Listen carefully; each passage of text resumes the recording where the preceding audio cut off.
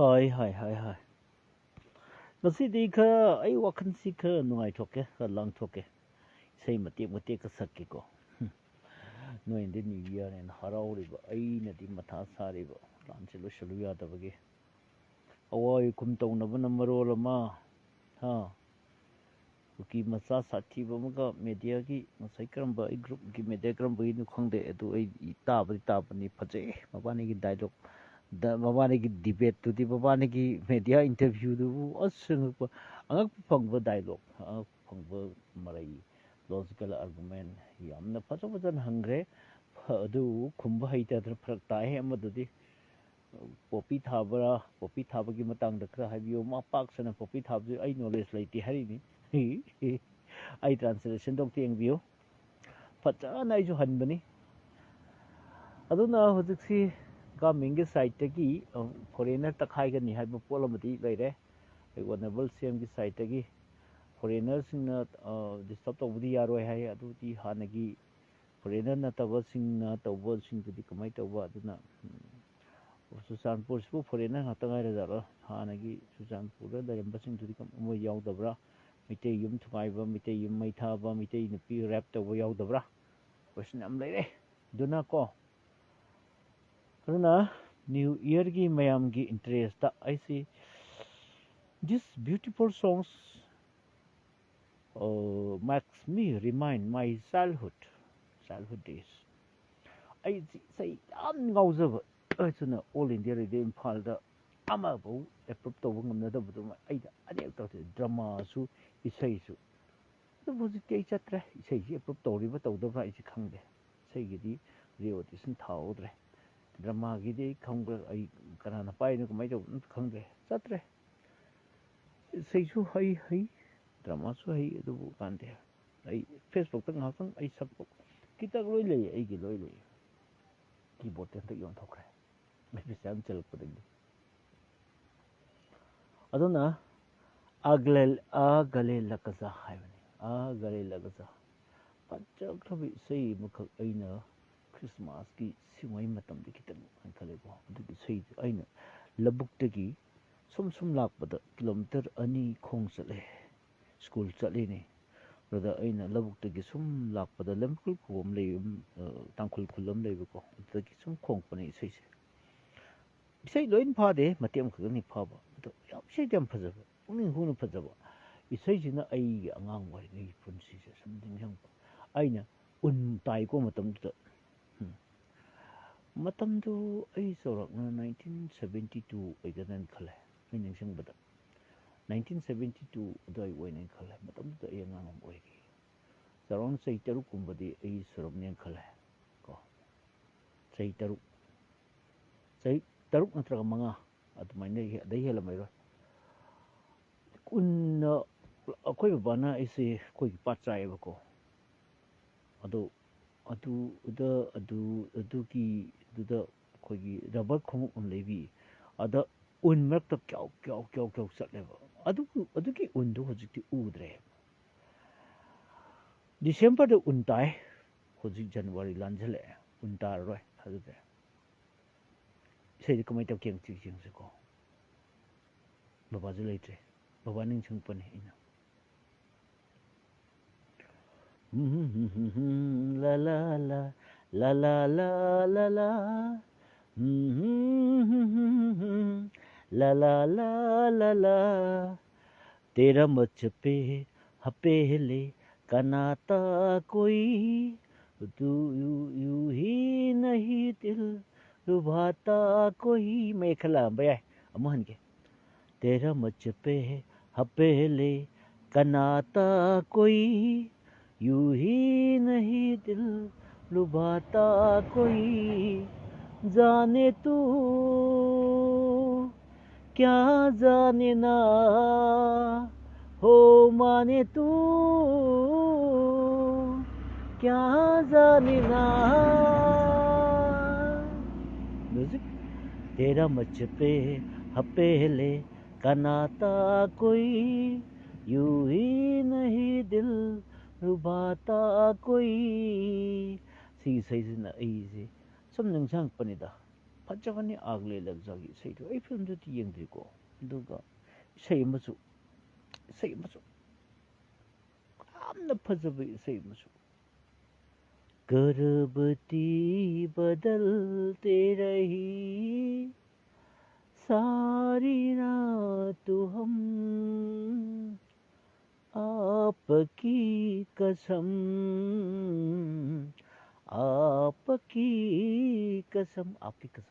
Title song ने देखी मना प्रेम पर्वत ये दिल और उनकी निगाहों की साई अस अदु इसे फजबदो प्रेम पर्वतनिको इसे फजब मतमदुगी हिंदी फिल्म से फजबदो आई सुंगंग मने सपना ते को सुंगंग मने को ना होई लालवना आइबु को वारिंग पीके पी पिरोय तो अखोई सा ए अखोई गिदी इसे music has no language मागी तुम इसे कोई ngawzubni ko na fajabo ise ना anyway ai sai sum ngangba ne ai na ngangwei de sum ningsang ka ngasi sum yam ningsang ba sum ko anyway honga iba ai ngasagi phibam climate change global warming kari ne tholle ningtham thada ngasi de nungsa saba hore nungthi nungsa sare fajana saba hore January hujik January ki thakai de gi di ingba changsa handarani February changpade di sarani oh di February de di lai mapan sarani hai mapan sarani March di fajana sarani haino mapan sarani February de di oh aduna matam ki ahongba asuk amna hong isi karigino aduga climate change la isne karigino he poppy nang nani tholise poppy na wonda ki number 4 sungba miyoy bigi mang ta han beya ba mag ta han beya ba adugumba number 4 miyoy ba khunai se muthat na ba adugumba nisa pambi tharpadagi chingman ching asuk yang grab chingmai mayam se kok tatlaga poppy tharpada maitai machana khoi yawni ko no yawni ko noi maming wa thak loi haira adi noi pharak tani he noi na de achumba sadra ngang idu taning daba na loire noi yawni mitai machana yawni ko kuki la da noi ma direct indirect mateng pangbani direct na taba indirect mateng pangbani ha aduna la loisan dabane wa thaidok tana passing the bucks wa thaidok kawi english ta passing the bucks wa thaidok tana sum leire noina chumba ngangwa mikupta ko mitai sining tamni noina chumba ga ngangwa mikupta toksanaba drama tawbi nangi charon suron nangi nacha na sudu hayeng phot prakta hone mi kuki na phubi horane mi kuki na sudat pirani mi kuki na makok loi thugai bidana makhut ka that pirani mi noi khallo maitai hingde yade na major community oiriba maitai sina aikoi gi sahi kunthra ni phuse aikoi gi hak mat pi de hairi ni masai aigi interview di yongone masai ain thagleiba interview di yongone taune noju english sai rangoni ai khakti english sai bra noju sai rangoni aikoi gi kukilen mat pi de hari ni moi kukilen de kukilone is not existed nowhere is found no you adu hairi kukilen di leite na kai de kukilon adu podisari gi pattern the model the pu nen tari pi gadabni pi ra pi dabra khangde kuki tawa kuki ne habitat area da di koi chatpa phangdo malaktra bjp ne hek paligai di bjp ne hek paligai di ko koi kuki area da aisi pritam se koi re aigi life to lakta BJP ne paligai di BJP ne sauroi to o article number 19 de in haris freedom of press freedom of speech and expression noi thajadra so puthoke si yawm badami phak to kan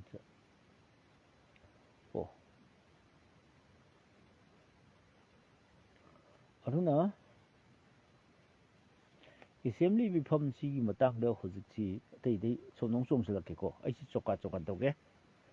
assembly mifam gi matangda pabung ibobi na ngasisi hanagi honorable CM ex MLA ex CM ngasisi kogi prorok tawbigi matangdu kogi assembly se prorok sikanan tawki government tawdamne ko governor assembly si kauhange kauhloin si mai makato lebanebako Article 174 should yauri make sense yauri ko Indian Constitution ko yauri ko ado Constitution si the karba matamda assembly phamgadaki sahi nugda kaya phamgadaki habsi sab hairam da basi masida ni bakutana debate aure si sida phajana ibira madi phadaba sahi madakta masing phamgadamni na ado moina ahum phamgadamni mari phamgadamni na kadawna ado BJP ki si laum basi moi Constitution khara phada pabiyo na haire ko do moina pau panu na hairabani na aina moina pajarage the house or each house of the state legislature is from time to time summoned to meet by the governor who may also prorogue the house or either house and dissolve the legislative assembly. Ko house mifam kaubasi governance kaubane ko yaithok kusuman yaithok kini house leitre yena tong kusuman tawdoini ko mana order piraga mai ayaba lawraga adugo speaker nadi postpone tawbudi mai mathangde zone tawre si tawre haibati yaebako adugo assembly ki ayaba pibasidi kauna batawbasidi governance tawdamnebako sida makha tanage the period for which the house should meet or the required duration of the sessions is not laid down in the Constitution, but the gap between two sessions must be less than 6 months. Kayam kuina phamdoino dugo ka mai tawdoino magi duration se masigi kayam kuigi masig toina phamgodoino haiba pot smadi iramdre sahim nugda kayar phamgodagi haiman sing base iramdre basimadi aduga kari hawami session ani se namuk session am phamkhre session madugi ngasi session am phamgodaba masigi maraksida session ani gi maraksida laigidaba gap se 60 days yohon basu ya de cinema harise must be less than 6 months 7 article 174 article 174 high aduna masi akogi kanusu kogi law minister nasu dum hape yengbiro ko pa sodun law minister warbanina koi honorable minister na khangbiramani adudi diawre aduga koi pabung ibobisu ina pajari si thengnarabiragadi dum yengbiro aigidi like to lay amina si diawam bawani nakoi ni mari yetnabaduda aisinu aitana tawbani koi honorable ani madhi hojiti kogi CLP gi leader waribani koi honorable pabung ibobi ko du ngasai aina post thabathibani adu mari kana tawnare hojiksi article hoji pabung ibobi na haridi akoi hojiki state si emergency gumani khoi lan thoe aduna assembly mi fam cham thuni kawrga akoi ware am lawji habani adu summiba adam BJP na tawri maraidi masida art conversing constitution fatan pabiyu akoi matam watli habani aidi ama assembly mifam pham khaga tha taru yohon baya de habani sida like the yorm sidi assembly session ani ki gap se kaya like da bnu kogi not kogi generosity ki must be less than 6 months habni ngasagi sida ngasagi maita gebu sida must be less than 6 months habadi tha taru yobaya de habani tha taru yobaya de sidi mek seng na pallebako aduna ai mayam da utsarake aina tawsinaba nate aduga honorable singsu aikhogi ikai khumnazaraba MLA singsu adu opposition gi su dagi kanosu yengbiro ai punna utsarage sidi yawre aina hajanaba nate uje aina parbu silo yawre mayam su paba dum yagani ko sida yaure. But the gap between two sessions must be less than 6 months. Article 174 yaure ko. Aduna masida atopa mayak sayangna koigi masi atai dei de pakai iraga sayena balai ba sing matang simadi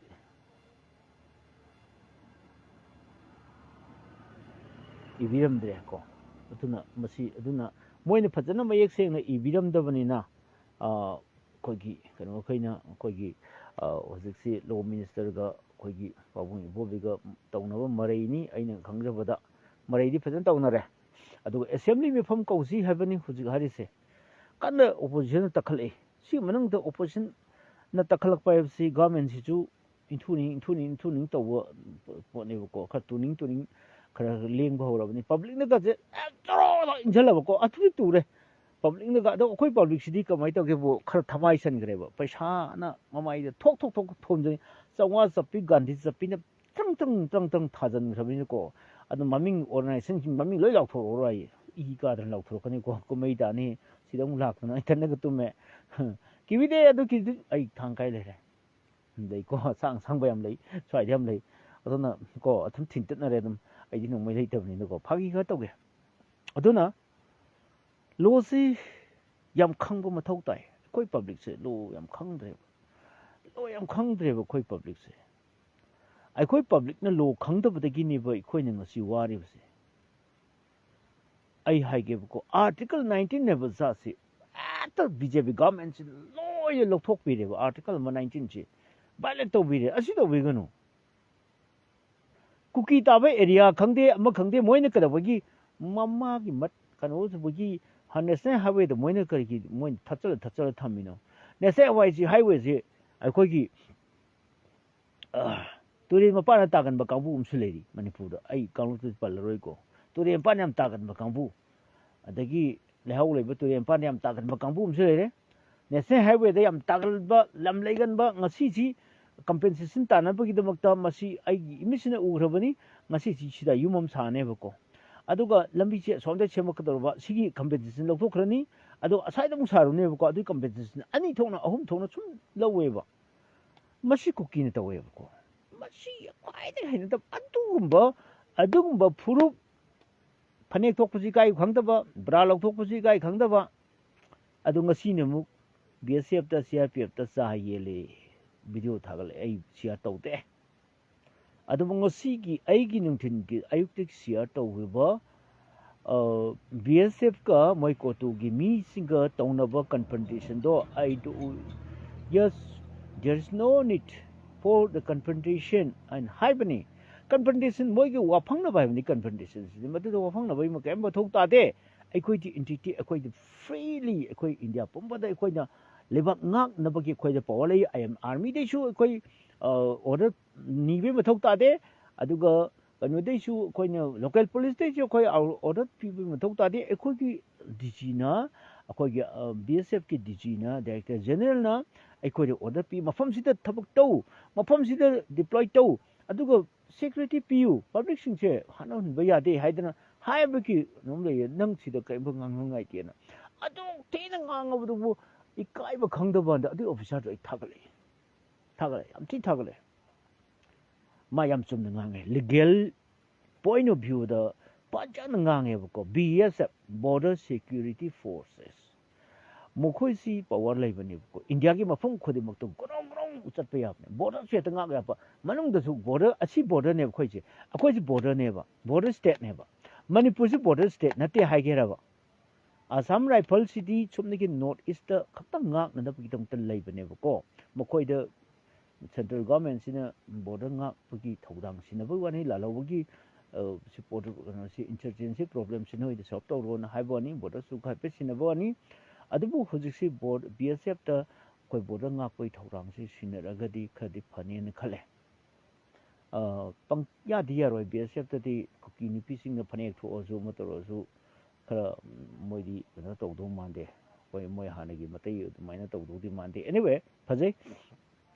badu drama ogera mo ogera phajare ngasai tu ti aiju phajabu tu ti english ta maitel on the translation phajan pi bani ado mi khudi mo si english loi haibon te do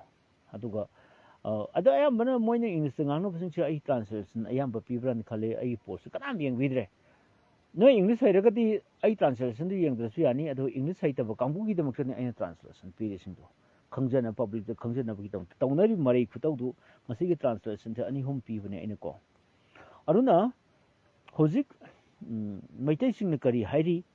ꯅꯈꯣꯏ ꯆꯪꯈꯤꯕ ꯅꯈꯣꯏꯁꯦ BSF ꯑꯣꯏꯒꯦꯔꯥ CRPF ꯑꯣꯏꯒꯦꯔꯥ ꯅꯣꯏ ꯆꯪꯈꯤꯕ ꯅꯈꯣꯏꯁꯦ ꯑꯩꯈꯣꯏꯅ ꯁꯅꯥ ꯁꯥꯕꯤꯗ ꯑꯗꯨꯝ ꯑꯍꯤꯡ ꯂꯦꯛꯑꯒ ꯌꯥꯔꯦꯀꯅꯤ ꯅꯣꯏ ꯊꯣꯛꯂꯛꯄ ꯁꯨꯡꯌꯥ ꯌꯥꯔꯣꯏ ꯀꯨꯀꯤ ꯅꯨꯄꯤꯅ ꯉꯟꯕ ꯌꯥꯔꯣꯏ ꯉꯝꯅꯕ ꯂꯥꯟꯊꯦꯡꯅꯧꯑꯅ ꯑꯩꯈꯣꯏꯒꯤ ꯔꯣꯀꯦꯠ ꯂꯣꯟꯆꯔꯒ ꯄꯥꯏꯔ ꯆꯪꯈꯤꯕꯅꯦꯕꯀꯣ ꯃꯃꯥꯡ ꯊꯪꯅ ꯆꯪꯈꯤꯕꯅꯦ ꯀꯨꯀꯤ ꯅꯨꯄꯤꯅ ꯐꯅꯦꯛꯀ ꯊꯣꯛꯂꯛꯄꯗꯨꯗ ꯃꯣꯏꯁꯨ ꯀꯩꯅꯣꯕ ꯇꯧꯔꯦꯕ ꯑꯩ ꯂꯥꯏꯐꯁꯦ ꯃꯤ ꯌꯥꯝꯃꯜꯂꯨꯅꯦ ꯑꯩ ꯅꯨꯡꯉꯥꯏꯕ ꯋꯥꯔꯤ ꯂꯤꯒꯦꯅꯦ ꯑꯩꯅ ꯈꯪꯖꯕ ꯂꯤꯒꯦꯅꯦ ꯃꯤꯗꯤ 3-4ꯈꯛ ꯌꯦꯡꯉꯤ ꯕꯤꯠ ꯂꯩꯇꯦꯕ ꯑꯩ ꯍꯥꯏꯒꯦꯕꯀꯣ ꯂꯥꯟ ꯇꯧꯅꯤꯅ ꯆꯪꯈꯤꯕꯅꯦꯀꯣ ꯑꯩ ꯐꯤꯂꯝ ꯑꯃ ꯅꯤꯡꯁꯤꯡꯉꯛꯄ ꯋꯥꯅꯤꯗ 이보고 ꯅꯪꯒꯤ ꯅꯨꯄꯤꯁꯦ ꯐꯨꯒꯦꯔꯥ ꯏꯃꯥ ꯐꯨꯒꯦ ꯆꯪꯍꯜꯂꯒ ꯉꯁꯥꯏꯒꯤ ꯇꯦꯞ ꯔꯦꯀꯣꯔꯠ ꯊꯥꯔꯒ ꯉꯁꯥꯏꯒꯤ ꯑꯩ ꯁꯤꯔꯦ ꯑꯩꯒꯤ ꯁꯤꯔꯦ ꯇꯧꯕꯒꯤ ꯄꯔꯒ ꯑꯗꯨꯃꯥꯏꯅ ꯗ꯭ꯔꯃꯥ ꯇꯧꯕꯗꯨ ꯃꯥꯟꯁꯤꯜꯂꯛꯑꯕꯗꯣ ꯑꯗ ꯇꯤꯌꯥꯔ ꯒ꯭ꯌꯥꯁꯀ ꯀꯥꯞꯇꯅ ꯈꯔꯗꯤ ꯃꯥꯜꯍꯜꯂꯝꯃꯤꯀꯣ ꯑꯗꯨꯒꯗꯤ ꯋꯥꯔꯤꯒ ꯁꯥꯟꯅꯗꯅ ꯆꯥꯒ ꯊꯛꯇꯅ ꯇꯧ ꯂꯩꯔꯝꯃꯦꯅꯦ ꯑꯃꯨꯛ ꯑꯣ ꯃꯥꯏ ꯒꯣꯠ ꯑꯗꯨ ꯌꯥꯗꯕ ꯑꯣꯐꯤꯁꯥꯔꯁꯨ ꯌꯥꯎꯔꯤ BSF ꯑꯗꯨ ꯌꯥꯗꯦ BSF ꯑꯣꯐꯤꯁꯥꯔꯗꯨꯗꯤ ꯀꯣꯊꯣꯒꯤ ꯀꯥꯡꯕꯨꯗꯨꯒ ꯋꯥꯔꯤ ꯐꯖꯅ ꯁꯥꯟꯅꯩ ꯀꯣꯊꯣꯒꯤ ꯏꯪꯂꯤꯁꯁꯨ ꯍꯩꯇꯦ ꯐꯖꯅ ꯏꯪꯂꯤꯁ ꯐꯖꯅ ꯉꯥꯡꯕꯁꯨ ꯍꯩꯇꯕ ꯃꯣꯏꯅ ꯂꯤꯒꯦꯜ ꯄꯣꯏꯟ ꯑꯣꯐ ꯚ꯭ꯌꯨꯗ ꯐꯖꯅ ꯉꯥꯡꯕꯁꯨ ꯍꯩꯇꯕ ꯀꯣ ꯅꯈꯣꯏ ꯁꯤꯗ ꯀꯟꯐ꯭ꯔꯟꯇꯦꯁꯟ ꯋꯥꯐꯪꯅꯕꯒꯤ ꯃꯊꯧ ꯀꯔꯤꯝꯐꯥꯎ ꯇꯥꯗꯦ ꯁꯤꯗꯤ ꯑꯩꯈꯣꯏ ꯁꯤꯗꯒꯤ ꯅꯣꯏꯅ ꯃꯌꯥꯝ ꯊꯣꯝꯖꯤꯜꯂꯛꯄꯩ ꯃꯊꯧꯁꯨ ꯇꯥꯗꯦ ꯁꯤꯗ ꯑꯩꯈꯣꯏꯗ ꯊꯣꯝꯖꯤꯜꯂꯛꯏꯁꯤ ꯀꯔꯤꯒꯤꯅꯣ ꯍꯪꯉꯤ ꯀꯔꯤ ꯃꯔꯝꯒꯤ ꯅꯣꯏꯗ ꯀꯔꯤ ꯄꯋꯥꯔ ꯂꯩꯗꯅ ꯁꯤꯗ ꯊꯣꯝꯖꯤꯜꯂꯛꯇꯣꯏꯅꯣ ꯍꯥꯏ ꯑꯁꯤ ꯏꯟꯗꯤꯌꯥꯁꯦ ꯅꯤꯡꯇꯝꯕ ꯂꯩꯕꯥꯛꯅꯤ ꯑꯗꯨꯅ ꯑꯩꯈꯣꯏꯁꯨ ꯅꯤꯡꯇꯝꯅ ꯆꯠꯄꯒꯤ ꯔꯥꯏꯠ ꯑꯩꯈꯣꯏꯗ ꯂꯩꯔꯦꯅꯦ ꯑꯩꯈꯣꯏꯗꯤ ꯑꯥꯔꯃꯤꯗꯩꯁꯨ ꯑꯣꯔꯗꯔ ꯅꯤꯕꯩ ꯃꯊꯧ ꯇꯥꯗꯦ ꯂꯣꯀꯦꯜ ꯄꯨꯂꯤꯁꯇ ꯑꯣꯔꯗꯔ ꯅꯤꯕꯩ ꯃꯊꯧ ꯇꯥꯗꯦ BSFꯅ ꯍꯥꯏꯕꯅꯤ ꯌꯥꯝ ꯊꯤꯅ ꯂꯤꯡꯕ ꯁꯦꯟꯇ꯭ꯔꯦꯜꯒꯤ ꯑꯆꯨꯛ ꯑꯈꯟꯅꯕ ꯐꯣꯔꯁ ꯑꯃꯅꯦꯕꯀꯣ ꯃꯣꯏꯁꯦ ꯑꯗꯨꯅ ꯑꯥꯔꯃꯤꯒꯤ ꯑꯗꯨꯃꯥꯏꯅ ꯃꯣꯏꯗꯤ ꯔꯦꯡꯛꯇ ꯀꯩꯅꯣ ꯀꯔꯅꯦꯜ ꯑꯗꯨ ꯂꯩꯇꯦꯕꯀꯣ ꯑꯥꯔꯃꯤꯒꯤ ꯑꯗꯨꯃꯥꯏꯅ ꯃꯣꯏꯗꯤ ꯐꯣꯔꯁꯦꯁꯅꯦꯕꯀꯣ ꯄꯨꯂꯤꯁꯁꯨ ꯅꯠꯇꯕꯤ ꯃꯔꯛꯀꯤ ꯐꯣꯔꯁꯅꯦ ꯕꯣꯔꯗꯔ ꯉꯥꯛꯅꯕꯒꯤꯗꯃꯛꯇ ꯕꯣꯔꯗꯔ ꯁꯦꯀ꯭ꯌꯨꯔꯤꯇꯤ ꯐꯣꯔꯁꯦꯁ ꯍꯥꯏꯁꯦ ꯕꯣꯔꯗꯔ ꯁ꯭ꯇꯦꯠꯇ ꯃꯣꯏ ꯄꯋꯥꯔ ꯌꯥꯝ ꯂꯩꯌꯦꯕ ꯃꯅꯤꯄꯨꯔꯁꯦ ꯕꯣꯔꯗꯔ ꯁ꯭ꯇꯦꯠꯅꯦꯕꯀꯣ ꯃꯥꯅ ꯉꯁꯤ ꯉꯥꯡꯉꯤꯗꯣ ꯑꯁ ꯑꯩ ꯊꯥꯒꯠꯂꯦ ꯍꯣꯏ ꯃꯥꯒꯤ ꯃꯊꯛ ꯊꯣꯡꯕꯒꯤ ꯑꯣꯔꯗꯔꯁꯦ ꯏꯜꯂꯒ ꯂꯥꯛꯏꯗꯣ ꯃꯁꯤꯗ ꯗꯤꯄ꯭ꯂꯣꯏ ꯇꯧꯗꯅ ꯂꯥꯛꯏꯅꯦ ꯀꯨꯀꯤꯁꯤꯡꯅ ꯗ ꯂꯩꯕ ꯌꯥꯔꯣꯏ ꯑꯗꯨꯁꯨ ꯃꯩꯇꯩꯒꯤ ꯂꯝꯅꯦꯕ ꯃꯣꯏ ꯀꯟꯅ ꯌꯦꯠꯅꯔꯤꯕ ꯃꯐꯝꯗꯣ ꯀꯗꯥꯏꯗꯅꯣ ꯍꯥꯏꯕ ꯃꯇꯝꯗ ꯎꯌꯣꯛ ꯆꯤꯡꯅꯦꯕꯀꯣ ꯍꯥꯏꯗꯤ ꯊꯝꯅꯥꯄꯣꯛꯄꯒꯤ ꯎꯌꯣꯛ ꯆꯤꯡꯅꯦꯕ ꯊꯝꯅꯥꯄꯣꯛꯄꯒꯤ ꯎꯌꯣꯛ ꯆꯤꯡꯗ ꯑꯩꯈꯣꯏ ꯃꯩꯇꯩꯒꯤ ꯑꯦꯔꯤꯌꯥꯗ ꯃꯩꯇꯩꯅ ꯎꯁꯤ ꯌꯣꯛꯆꯔꯒ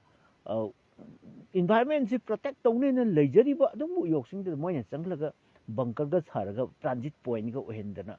ꯃꯩꯇꯩꯗ ꯂꯥꯟꯗꯥꯒꯦꯁꯨ ꯌꯥꯕ ꯆꯦꯟꯈꯤꯒꯦꯁꯨ ꯌꯥꯕ ꯑꯗꯒꯤ ꯇꯧꯒꯦꯁꯨ ꯌꯥꯕ ꯕꯪꯀꯔꯒ ꯁꯥꯔꯒ ꯀꯦꯝꯒ ꯁꯥꯖꯤꯜꯂꯗꯅ ꯐꯌꯦꯡꯒ ꯇꯨꯔꯦꯡ ꯃꯁꯤꯗ ꯈꯪꯅ ꯃꯅꯤꯄꯨꯔ ꯒꯣꯔꯃꯦꯟꯅ ꯋꯥ ꯑꯝꯇ ꯉꯥꯡꯕ ꯉꯝꯗꯕ ꯁꯦꯟꯇ꯭ꯔꯦꯜ ꯒꯣꯔꯃꯦꯟꯅ ꯋꯥ ꯑꯝꯇ ꯉꯥꯡꯕ ꯉꯝꯗꯕ ꯀꯣ ꯑꯗꯨꯃꯥꯏꯅ ꯍꯣꯏ ꯃꯤꯁꯤ ꯃꯤꯅꯥꯐꯥꯎꯗꯤ ꯊꯣꯛꯍꯟꯕ ꯌꯥꯔꯣꯏ ꯅꯣꯏ ꯈꯔꯗꯤ ꯉꯥꯛꯑꯣ ꯅꯠꯇ꯭ꯔꯗꯤ ꯋꯥ ꯊꯣꯛꯅꯗꯣꯔꯦꯍꯦ ꯑꯆꯧꯕ ꯋꯥꯊꯣꯛ ꯑꯣꯏꯗꯣꯔꯦ ꯏꯟꯗꯤꯌꯥꯗ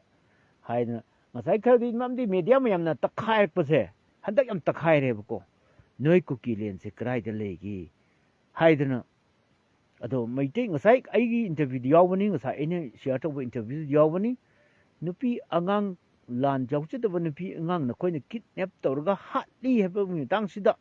ꯀꯔꯤ ꯋꯥꯈꯜꯂꯣꯟ ꯐꯣꯡꯗꯣꯛꯄꯤꯗꯣꯔꯤꯅꯣꯅ ꯐꯖꯅ ꯍꯪꯕꯅꯦ ꯑꯗꯨ ꯑꯩꯈꯣꯏ ꯀꯨꯀꯤꯂꯦꯟꯗ ꯑꯗꯨꯒꯨꯝꯕ ꯊꯧꯗꯣꯛ ꯊꯣꯛꯈꯤꯕ ꯁꯨꯡꯂꯩ ꯂꯩꯇꯦꯒꯅꯤ ꯍꯦꯛꯇ ꯈꯨꯝꯃꯤꯅꯤ ꯑꯣ ꯃꯥꯏ ꯒꯣꯠ ꯚꯤꯗꯤꯑꯣ ꯂꯩꯔꯝꯃꯛꯇꯗ ꯃꯣꯏ ꯃꯁꯥꯅ ꯀ꯭ꯂꯦꯝ ꯇꯧꯔꯕꯅꯦ ꯑꯩꯈꯣꯏꯅ ꯍꯥꯠꯄꯅꯤ ꯀꯥꯏꯅ ꯑꯁ ꯀꯌꯥꯝ ꯎꯁꯤꯠꯇꯒꯦ ꯌꯦꯡꯉꯨ ꯑꯗꯣ ꯍꯧꯖꯤꯛ ꯑꯩꯅ ꯊꯥꯒꯠꯂꯤꯕꯁꯤꯡꯗꯨ ꯗ꯭ꯔꯃꯥꯁꯨ ꯌꯥꯎꯕꯅꯤ ꯗ꯭ꯔꯃꯥ ꯅꯠꯇꯕꯁꯨ ꯌꯥꯎꯕꯅꯤ ꯔꯤꯌꯦꯂꯤꯇꯤ ꯅꯝꯃꯤ ꯃꯌꯥꯝꯗꯣ ꯃꯩ ꯊꯥꯔꯤꯕ ꯇꯥꯜꯂꯤꯕ ꯍꯥꯠꯂꯤꯕ ꯇꯧꯔꯤ ꯃꯌꯥꯝꯗꯣ ꯀꯣ ꯑꯁꯣꯝꯗ ꯇꯥꯕ ꯕꯔꯃꯥꯗ ꯇꯥꯔꯤꯕꯁꯤꯡ ꯆꯤꯟ ꯁ꯭ꯇꯦꯠꯇ ꯂꯩꯔꯤꯕ ꯑꯗꯒꯤ ꯀꯩꯅꯣꯗ ꯂꯩꯔꯤꯕꯁꯤꯡꯁꯦ ꯍꯧꯖꯤꯛ ꯀꯗꯛ ꯇꯛꯈꯥꯏꯕ ꯍꯧꯔꯦꯕꯀꯣ ꯑꯦꯔꯦꯜ ꯁ꯭ꯇ꯭ꯔꯥꯏꯛ ꯇꯧꯔꯦ ꯑꯃ ꯇꯧꯔꯦ ꯑꯗꯨꯅ ꯃꯣꯏꯒꯤ ꯉꯁꯥꯏꯒꯤ ꯄꯣꯠꯇꯨꯁꯤꯡꯗꯣ ꯑꯩꯈꯣꯏꯅ ꯗ꯭ꯔꯃꯥꯅꯦ ꯍꯥꯏꯗ ꯌꯥꯗꯕ ꯄꯣꯠꯇꯨ ꯀꯣ ꯗ꯭ꯔꯃꯥ ꯑꯣꯏꯒꯦꯔꯥ ꯗ꯭ꯔꯃꯥꯅꯤ ꯑꯗꯨ ꯐꯤꯂꯝꯅꯤ ꯀꯥꯏꯅ ꯑꯩ ꯍꯥꯞꯆꯤꯜ ꯐꯤꯂꯝꯁꯨ ꯌꯥꯎꯔꯤꯕꯅꯦꯕꯀꯣ ꯑꯗꯨꯃꯥꯏꯅ ꯇꯧꯋꯤ ꯃꯤꯒꯤꯅ ꯕꯔꯃꯥꯗ ꯂꯩꯕꯅ ꯇꯛꯈꯥꯏꯗꯅꯀꯣ ꯑꯝꯇ ꯂꯩꯕ ꯌꯥꯔꯣꯏ ꯃꯣꯏꯁꯤ ꯈꯪꯉꯦꯕ ꯍꯦꯛ ꯆꯪꯁꯤꯜꯂꯛꯄꯒ ꯃꯣꯏꯒꯤ ꯗꯤꯃꯥꯟ ꯑꯃ ꯇꯧꯁꯤꯜꯂꯛꯀꯅꯤ ꯁꯩꯗꯥꯡꯕ ꯀꯥꯡꯕꯨ ꯁꯩꯗꯥꯡꯕꯤ ꯀꯥꯡꯕꯨ ꯁꯩꯗꯥꯡꯕ ꯀꯥꯡꯕꯨꯁꯤꯡꯁꯤ ꯃꯣꯏꯁꯤ ꯄꯦꯔꯥꯁꯥꯏꯠꯅꯤ ꯄꯦꯔꯥꯁꯥꯏꯠ ꯍꯥꯏꯕꯗꯤ ꯎꯇꯥꯡꯕꯤ ꯍꯥꯏꯇꯥꯔꯦ ꯎꯇꯥꯡꯕꯤꯁꯤꯗꯤ ꯎ ꯑꯃꯗ ꯍꯧꯔꯒ ꯃꯥ ꯆꯨꯝ ꯂꯩꯔꯗꯤ ꯐꯕ ꯃꯥꯅ ꯁꯨꯝ ꯃꯔꯥꯗ ꯁꯨꯝ ꯆꯠꯁꯤꯜꯂꯛꯑꯅꯤ ꯎꯗꯨ ꯃꯔꯥ ꯁꯨꯝ ꯆꯠꯁꯤꯜꯂꯒ 우ꯗꯨ ꯁꯨꯝ 우ꯗꯨꯅ ꯆꯥꯔꯤꯕ ꯆꯤꯟꯖꯥꯛꯇꯣ ꯃꯥꯅ ꯑꯃꯨꯛ ꯂꯧꯈꯥꯏꯗꯣꯏꯅꯦꯕꯀꯣ ꯑꯗꯨꯒ ꯃꯥꯅ ꯑꯃꯨꯛ ꯂꯩ ꯁꯠꯀꯥꯏꯔꯛꯇꯣꯏꯅꯦꯕ ꯎꯇꯥꯡꯕꯤ ꯖꯥꯠꯁꯦ ꯃꯥ ꯅꯨꯡꯉꯥꯏꯅ ꯂꯩꯗꯣꯏꯅꯦꯕ ꯇꯣꯡꯉ ꯂꯩꯗꯣꯏꯅꯦꯕ ꯅꯞꯄ ꯂꯩꯗꯣꯏꯅꯦꯕ ꯑꯩꯈꯣꯏꯒꯤ ꯁꯣꯏꯜꯁꯤꯗ ꯃꯣꯏꯅ ꯂꯥꯛꯑꯒ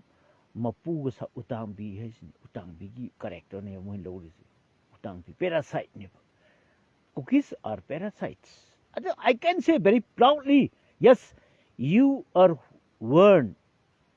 Yes, okay, don't continue your misdeeds. Oh, you are our enemy.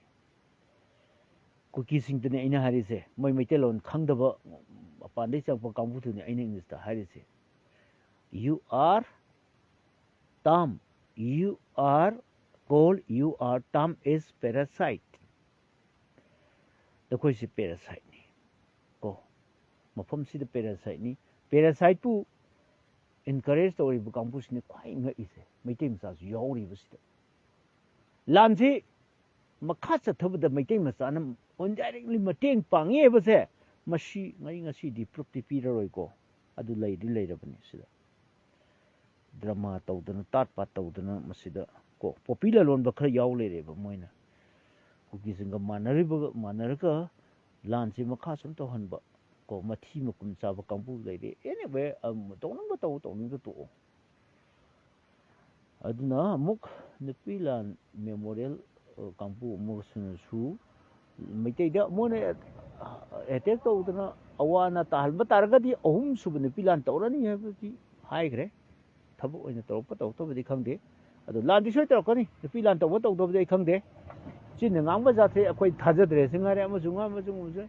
ꯃꯦꯗꯤꯌꯥꯗ ꯑꯐꯥꯎ ꯁꯥꯕ ꯑꯩꯗꯤ ꯃꯦꯗꯤꯌꯥꯗ ꯑꯐꯥꯎ ꯁꯥꯕ ꯃꯤ ꯅꯠꯇꯦꯀꯣ ꯑꯩꯗꯤ ꯐꯦꯛ ꯐꯤꯒꯔ ꯄꯨꯊꯣꯛꯆꯕ ꯋꯥꯗꯅꯤ ꯃꯔꯩ ꯀꯟꯅ ꯇꯧꯅꯔꯦ ꯍꯥꯏꯔꯦ ꯀꯣ ꯈꯨꯃꯟ ꯅꯥꯎꯊꯦꯡꯈꯣꯡ ꯍꯤꯒꯥꯏꯋꯥ ꯃꯁꯤ ꯇ꯭ꯔꯛ ꯀꯣ ꯁꯣꯔꯤ ꯍꯥꯏꯋꯦꯗ ꯃꯁꯤ ꯇ꯭ꯔꯛ ꯑꯃ ꯃꯩ ꯊꯥꯈ꯭ꯔꯦ ꯀꯣ ꯀꯥꯡꯄꯣꯛꯄꯤꯗ ꯆꯥꯅ ꯊꯛꯅ ꯄꯨꯔꯛꯄ ꯑꯗꯨꯗꯤ ꯃꯣꯏꯅ ꯃꯥꯡꯍꯜꯂꯤꯕꯁꯤꯡꯁꯦ ꯁꯤꯗꯕꯨ ꯃꯣꯏ ꯑꯗꯨ ꯑꯁꯨꯛ ꯌꯥꯝꯅ ꯂꯩꯕ ꯁꯦꯟꯇ꯭ꯔꯦꯜ ꯐꯣꯔꯁꯦꯁꯁꯤꯡꯁꯤ ꯍꯥꯏꯋꯦ ꯉꯥꯛꯄ ꯉꯝꯗ꯭ꯔꯒꯗꯤ ꯀꯩꯗꯧꯗꯣꯏꯅꯣ ꯁꯨꯔꯖꯤꯠ ꯃꯇꯨꯝ ꯌꯥꯝ ꯊꯦꯡꯅ ꯂꯥꯛꯑꯦ ꯅꯪꯁꯦ ꯀꯣ ꯑꯩ ꯋꯥꯔꯦꯕ ꯉꯁꯤꯁꯦ ꯃꯈꯥꯗ ꯊꯕꯛ ꯁꯨꯔꯨꯕꯅꯤꯅꯀꯣ ꯑꯩꯁꯦ ꯑꯉꯥꯡ ꯑꯣꯏꯔꯤꯉꯩꯗ ꯑꯉꯥꯡ ꯑꯣꯏꯔꯤꯉꯩꯗ ꯑꯩꯈꯣꯏꯅ ꯎꯈꯤꯕ ꯁꯛꯇꯝ ꯑꯃ ꯉꯁꯤꯗꯤ ꯌꯥꯝ ꯑꯣꯜꯂꯝꯃꯦ ꯁꯔꯒꯣꯡ ꯀꯧꯕ ꯃꯐꯝ ꯑꯃ ꯌꯨꯝ ꯇꯥꯔꯣꯏ ꯇꯥ ꯂꯩꯔꯝꯃꯦ ꯑꯗꯨꯒ ꯆꯨꯒ ꯊꯥ ꯂꯩꯔꯝꯃꯦ ꯑꯗꯨꯗ ꯑꯩ ꯆꯨ ꯂꯧꯔꯨꯏ ꯀꯣ ꯑꯗꯨꯒ ꯑꯩ ꯊꯕꯛꯇ ꯌꯥꯝ ꯇꯧꯔꯦ ꯑꯆꯥꯄꯣꯠ ꯑꯃꯨꯛ ꯂꯧꯔꯨꯏ ꯗꯨꯀꯥꯟ ꯃꯆꯥꯁꯦ ꯍꯤꯡꯅꯕ ꯍꯣꯠꯅꯔꯤ ꯑꯩ ꯍꯧꯖꯤꯛ ꯗꯨꯀꯥꯟꯗ ꯂꯩꯔꯤꯁꯦ ꯑꯩ ꯂꯥꯞꯊꯥꯁꯤ ꯗꯨꯀꯥꯟꯗꯩꯅꯤ ꯑꯗꯨꯅ ꯉꯁꯤꯁꯤ ꯑꯩ ꯋꯥꯈꯜꯁꯦ ꯁꯨꯝ ꯑꯉꯥꯡ ꯑꯣꯏꯔꯤꯉꯩ ꯁꯨꯝ ꯅꯤꯡꯁꯤꯡꯉꯛꯄ ꯑꯩꯅ ꯉꯁꯥꯏ ꯍꯥꯏꯈ꯭ꯔꯦ ꯁꯨꯛ ꯌꯥꯝꯅ ꯍꯣꯡꯉꯛꯏꯕ ꯀ꯭ꯂꯥꯏꯃꯦꯠ ꯆꯦꯟꯖꯁꯦ ꯀꯅꯥꯅꯅꯣ ꯀ꯭ꯂꯥꯏꯃꯦꯠ ꯆꯦꯟꯖꯁꯦ ꯀꯅꯥꯅ ꯇꯧꯍꯜꯂꯛꯏꯅꯣꯕ ꯀꯨꯀꯤꯁꯤꯡꯅꯅꯤ ꯃꯣꯏꯅ ꯎꯃꯪ ꯂꯣꯏ ꯀꯣꯛꯊꯠꯄꯗꯒꯤꯅꯦꯕꯀꯣ ꯑꯗꯣ ꯃꯣꯏꯅ ꯂꯝꯕꯤ ꯅꯦꯆꯔꯒꯤ ꯄꯣꯠꯁꯤꯡꯁꯦ ꯊꯨꯒꯥꯏꯕꯤꯔꯦꯕ ꯂꯦꯟꯁ꯭ꯂꯥꯏꯠꯀ ꯄꯨꯂꯞ ꯂꯥꯛꯈꯤꯅꯤ ꯃꯣꯏ ꯄꯨꯂꯞ ꯁꯤꯔꯛꯈꯤꯅꯤ ꯂꯣꯏ ꯊꯨꯒꯥꯏꯕꯤꯔꯦꯕꯀꯣ ꯆꯂꯥꯛ ꯁꯥꯍꯜꯂꯦ ꯎ ꯌꯥꯟꯊꯠꯄꯗ ꯅꯠꯇꯅ ꯍꯧꯖꯤꯛꯁꯤ ꯃꯣꯏꯅ ꯀꯣꯠꯂꯤꯕ ꯑꯦꯛꯁꯀꯥꯚꯦꯇꯔ ꯁꯤꯖꯤꯟꯅꯔꯒ ꯃꯣꯏꯅ ꯂꯝꯕꯤ ꯁꯦꯝꯕꯤꯕ ꯃꯌꯥꯝꯁꯦ ꯁꯣꯝꯗꯁꯨ ꯆꯠꯀꯅꯤ ꯁꯣꯝ ꯔꯥꯎꯟꯒ ꯁꯦꯝꯀꯠꯂꯛꯀꯅꯤ ꯊꯨꯒꯥꯏꯔꯤꯅꯤ ꯅꯦꯆꯔꯦꯜ ꯂꯣ ꯊꯨꯒꯥꯏꯔꯤꯅꯤ ꯃꯍꯧꯁꯥꯒꯤ ꯂꯩꯖꯔꯝꯕ ꯑꯁꯪ ꯑꯃꯥꯟꯅ ꯄꯤꯛ ꯊꯟꯒꯗꯕ ꯃꯐꯝꯗꯣ ꯂꯩꯉꯥꯡ ꯂꯩꯇꯥꯡꯒꯩ ꯀꯩꯅꯣꯃꯛꯇ ꯉꯥꯏꯔꯦꯀꯣ ꯅꯨꯡꯖꯦꯡꯃꯛꯇ ꯉꯥꯏꯔꯦ ꯃꯣꯏ ꯂꯣꯏ ꯇꯧꯈꯥꯏꯕꯤꯔꯦ ꯃꯣꯏꯗꯤ ꯅꯦꯆꯔꯁꯨ ꯄꯥꯝꯕ ꯅꯨꯡꯁꯤꯕ ꯃꯍꯧꯁꯥ ꯂꯥꯏꯔꯦꯝꯕꯤꯅꯁꯨ ꯌꯥꯝ ꯅꯨꯡꯁꯤꯗꯕ ꯀꯥꯡꯕꯨꯅꯦ ꯃꯣꯏꯁꯦ ꯗꯤꯁꯇ꯭ꯔꯛ ꯇꯧꯕ ꯑꯩꯈꯣꯏꯒꯤ ꯀꯔꯤ ꯍꯥꯏꯇꯥꯔꯦ ꯃꯤꯁꯤ ꯃꯈꯜ ꯑꯅꯤ ꯁꯨꯏꯀꯣ ꯗꯤꯁꯇ꯭ꯔꯛꯇꯤꯞ ꯄꯤꯄꯜ ꯍꯥꯏꯕ ꯑꯃ ꯀꯟꯁꯇ꯭ꯔꯛꯇꯤꯞ ꯄꯤꯄꯜ ꯍꯥꯏꯕ ꯃꯁꯤ ꯑꯩ ꯐꯤꯂꯣꯁꯣꯐꯤꯗ ꯑꯩꯁꯤ ꯇꯝꯃꯛꯑꯦ ꯃꯁꯤ ꯑꯩꯅ ꯑꯩꯈꯣꯏ ꯁꯥꯏꯀꯣꯂꯣꯖꯤꯗ ꯇꯝꯃꯛꯑꯦꯕꯀꯣ there are two types of men in the world there are two types ꯑꯩ ꯏꯪꯂꯤꯁ ꯑꯔꯥꯏꯕꯅꯤꯀꯣ ꯀ꯭ꯂꯥꯁ 4 5 ꯁꯨ ꯑꯩ ꯏꯪꯂꯤꯁ ꯍꯩꯒꯅꯤ there are two types of human being there are constructive people another destructive people. Cookies are belong to destructive people. Maitais are constructive people.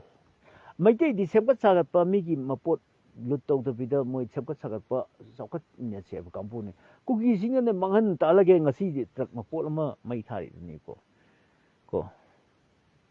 Ai se lai kai ki oi ba meeting ama tawru ba oh so ka su kai no problem su mai phagi tau ni. Aduna ꯃꯈꯣꯏꯗ constructive idea ꯌꯥꯎꯗꯦ ꯃꯣꯏ ꯃꯁꯦꯟ ꯒꯤꯕꯨꯗꯤ ꯌꯥꯎꯖꯕ ꯑꯗꯨꯕꯨ ꯑꯇꯣꯞꯄ ꯀꯝꯃ꯭ꯌꯨꯅꯤꯇꯤꯒ ꯂꯩꯅꯕ ꯃꯔꯤꯁꯦ ꯃꯁꯤ ꯀꯌꯥ ꯐꯠꯇꯦꯕꯀꯣ ꯃꯣꯏꯅ ꯈꯟꯅꯗꯕ ꯂꯩꯇ꯭ꯔꯦ ꯂꯣꯏ ꯐꯦꯁꯕꯨꯛ ꯊꯥꯒꯠꯂꯛꯏꯗꯨꯅꯤꯀꯣ ꯃꯣꯏꯅ ꯐꯨꯅꯗꯕ ꯀꯜꯕꯤ ꯑꯂꯣꯡꯁꯨ ꯐꯨꯅꯩ ꯑꯗꯒꯤ ꯑꯁꯥꯝꯁꯨ ꯄꯪꯐꯨꯗ ꯐꯨꯅꯩ ꯄꯪꯈꯠꯇ ꯈꯠꯅꯩ ꯄꯥꯏꯇꯦꯒꯁꯨ ꯐꯨꯅꯅꯤ ꯅꯒꯥꯁꯤꯡꯒ ꯐꯨꯅꯅꯤ ꯍꯥꯠꯇꯣꯛꯅꯅꯤ ꯀꯔꯤꯅꯣ ꯃꯩꯇꯩꯒ ꯇꯥꯔꯦ ꯍꯧꯖꯤꯛꯁꯤ ꯑꯃꯨꯛ ꯂꯥꯁꯇ ꯐꯥꯏꯅꯦꯜꯁꯦ ꯃꯩꯇꯩꯒ ꯑꯃꯨꯛ ꯇꯥꯁꯜꯂꯛꯄ ꯋꯥꯅꯤꯀꯣ ꯐꯥꯏꯅꯦꯜꯅꯤꯀꯣ ꯇꯧꯗꯣꯏꯁꯦ ꯀꯣ ꯍꯧꯖꯤꯛ ꯃꯣꯏꯒ ꯐꯨꯅꯗ꯭ꯔꯤꯁꯤ ꯃꯩꯇꯩ ꯄꯥꯡꯒꯜ ꯈꯛꯇ ꯉꯥꯏꯁꯜꯂꯛꯑꯦ ꯑꯇꯩꯗꯤ ꯂꯣꯏ ꯐꯨꯅꯔꯦꯕꯀꯣ ꯑꯗꯨꯅ ꯃꯌꯥꯡꯗꯤ ꯙꯞ ꯇꯧꯗꯅ ꯆꯦꯟꯈꯤꯗꯕꯅꯤ ꯃꯣꯏꯗꯤ ꯑꯗꯨ ꯃꯩꯇꯩ ꯄꯥꯡꯒꯜꯁꯤ ꯐꯨꯅꯔꯛꯈꯤꯗ꯭ꯔꯥ ꯐꯨꯅꯔꯣꯏꯗ꯭ꯔꯥ ꯑꯗꯨꯗꯤ ꯑꯩ ꯈꯪꯗꯦ ꯀꯣ ꯑꯗꯨꯅ ꯃꯩꯇꯩ ꯄꯥꯡꯒꯜꯒ ꯐꯨꯅ ꯇꯥꯔꯒꯗꯤ ꯑꯩꯈꯣꯏꯅ ꯁꯦꯃꯤ ꯐꯥꯏꯅꯦꯜ ꯑꯣꯏꯗꯣꯏꯕ ꯀꯣ ꯑꯗꯨ ꯃꯣꯏꯅ ꯐꯥꯏꯅꯦꯜ ꯑꯣꯏꯗꯣꯏꯕ ꯑꯗꯣ ꯃꯣꯏꯗꯤ ꯁꯥꯟꯇꯤ ꯄꯥꯝꯃꯦ ꯍꯥꯏ ꯃꯩꯇꯩ ꯄꯥꯡꯒꯜꯁꯤꯡꯗꯤ ꯃꯣꯏꯗ ꯐꯨꯅꯕ ꯌꯥꯎꯗꯧ ꯃꯥꯟꯗꯦ ꯑꯦꯅꯤꯋꯦ ꯑꯩ ꯀꯩꯅꯣꯝꯃꯒ ꯍꯥꯏꯒꯦ ꯀꯣ ꯀꯨꯀꯤ ꯍꯥꯏꯔꯒ ꯀꯩꯅꯣꯝꯃ ꯅꯤꯡꯁꯤꯡꯉꯛꯑꯦ ꯎꯔꯝꯃꯅꯤ ꯃꯌꯥꯝ ꯎꯌꯣꯛ ꯆꯤꯡꯗꯒꯤ BSF ꯂꯧꯊꯣꯛꯇꯦ ꯍꯟꯗꯣꯛꯇꯦ ꯑꯗꯨꯁꯨ BSFꯁꯤ ꯃꯣꯏꯅ ꯁꯥꯏꯕꯣꯜꯒ ꯍꯥꯏꯖꯜꯂꯦ ꯅꯠꯇꯦ ꯃꯩꯇꯩꯒꯤ ꯎꯌꯣꯛ ꯆꯤꯡꯅꯦꯕꯀꯣ ꯑꯗꯒꯤ ꯊꯝꯅꯥ ꯄꯣꯛꯄꯤꯒꯤ ꯑꯦꯔꯤꯌꯥꯅꯦꯕꯀꯣ ꯑꯗꯨꯗ ꯉꯁꯥꯏꯒꯤ ꯃꯩꯇꯩ ꯑꯗꯨ ꯍꯟꯗꯣꯛꯇꯕꯒꯤꯗꯃꯛꯇ ꯁꯦꯀ꯭ꯌꯨꯔꯤꯇꯤ ꯐꯣꯔꯁꯦꯁꯅ ꯈꯔ ꯀꯥꯞ ꯈꯣꯠꯇꯅ ꯇꯧꯔꯨꯕꯒꯤ ꯏꯔꯥꯡ ꯁꯥꯒꯠꯇꯅ ꯇꯥꯠꯄ ꯇꯧꯕꯗꯣ ꯈꯤꯇꯪ ꯁꯣꯛꯇꯕꯗꯣ ꯋꯥꯟꯗ ꯁꯥꯟꯅꯗꯅ ꯃꯥꯟꯕꯁꯦ ꯑꯗꯨꯃꯥꯏꯅ ꯇꯧꯋꯤ ꯀꯩꯁꯨ ꯇꯧꯁꯟꯅꯕꯁꯨ ꯃꯥꯟꯗꯕꯅꯦ ꯀꯩꯁꯨ ꯌꯥꯗꯕꯅꯤ ꯃꯤ ꯑꯗꯨꯃꯥꯏꯅ ꯇꯧꯁꯟꯅꯔꯒ ꯑꯪꯇꯣꯏꯕ ꯃꯌꯥꯝꯁꯤꯅ ꯉꯁꯥꯏꯒꯤ ꯂꯣꯏ ꯍꯨꯏ ꯍꯧꯗꯣꯡꯒꯤ ꯇꯥꯏꯞꯇ ꯇꯧꯗꯅ ꯑꯗꯨꯗ ꯉꯁꯥꯏꯒꯤ ꯑꯗꯨꯗ ꯐꯨꯔꯤꯠꯀ ꯂꯧꯊꯣꯛꯄꯗ ꯇꯨꯀꯠꯆꯕꯀꯣ ꯃꯅꯝꯁꯨ ꯅꯝꯊꯤꯔꯝꯒꯅꯦꯕꯀꯣ ꯅꯨꯄꯤꯒꯤ ꯐꯖꯕꯗꯣ ꯕ꯭ꯔꯥ ꯂꯧꯊꯣꯛꯀꯥꯟꯗ ꯕ꯭ꯔꯥ ꯂꯤꯠꯂꯀꯥꯟꯗ ꯅꯨꯄꯤꯁꯨ ꯐꯖꯕ ꯑꯗꯨꯝ ꯈꯪꯕꯅꯦꯕ ꯑꯗꯨ ꯑꯣꯏꯔꯁꯨ ꯑꯗꯨꯗ ꯂꯩꯕ ꯑꯣꯛꯄꯤꯌꯦ ꯃꯥꯜꯂꯗꯅ ꯏꯅꯣꯏꯕꯗ ꯑꯗꯨꯏ ꯐꯤꯒꯔꯗꯨꯗꯕꯨ CRPFꯁꯤꯡꯗꯨꯅ ꯌꯦꯡꯕꯤꯔꯝꯒꯗ꯭ꯔꯣ BSFꯁꯤꯡꯗꯨꯅ ꯌꯦꯡꯕꯤꯔꯝꯒꯗ꯭ꯔꯣ ꯅꯣꯛꯄꯨ ꯅꯣꯛꯑꯝꯒꯅꯤ ꯇꯧꯅꯤ ꯁꯤꯗꯤ ꯀꯔꯤ ꯁꯥ ꯃꯥꯟꯒꯦ ꯀꯥꯏꯅ ꯈꯜꯂꯝꯒꯅꯦꯕ ꯐꯥꯒꯤꯁꯨ ꯈꯔ ꯇꯧꯒꯦꯀꯣ ꯅꯨꯄꯤꯁꯨꯈꯔ ꯌꯦꯡꯕ ꯌꯥꯎꯔꯤꯕ꯭ꯔꯥ ꯅꯨꯄꯤꯁꯨ ꯌꯦꯡꯉꯤꯕ ꯌꯦꯡꯗꯕ ꯅꯨꯄꯤꯗꯤ ꯌꯦꯡꯒꯅꯨ ꯑꯩꯗꯤ ꯈꯔ ꯀꯥꯔꯟ ꯉꯥꯡꯗꯣꯔꯦ ꯅꯨꯄꯤꯈꯩꯗꯤ ꯌꯦꯡꯒꯅꯨ ꯑꯩꯗꯤ ꯀꯥꯔꯟ ꯈꯔ ꯉꯥꯡꯗꯣꯔꯦ ꯑꯩꯈꯣꯏ ꯅꯨꯄꯥ ꯃꯁꯦꯟ ꯇꯧꯔꯁꯤ ꯉꯁꯤ ꯑꯩ ꯂꯥꯏꯐꯁꯤꯗꯤ ꯅꯨꯄꯤ ꯑꯝꯇ ꯌꯦꯡꯒꯅꯨ ꯑꯩꯗꯤ ꯀꯥꯔꯟ ꯈꯔ ꯉꯥꯡꯉꯅꯤ ꯑꯗꯨꯕꯨ ꯐꯖꯕ ꯋꯥꯐꯝꯂꯕ ꯁꯤꯕꯨ ꯕ꯭ꯔꯥ ꯂꯤꯠꯂꯒ ꯑꯗꯨꯕꯨ ꯎꯃꯪꯗꯕꯨ ꯕ꯭ꯔꯥ ꯂꯤꯠꯅꯕ꯭ꯔꯅꯦ सिपाही ममांगदबु सिपाही नपी उ यादे हाइनरिनी अदुदबु ब्राग लिटना पेंटीगा सेतना तौखलईने योने एक्शन गा तौदना अदगी करी फजदना ओपी माले बयेंगदेबदु हा अदु नपीगी फ्रिट लौथोकपा येंगदब निपा मारेमदे लेते नपी फजरजाने लाइरेमबीने सेमबदा फजब पुरमक नपी लोय हापिने अदु फजगब नपीदबु फजग्रब नुपीदबु मोइना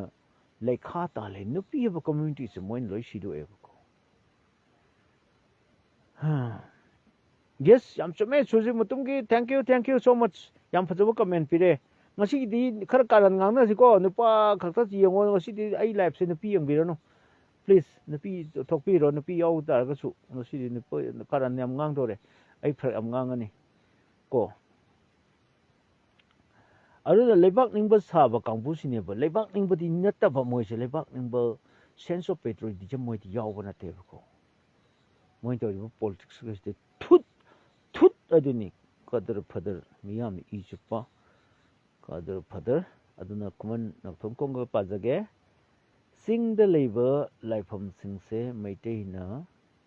खोइरंबा चटपा फंगलरोइद्रा कौरु थांजिंग ना को सिंबसे को हेलीपैड सर्विस थंबा यारोइद्रा अस कदाई हेलीपैड एगो हेलीकॉप्टर तो कैप्सूल लगतना मसीदी तौ केरगदे इंडिया ना कछु नते असु तम थारे लाख अनि हुम में लेबा security forces ina ko moi cookie sing si koron toksan gibda ko leng bangam pote mi karim leng pote mi kobru su thangjing ju yone thangting konthok pire moi na thangting hare adagi congress matam dani na bjp ne kan hoji claim tori tobudi khar congress soiba leiko moisu sagi tian hokki boina ngang bata moina phumma lerameba kuki gi mla minister singsina matam ju tum tawrabani ngasi moina tawriba plan se bjp na haiba chumba kharsu layeba ko ngasi moina lan bjp matam da awa bata bawani congress ki matam da moi yam plan tawreba congress na kari maram ki tamak su san halamino aduka district pb ramni kari gino atai ti piraga su moi di piroi da baneba ko district mari su jangkhre ko somne ki district amma khatang lejabani yongone only cookie district se amma khatang lejaramba Susanpur haba district amma kang cookie ta ba lejarameba ko kangpo Susanpur da ki amuk su khaido oga district amuk khaido oga federal pisal cookie inhabited area da adagi mu na Senapati da punna lejagada ba pot su kangpokpi na thok ada pithokre madaki muk Chandel district da lejagada ba ꯑꯩꯈꯣꯏꯒꯤ ꯇꯦꯡꯅꯧꯄꯜꯗꯁꯨ ꯀꯨꯀꯤ ꯉꯥꯛꯇꯪ ꯇꯥꯏ ꯈꯪꯉꯤꯅꯤ ꯄꯤꯊꯣꯛꯈ꯭ꯔꯦ district 3 ꯄꯤꯈ꯭ꯔꯦꯕ ꯃꯁꯤ ꯀꯣꯡꯒ꯭ꯔꯦꯁꯅ ꯁꯣꯏꯕꯅꯤ ꯀꯣꯡꯒ꯭ꯔꯦꯁꯅ ꯑꯩꯉꯣꯟꯗ ꯁꯥꯎꯒꯦꯁꯨ ꯁꯥꯎꯔꯁꯨ ꯀꯩꯝ ꯇꯧ ꯉꯝꯃꯣꯏ ꯃꯔꯝꯗꯤ ꯀꯩꯅꯣꯕꯨ ꯁꯤꯗꯤ fact ꯂꯩꯕ ꯄꯣꯠꯅꯤ ꯃꯁꯤ ꯑꯩꯁꯨ ꯔꯤꯄꯣꯔꯠ ꯑꯦꯛꯁꯄꯥꯔꯠ ꯃꯌꯥꯝꯒꯤ ꯔꯤꯄꯣꯔꯠ ꯃꯌꯥꯝ ꯂꯧꯔꯤꯕ ꯑꯩꯁꯨ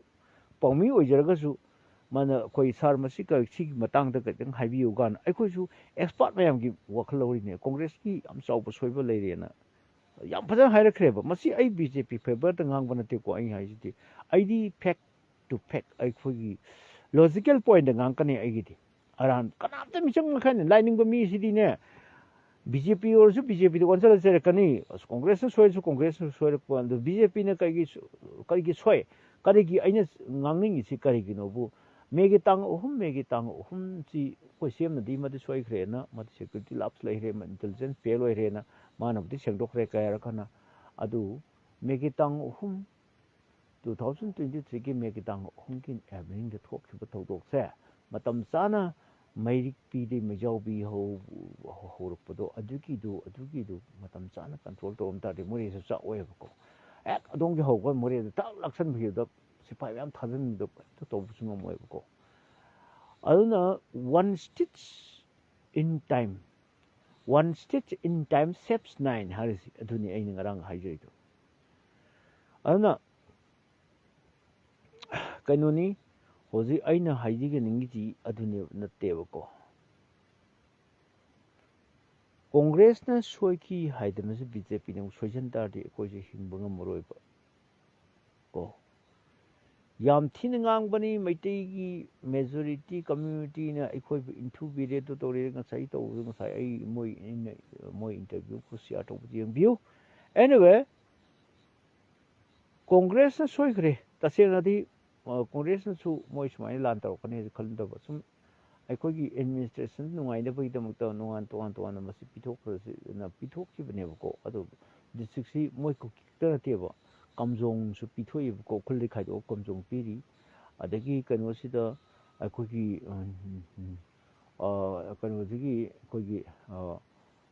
ꯀꯩꯅꯣꯗꯒꯤ ꯑꯩꯈꯣꯏꯒꯤ ꯇꯃꯦꯡꯂꯣꯡꯗꯒꯤ ꯈꯥꯏꯗꯣꯛꯑꯒ ꯅꯣꯅꯦ ꯗꯤꯁꯇ꯭ꯔꯤꯛ ꯄꯤꯔꯤ ꯅꯨꯡꯕꯥꯔ ꯅꯣꯅꯦ ꯄꯤꯔꯤꯀꯣ ꯑꯗꯨꯃꯥꯏꯅ ꯇꯧꯗꯅ ꯇꯣꯉꯥꯟ ꯄꯤꯔꯤꯕꯀꯣ ꯑꯗꯨꯃꯥꯏꯅ ꯉꯁꯥꯏꯒꯤ ꯇꯧꯕꯁꯤꯗ ꯉꯁꯥꯏꯒꯤꯕꯨ ꯀꯨꯀꯤꯗꯗꯤ ꯃꯇꯣꯟ ꯊꯣꯛꯈ꯭ꯔꯦꯕꯀꯣ ꯃꯥꯏ ꯗꯤꯁꯇ꯭ꯔꯤꯛ ꯍꯦꯗ ꯀ꯭ꯋꯥꯇꯔꯗꯣ ꯀꯨꯀꯤ ꯉꯥꯛꯇ ꯄꯥꯏꯔꯦꯕ ꯀꯨꯀꯤ ꯉꯥꯛꯇ ꯄꯥꯏꯔꯕꯅꯤꯅ ꯃꯣꯏꯒꯤ ꯅꯍꯥꯟꯉꯩꯗꯤ ꯇꯥꯟꯖꯔꯛꯏꯕ ꯑꯦꯗꯃꯤꯅꯤꯁꯇ꯭ꯔꯦꯁꯟ ꯇꯣꯉꯥꯟꯕ ꯑꯦꯗꯃꯤꯅꯤꯁꯇ꯭ꯔꯦꯁꯟ ꯂꯩꯖꯒꯦ ꯍꯥꯏꯕꯗꯣ ꯑꯩꯈꯣꯏꯒꯤ ꯁꯗꯔ ꯍꯤꯜꯁ ꯍꯥꯏꯁꯦ ꯁꯗꯔ ꯍꯤꯜꯁ ꯗꯤꯁꯇ꯭ꯔꯤꯛꯇ ꯑꯩꯈꯣꯏꯒꯤ ꯀꯥꯡꯄꯣꯛꯄꯤꯁꯤꯗ ꯃꯣꯏꯒꯤ ꯍꯦꯗ ꯀ꯭ꯋꯥꯇꯔ ꯑꯣꯏꯅꯕꯒꯤꯗꯃꯛꯇ ꯃꯇꯝ ꯀꯨꯏꯅꯒꯤ ꯃꯃꯥꯡꯗꯒꯤ ꯃꯥꯡꯖꯔꯛꯄ ꯃꯪꯗꯣ ꯀꯣꯡꯒ꯭ꯔꯦꯁꯅ ꯊꯣꯛꯂ ꯄꯤꯊꯣꯛꯈ꯭ꯔꯦꯕ ꯗꯤꯁꯇ꯭ꯔꯤꯛꯁꯦ ꯄꯤꯔꯝꯗꯕꯅ ꯍꯦꯟꯅ ꯐꯕꯅꯦꯕꯀꯣ ꯑꯗꯨꯅ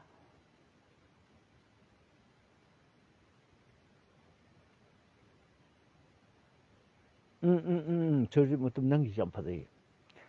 ꯆꯤꯡꯗꯅ ꯀꯨꯀꯤ ꯏꯝꯐꯥꯜꯗꯅ ꯀꯣ ꯍꯌꯦꯡꯗ ꯉꯥꯏꯔꯦ ꯃꯌꯥꯡꯁꯤꯡꯅ ꯍꯧꯔꯛꯇꯧꯕ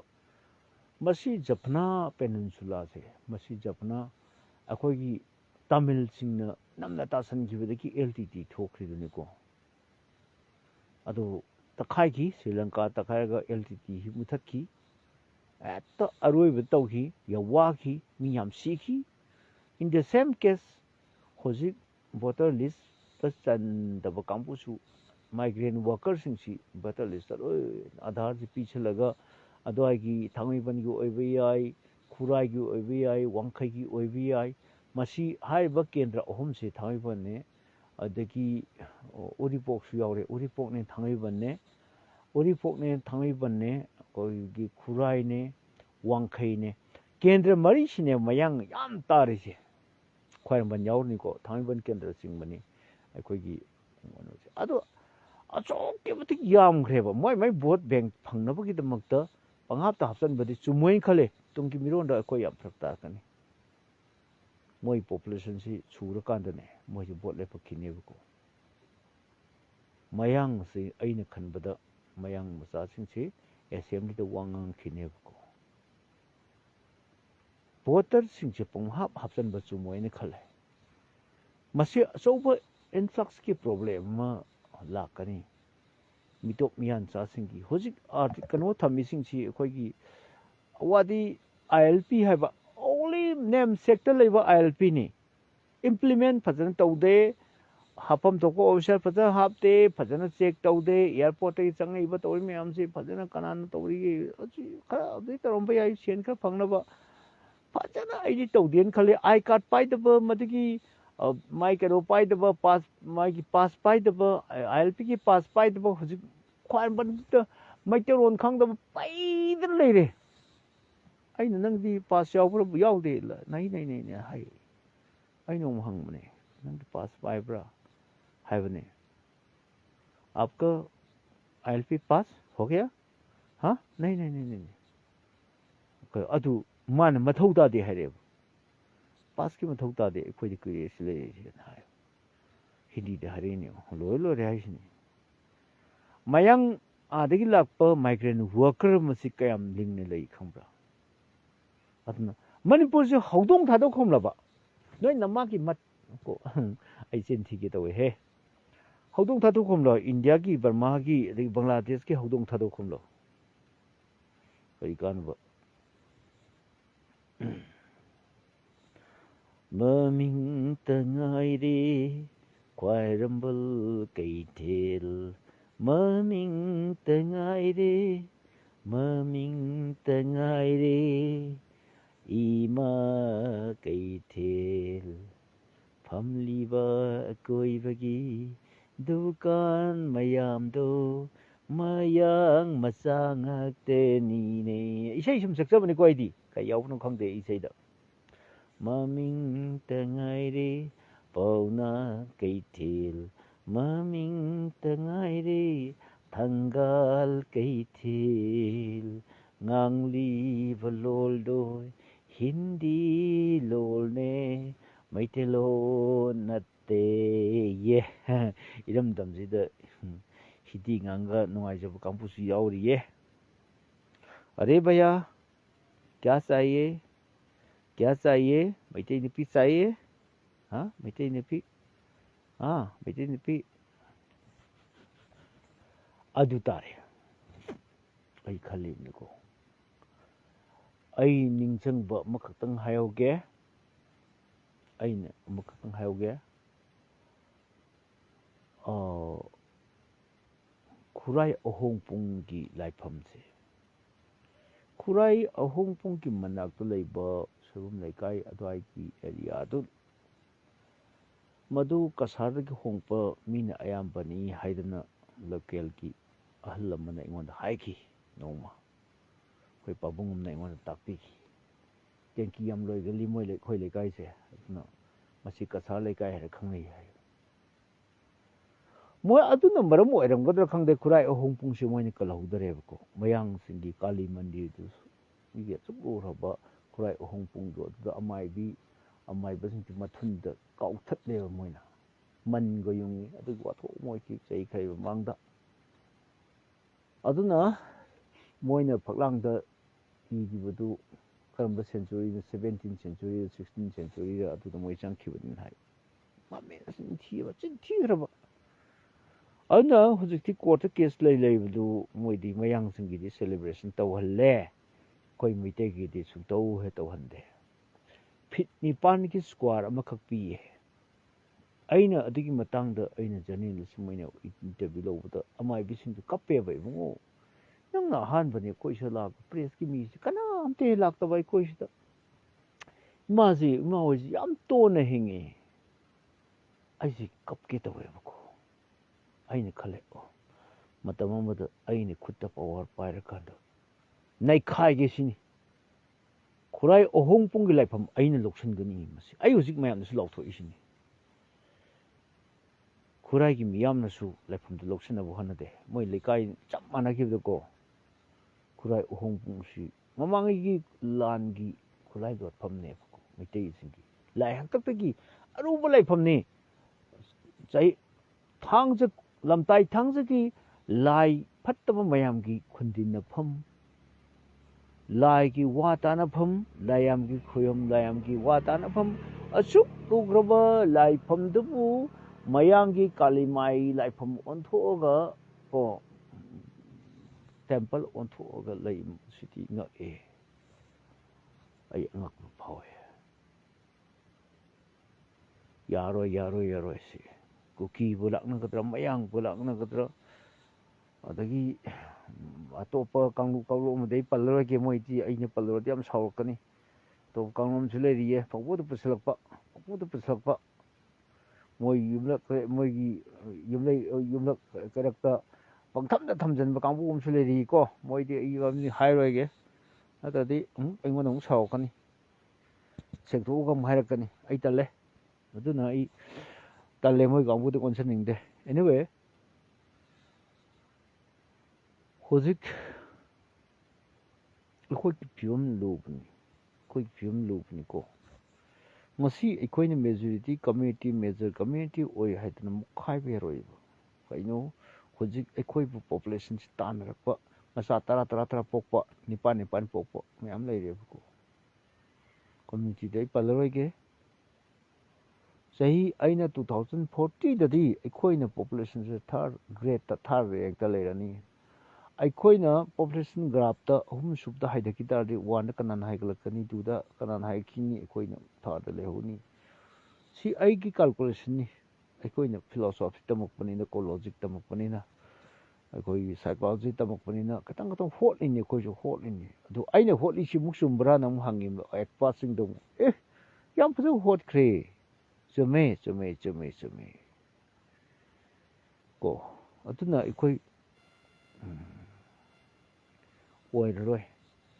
ꯃꯩꯇꯩꯅ ꯂꯤꯡꯖꯦꯜ ꯃꯥꯟꯅꯕ ꯑꯩꯈꯣꯏꯗꯤ ꯃꯩꯇꯩꯗꯤ ꯑꯆꯨꯝꯕ ꯉꯥꯡꯕꯁꯨ ꯌꯥꯗꯦ ꯀꯣ ꯃꯁꯤꯗ ꯆꯨꯝꯒꯦꯔꯥ ꯂꯥꯟꯒꯦꯔꯥ ꯁꯔꯀꯥꯔꯁꯦ ꯅꯞꯁꯤꯜꯂꯒ ꯄꯩꯁꯥꯁꯤ ꯃꯆꯨꯝ ꯈꯔ ꯄꯥꯊꯣꯔꯛꯄꯗꯣ ꯈꯤꯇꯪ ꯐꯤꯜꯇꯔ ꯑꯃ ꯊꯥꯔꯒ ꯈꯤꯇꯪ ꯄꯩꯁꯥꯁꯦ ꯆꯍꯤꯒꯗꯣꯝꯗ ꯈꯤꯇꯪ ꯃꯆꯨꯝꯗꯨ ꯈꯤꯇꯪ ꯊꯛꯄ ꯐꯪꯅꯕꯅ ꯍꯦꯛꯇ ꯄꯥꯏꯞ ꯑꯃꯗꯤ ꯏꯟꯖꯟꯕꯤꯅꯤ ꯇꯧꯅꯔꯤꯁꯦ ꯑꯗ ꯃꯥꯏ ꯄꯣꯀꯦꯠꯇꯨꯗ ꯖꯣꯕ ꯄꯩꯁꯥ 500 ꯆꯠꯄꯤꯗꯨ ꯖꯣꯕ ꯊꯥꯗꯕꯗꯨ ꯃꯥꯡꯗꯦ ꯌꯥꯝ ꯅꯨꯡꯉꯥꯏꯖꯔꯦ ꯁꯥꯔ ꯊꯦꯡꯛ ꯌꯨ ꯁꯥꯔ ꯁꯣ ꯃꯆ ꯁꯥꯔ ꯍꯣꯏ ꯂꯩꯉꯥꯛꯁꯤꯗꯤ ꯑꯩꯈꯣꯏꯅ ꯁꯨꯡꯇꯣꯛ ꯇꯣꯜꯂꯣꯏꯍꯦ ꯍꯥꯏꯔꯝꯕ ꯆꯠꯈ꯭ꯔꯤꯕꯗꯣ ꯃꯥꯏ ꯒꯣꯗ ꯇꯨꯀꯠꯆꯗ꯭ꯔꯥ ꯃꯤꯌꯥꯝꯒꯤ ꯏꯍꯧ ꯂꯨꯆꯤꯡꯒꯅꯤꯅ ꯊꯣꯛꯂꯛꯑꯒ ꯑꯁꯨꯛ ꯇꯨꯀꯠꯆꯕ ꯂꯝꯆꯠ ꯆꯠꯄ ꯅꯣꯏꯅ ꯇꯧꯕꯁꯤꯡꯗꯣ ꯈꯨꯜꯂꯨꯍꯣꯏ ꯑꯩ ꯅꯤꯡꯊꯧꯒꯤ ꯃꯅꯥ ꯐꯂꯥꯡ ꯊꯦꯟꯕ ꯑꯩꯁꯨ ꯅꯤꯡꯊꯧꯒꯨꯝꯕꯅꯤꯀꯣ ꯂꯣꯏ ꯈꯪꯖꯅꯤ ꯑꯩꯁꯨ ꯐꯂꯥꯡ ꯌꯥꯝ ꯊꯥꯗꯣꯛꯏꯅꯤ ꯑꯩꯁꯨ ꯁꯨꯄꯥꯏ ꯃꯌꯥꯝ ꯊꯥꯗꯣꯛꯏꯅꯤ ꯑꯗꯣ ꯃꯣꯏꯅ ꯑꯩꯉꯣꯟꯗ ꯄꯤꯔꯛꯄ ꯇꯥꯇꯣꯟ ꯂꯣꯏꯔꯦ ꯇꯧꯔꯤꯁꯤ ꯃꯌꯥꯝꯁꯤ ꯌꯦꯡꯍꯩꯗ꯭ꯔꯦ ꯁꯤꯅꯤ ꯍꯧꯖꯤꯛ ꯑꯩꯁꯨ ꯃꯌꯥꯝ ꯊꯥꯗꯣꯛꯏꯕꯀꯣ ꯀꯅꯥꯅ ꯀꯔꯤ ꯇꯧꯔꯤꯒꯦ ꯁꯤ ꯌꯦꯡꯉꯣꯅ ꯊꯥꯗꯣꯛꯏꯕꯀꯣ ꯃꯣꯏꯅ ꯄꯤꯔꯛꯄ ꯄꯥꯎꯅꯦ ꯃꯣꯏ ꯑꯩꯒꯤ ꯑꯉꯥꯡꯁꯤꯡꯗꯨꯗ ꯑꯩꯉꯣꯟꯗ ꯑꯣꯏꯗꯕ ꯁꯨꯡꯉꯥꯡ ꯉꯥꯡꯉꯣꯏ ꯑꯗꯨꯅ ꯑꯩꯅ ꯀꯌꯥꯔꯛ ꯍꯥꯟꯅ ꯍꯥꯏꯈ꯭ꯔꯦ ꯁꯤ ꯒꯚꯔꯟꯃꯦꯟꯁꯦ ꯁꯨꯡꯇꯨ ꯇꯨꯔꯣꯏꯅ ꯇꯨꯕ ꯅꯥꯏꯔꯣꯏꯅ ꯅꯨꯄꯤ ꯂꯥꯟ 3ꯁꯨꯕ ꯅꯨꯄꯤ ꯂꯥꯟꯁꯨ ꯑꯩ ꯊꯥꯖꯗꯦ ꯇꯧꯗꯧ ꯃꯥꯟꯗꯦ ꯅꯨꯄꯤ ꯈꯔ ꯑꯃꯨꯛ ꯇꯧꯒꯦ ꯇꯧꯕꯗ ꯅꯨꯄꯤ ꯈꯔꯅ ꯑꯃꯨꯛ ꯌꯦꯠꯁꯜꯂꯛꯀꯅꯦꯕꯀꯣ ꯅꯨꯄꯤ ꯑꯆꯨꯝꯕ ꯄꯥꯝꯕ ꯅꯨꯄꯤ ꯃꯌꯥꯝ ꯂꯩꯌꯦꯕꯀꯣ ꯃꯣꯏꯅ ꯅꯨꯄꯤ ꯂꯥꯟꯁꯤ ꯇꯧꯒꯦ ꯇꯧꯕ ꯃꯇꯝꯗ ꯅꯨꯄꯤ ꯈꯔ ꯑꯃꯨꯛ ꯌꯦꯠꯁꯜꯂꯛꯀꯅꯦꯕ ꯅꯨꯄꯤ ꯂꯥꯟ ꯇꯧꯕ ꯌꯥꯔꯣꯏꯅ ꯀꯩꯗꯧꯕꯩ ꯅꯨꯄꯤ ꯂꯥꯟ ꯇꯧꯗꯣꯏꯅꯣꯅ ꯀꯨꯀꯤꯒ ꯍꯥꯟ ꯊꯦꯡꯅꯁꯤ ꯑꯗꯨꯒ ꯀꯩꯅꯣꯗꯣ ꯑꯩꯈꯣꯏ ꯅꯨꯄꯤ ꯂꯥꯟꯗꯤ ꯇꯧꯕ ꯌꯥꯔꯣꯏꯅ ꯁꯤꯒ ꯑꯩꯈꯣꯏ ꯒꯃꯦꯟꯗ ꯁꯣꯛꯀꯅꯦꯅ ꯑꯩꯈꯣꯏ ꯒꯃꯦꯟꯒꯤ ꯃꯤꯅꯤ ꯀꯩꯗꯧꯒꯦ ꯍꯥꯏꯕꯅꯣ ꯀꯥꯟꯗ ꯚꯥꯏꯔꯦꯟ ꯀꯌꯥꯝ ꯆꯠꯈꯤꯗꯥꯏꯅꯦ ꯅꯣꯏ ꯀꯅꯥꯗ ꯇꯧꯒꯗꯕ ꯃꯐꯝ ꯇꯧꯔꯣ ꯑꯩꯈꯣꯏꯗꯤ ꯒꯃꯦꯟꯒꯤ ꯃꯤꯅꯤ ꯀꯩꯗꯧꯒꯗꯣꯏꯅꯣ ꯁꯔꯀꯥꯔꯁꯤ ꯌꯥꯝ ꯏꯟꯊꯨꯅꯤꯡꯕ꯭ꯔꯥ ꯀꯥꯟꯗ ꯍꯥꯏꯈꯤꯕ ꯂꯩꯕꯅꯤ ꯚꯥꯏꯔꯦꯟꯒ ꯌꯥꯝ ꯆꯠꯅꯈꯤꯕꯅꯤꯀꯣ ꯑꯩ ꯒ꯭ꯔꯨꯞꯇꯗꯤ ꯄꯟꯅꯤꯡꯗꯦ ꯑꯗꯨꯅ ꯑꯩ ꯋꯥꯊꯤ ꯅꯠꯇꯦ ꯑꯩꯅ ꯍꯥꯏꯔꯤꯁꯦ ꯑꯩꯈꯣꯏꯒꯤ ꯄꯣꯖꯤꯁꯟ ꯌꯥꯝ ꯂꯨꯏ ꯑꯩꯈꯣꯏꯁꯤ ꯀꯔꯝꯕ ꯃꯥꯏꯀꯩꯗ ꯆꯠꯂꯒ ꯀꯔꯝꯕ ꯃꯥꯏꯀꯩꯗ ꯆꯠꯂꯒ ꯑꯩꯈꯣꯏ ꯃꯥꯏ ꯄꯥꯛꯀꯗꯒꯦ ꯍꯥꯏꯕ ꯄꯣꯠꯁꯛꯁꯤꯗ ꯀꯣꯛ ꯊꯥꯗꯅꯗꯦ ꯀꯣ ꯐꯦꯁꯇꯤꯚꯦꯜꯗ ꯉꯥꯎ ꯂꯩ ꯀꯣ ꯉꯔꯥꯡ ꯅꯍꯥꯟ ꯆꯥꯔꯝꯒꯗꯕ ꯊꯛꯔꯝꯒꯗꯕ ꯉꯥꯎꯊꯔꯝꯒꯗꯕ ꯃꯌꯥꯝꯁꯨ ꯈꯟꯕꯗ ꯑꯩ ꯀꯣ ꯑꯗꯣ ꯉꯔꯥꯡ ꯈꯔ ꯂꯨꯄꯥ 2,000 ꯌꯣꯜꯂꯦꯕꯀꯣ ꯉꯁꯤꯅ ꯂꯨꯄꯥ 100 ꯐꯥꯅ ꯌꯣꯟꯗꯕ ꯋꯥꯅꯤꯗ ꯃꯩꯒꯣꯠ ꯂꯨꯄꯥ 100 ꯌꯣꯜꯂꯦ ꯅꯣꯡꯉꯥꯝꯗ ꯍꯧꯖꯤꯛꯐꯥꯎ ꯌꯣꯟꯕꯗ ꯑꯩ ꯃꯄꯥꯟꯗ ꯃꯩꯒ ꯊꯥꯟꯖꯔꯤꯃꯤ ꯑꯩꯁꯦ ꯑꯩꯈꯣꯏꯒꯤ ꯍꯦꯄꯤ ꯗꯦ ꯃꯣꯏꯅ ꯍꯥꯞꯆꯜꯂꯣꯅ ꯍꯥꯞꯆꯜꯂꯦ ꯑꯗꯒꯤ ꯁꯦꯟꯇꯔ ꯐ꯭ꯔꯦꯁ ꯍꯥꯞꯆꯜꯂꯦ ꯑꯗꯒꯤ ꯀꯔꯤ ꯑꯆꯥꯄꯣꯠ ꯕꯨꯃꯔ ꯑꯃꯁꯨ ꯍꯥꯞꯆꯜꯂꯦ ꯑꯗꯒꯤ ꯀꯩꯅꯣꯁꯨ ꯍꯥꯞꯆꯜꯂꯦ ꯑꯩꯒꯤ ꯅꯠꯇꯦ ꯀꯔꯤ ꯑꯆꯥꯄꯣꯠꯇꯣ ꯑꯪꯀꯜ ꯆꯤꯞꯁꯤ ꯗꯖꯜ 2ꯅꯤ ꯊꯝꯃꯤꯁꯦ ꯑꯗꯒꯤ ꯁꯨꯃꯥꯏꯅ ꯑꯆꯥꯄꯣꯠꯁꯨ ꯈꯔ ꯌꯥꯟꯖꯔꯦ ꯊꯥꯎ ꯄꯦꯇ꯭ꯔꯣꯂꯤꯌꯝ ꯍꯥꯞꯆꯜꯂꯦ ꯄꯦꯇ꯭ꯔꯣꯜ ꯍꯥꯞꯆꯜꯂꯦ ꯑꯗꯒꯤ ꯇꯂꯞꯁꯨ ꯊꯝꯃꯦ ꯇꯂꯞꯁꯤ ꯒꯃꯦꯟꯗꯤ ꯊꯤꯡꯕꯅꯤ ꯑꯗꯨ ꯈꯪꯗꯦ ꯑꯩꯒꯤꯗꯤ ꯁꯨꯝ ꯃꯌꯥꯝ ꯌꯣꯟꯅꯩꯅ ꯑꯩꯁꯨ ꯇꯂꯞ ꯄꯦꯀꯦꯠ ꯑꯃꯗꯤ ꯌꯥꯜꯂꯤ ꯒꯃꯦꯟꯅ ꯑꯩꯗꯤ ꯀꯩꯗꯧꯕꯩ ꯇꯂꯞ ꯌꯣꯜꯂꯤꯅ ꯐꯥꯒꯦꯔ ꯐꯥꯖꯧ ꯑꯩꯗꯤ ꯈꯪꯗꯦ ꯁꯨꯝ ꯇꯂꯞꯁꯤ ꯍꯪꯕꯗ ꯊꯝꯕ ꯋꯥꯅꯤ ꯑꯗꯣ ꯃꯃꯤꯡꯒꯤ ꯑꯣꯏꯅ ꯊꯤꯡꯉꯤꯔ ꯊꯤꯡꯗꯕ꯭ꯔꯥ ꯑꯩ ꯈꯪꯗꯦ ꯑꯗꯒꯤ ꯑꯗꯨꯃ ꯂꯩꯔꯦ ꯆꯨꯍꯤꯡ ꯁꯨꯝꯕꯁꯤ ꯆꯨꯍꯤꯡꯁꯦ ꯑꯩꯅ ꯂꯧꯔꯨꯔꯦꯀꯣ ꯑꯗꯣ ꯉꯔꯥꯡꯗꯤ ꯑꯩ ꯉꯁꯤ ꯈꯠꯇꯕ ꯃꯥꯜꯂꯤ ꯉꯔꯥꯡꯗꯤ ꯍꯦꯛꯇ ꯑꯩ ꯆꯥꯛ ꯄꯨꯡ 3:30 ꯆꯥꯛ ꯆꯥꯏꯌꯦꯕ ꯂꯨꯄꯥ 2,000 ꯌꯣꯜ ꯂꯩꯔꯝꯃꯦꯕꯀꯣ ꯑꯩꯁꯨꯀꯣ ꯑꯗꯨ ꯉꯁꯤꯗꯤ ꯂꯨꯄꯥ 100 ꯌꯣꯜꯂꯒ ꯂꯣꯏꯔꯦ ꯑꯣ 200 ꯈꯔ ꯍꯦꯟꯅ ꯌꯣꯜꯂꯦ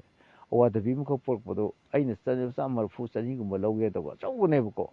ꯑꯩ ꯅꯨꯄꯤꯅ ꯉꯁꯤꯗꯤ ꯃꯥ ꯀꯩꯊꯦꯜ ꯆꯠꯇ꯭ꯔꯦꯕꯀோ ꯑꯗꯨ ꯑꯩꯈꯣꯏ ꯏꯆꯥ ꯅꯨꯄꯥꯒ ꯇꯧꯔꯒ 140 ꯌꯣꯟꯊꯣꯛ ꯂꯩꯔꯝꯃꯦ ꯑꯩ ꯀꯁꯇꯃꯔꯅꯦ ꯍꯥꯏꯕꯗ ꯑꯩꯁꯨ ꯐꯔꯦ ꯑꯩ ꯍꯥꯟꯅ ꯑꯩꯒꯤ ꯀꯁꯇꯃꯔ ꯑꯩꯒꯤ ꯗꯨꯀꯥꯟꯁꯦ ꯈꯪꯕ ꯀꯥꯡꯕꯨ ꯀꯣ ꯑꯩꯒꯤꯗ ꯑꯋꯥꯊꯕꯤ ꯃꯌꯥꯝ ꯄꯥꯜꯂꯤꯕꯀꯣ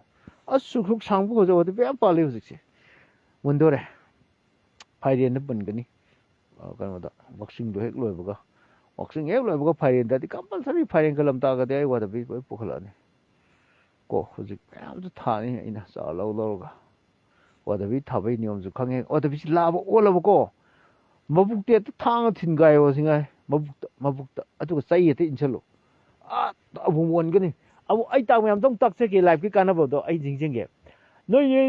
ꯌꯨꯝꯗ ꯑꯋꯥꯊꯕꯤꯁꯤ ꯂꯥꯕ ꯑꯣꯜꯂꯛꯑꯕꯀꯣ ꯃꯄꯥꯟꯁꯤ ꯁꯥꯡ ꯁꯥꯔꯛꯑꯕꯀꯣ ꯂꯥꯕ ꯑꯣꯜꯂꯛꯑꯕꯀꯣ ꯑꯋꯥꯊꯕꯤ ꯂꯥꯕꯁꯦ ꯑꯃꯨꯛ ꯑꯣꯜꯍꯟꯕ ꯌꯥꯏꯑꯕ ꯃꯥꯏ ꯒ꯭ꯔꯣꯠ ꯍꯣꯔꯃꯣꯟ ꯆꯦꯟꯖ ꯇꯧꯊꯣꯛꯄ ꯌꯥꯏꯑꯕ ꯑꯋꯥꯊꯕꯤꯒꯤ ꯃꯌꯥꯡꯂꯦꯟ ꯑꯩꯈꯣꯏꯒꯤ ꯃꯈꯣꯡꯗ ꯈꯤꯇꯪ ꯀꯥꯈꯠꯂꯒꯅꯦ ꯊꯥꯡ ꯑꯊꯧꯕ ꯑꯃꯅ ꯆꯥꯂꯧ ꯊꯤꯡꯖꯤꯜꯂꯦꯗꯅ ꯑꯗꯨꯗ ꯊꯥꯡꯒꯤ ꯁꯨꯃꯥꯏꯅ ꯈꯤꯇꯪ ꯂꯩꯔꯣ ꯑꯗꯨꯒ ꯆꯩ ꯋꯥꯆꯦꯠꯀꯨꯝꯕ ꯑꯃ ꯏꯟꯁꯤꯜꯂꯣ ꯈꯤꯇꯪ ꯃꯈꯌꯥꯗ ꯐꯥꯛꯇꯣꯛꯑꯣꯕꯀꯣ ꯑꯗꯩꯗꯤ ꯃꯐꯝꯗꯨ ꯁꯨꯃꯥꯏꯅ ꯆꯥꯎꯊꯣꯔꯛꯑꯅꯦꯕꯀꯣ ꯁꯨꯃꯥꯏꯅ ꯁꯨꯝ ꯄꯣꯝꯊꯣꯔꯛꯑꯅꯦꯕ ꯁꯨꯃꯥꯏꯅ ꯊꯥ 6-7 ꯂꯩꯔꯒ ꯑꯗꯩꯗꯤ ꯄꯥꯜꯂꯛꯑꯅꯦꯕ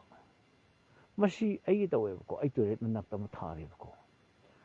ꯆꯨꯛ ꯍꯦꯛ ꯆꯥꯎꯕꯅꯤ ꯑꯣ ꯃꯥꯏ ꯒꯣꯠ ꯂꯥꯕꯗꯨꯅ ꯑꯣꯜꯂꯛꯄ ꯑꯃꯨꯛ ꯑꯣꯜꯂꯛꯄꯁꯤ ꯆꯨꯛ ꯆꯥꯎꯕꯅꯤꯗ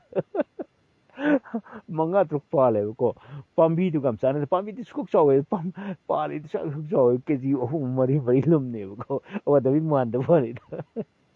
ꯑꯗꯨꯅ ꯍꯧꯖꯤꯛꯁꯦ ꯑꯩ ꯑꯋꯥꯊꯕꯤ ꯑꯁꯥꯡꯕ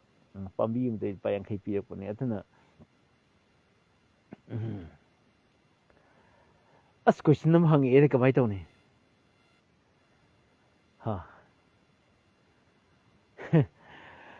ꯄꯥꯕꯨꯡꯅ ꯁꯤꯑꯦꯝ ꯑꯣꯏꯔꯝꯂꯗꯤ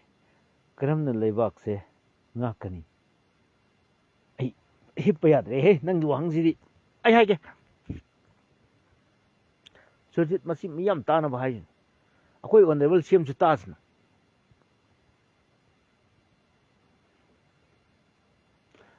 ꯑꯩꯈꯣꯏꯒꯤ ꯑꯩꯁꯦ ꯁꯤꯑꯦꯝ ꯑꯣꯏꯕ ꯑꯣꯏꯗꯤ ꯑꯣꯏꯔꯣꯏꯀꯣ ꯐꯤꯜꯝ ꯑꯃꯈꯛ ꯌꯦꯡꯉꯤ ꯅꯥꯌꯛ ꯑꯅ ꯃꯥꯗꯤ ꯑꯃꯤꯁ ꯄꯨꯔꯤꯁꯤ ꯃꯍꯥꯔꯥꯁꯇ꯭ꯔꯒꯤ ꯁꯤꯑꯦꯝꯅꯤꯀꯣ ꯃꯥ ꯇꯧꯅꯤꯡꯕ ꯇꯧꯔꯤꯅꯤ ꯃꯥ ꯇꯧꯅꯤꯡꯕ ꯇꯧꯕ ꯃꯤꯌꯥꯝꯁꯤꯗ ꯃꯥ ꯁꯨꯡꯌꯥ ꯌꯥꯗꯕ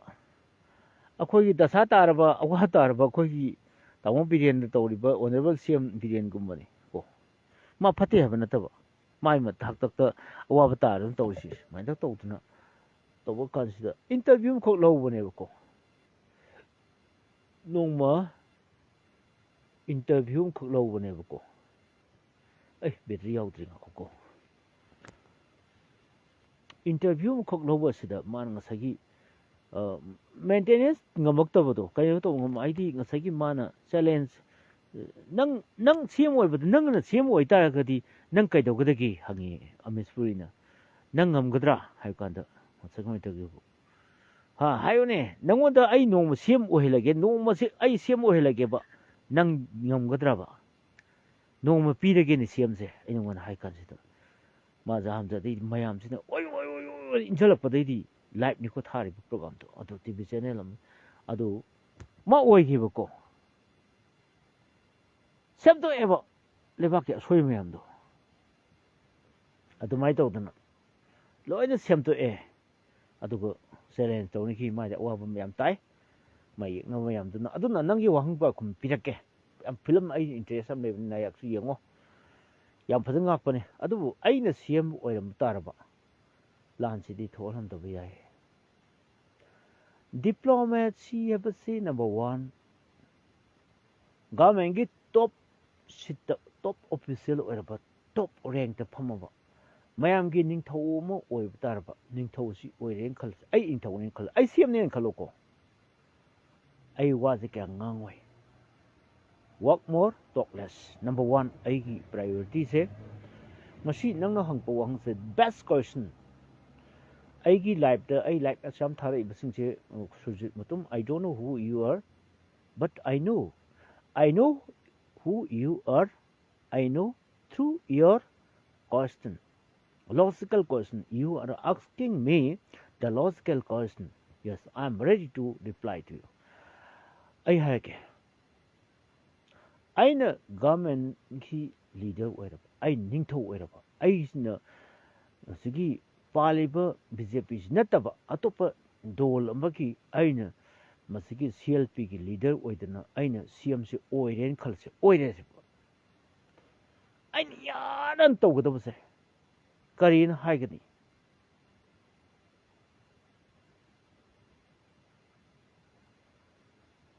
ꯄꯕ꯭ꯂꯤꯛ ꯁꯦꯐꯇꯤꯁꯦ ꯑꯩꯈꯣꯏꯒꯤ ꯃꯤꯆꯝ ꯃꯤꯌꯥꯝꯒꯤ ꯄꯨꯟꯁꯤꯁꯦ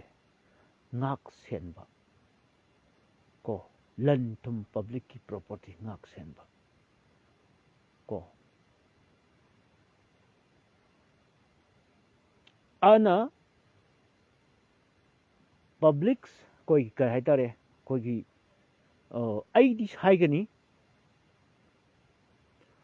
ꯄꯕ꯭ꯂꯤꯛ ꯁꯦꯐꯇꯤ ꯏꯁ ꯃꯥꯏ ꯄ꯭ꯔꯥꯏꯌꯣꯔꯤꯇꯤ ꯍꯥꯏꯒꯅꯤ ꯁꯤꯗ ꯌꯥꯎꯈ꯭ꯔꯕꯅꯤ ꯑꯩꯒꯤ ꯏꯪꯂꯤꯁꯁꯦ ꯑꯃꯨꯛꯀ ꯑꯩ ꯍꯥꯏꯖꯒꯦ ꯁꯤꯗ ꯌꯥꯝ ꯁꯥꯡꯅ ꯉꯥꯡꯕꯩ ꯃꯊꯧ ꯀꯩꯁꯨ ꯇꯥꯗꯦꯀꯣ ꯁꯨꯖꯤꯛ ꯃꯇꯨꯡ ꯅꯪ ꯑꯃꯨꯛꯀ ꯇꯥꯎ ꯑꯩ ꯃꯌꯥꯝꯁꯨ ꯂꯣꯏ ꯇꯥꯕꯤꯌꯨ ꯑꯗꯨ ꯑꯣꯅꯔꯦꯕꯜ CMꯁꯨ ꯑꯗꯨꯝ ꯇꯥꯕꯤꯌꯨ public safety is my priority.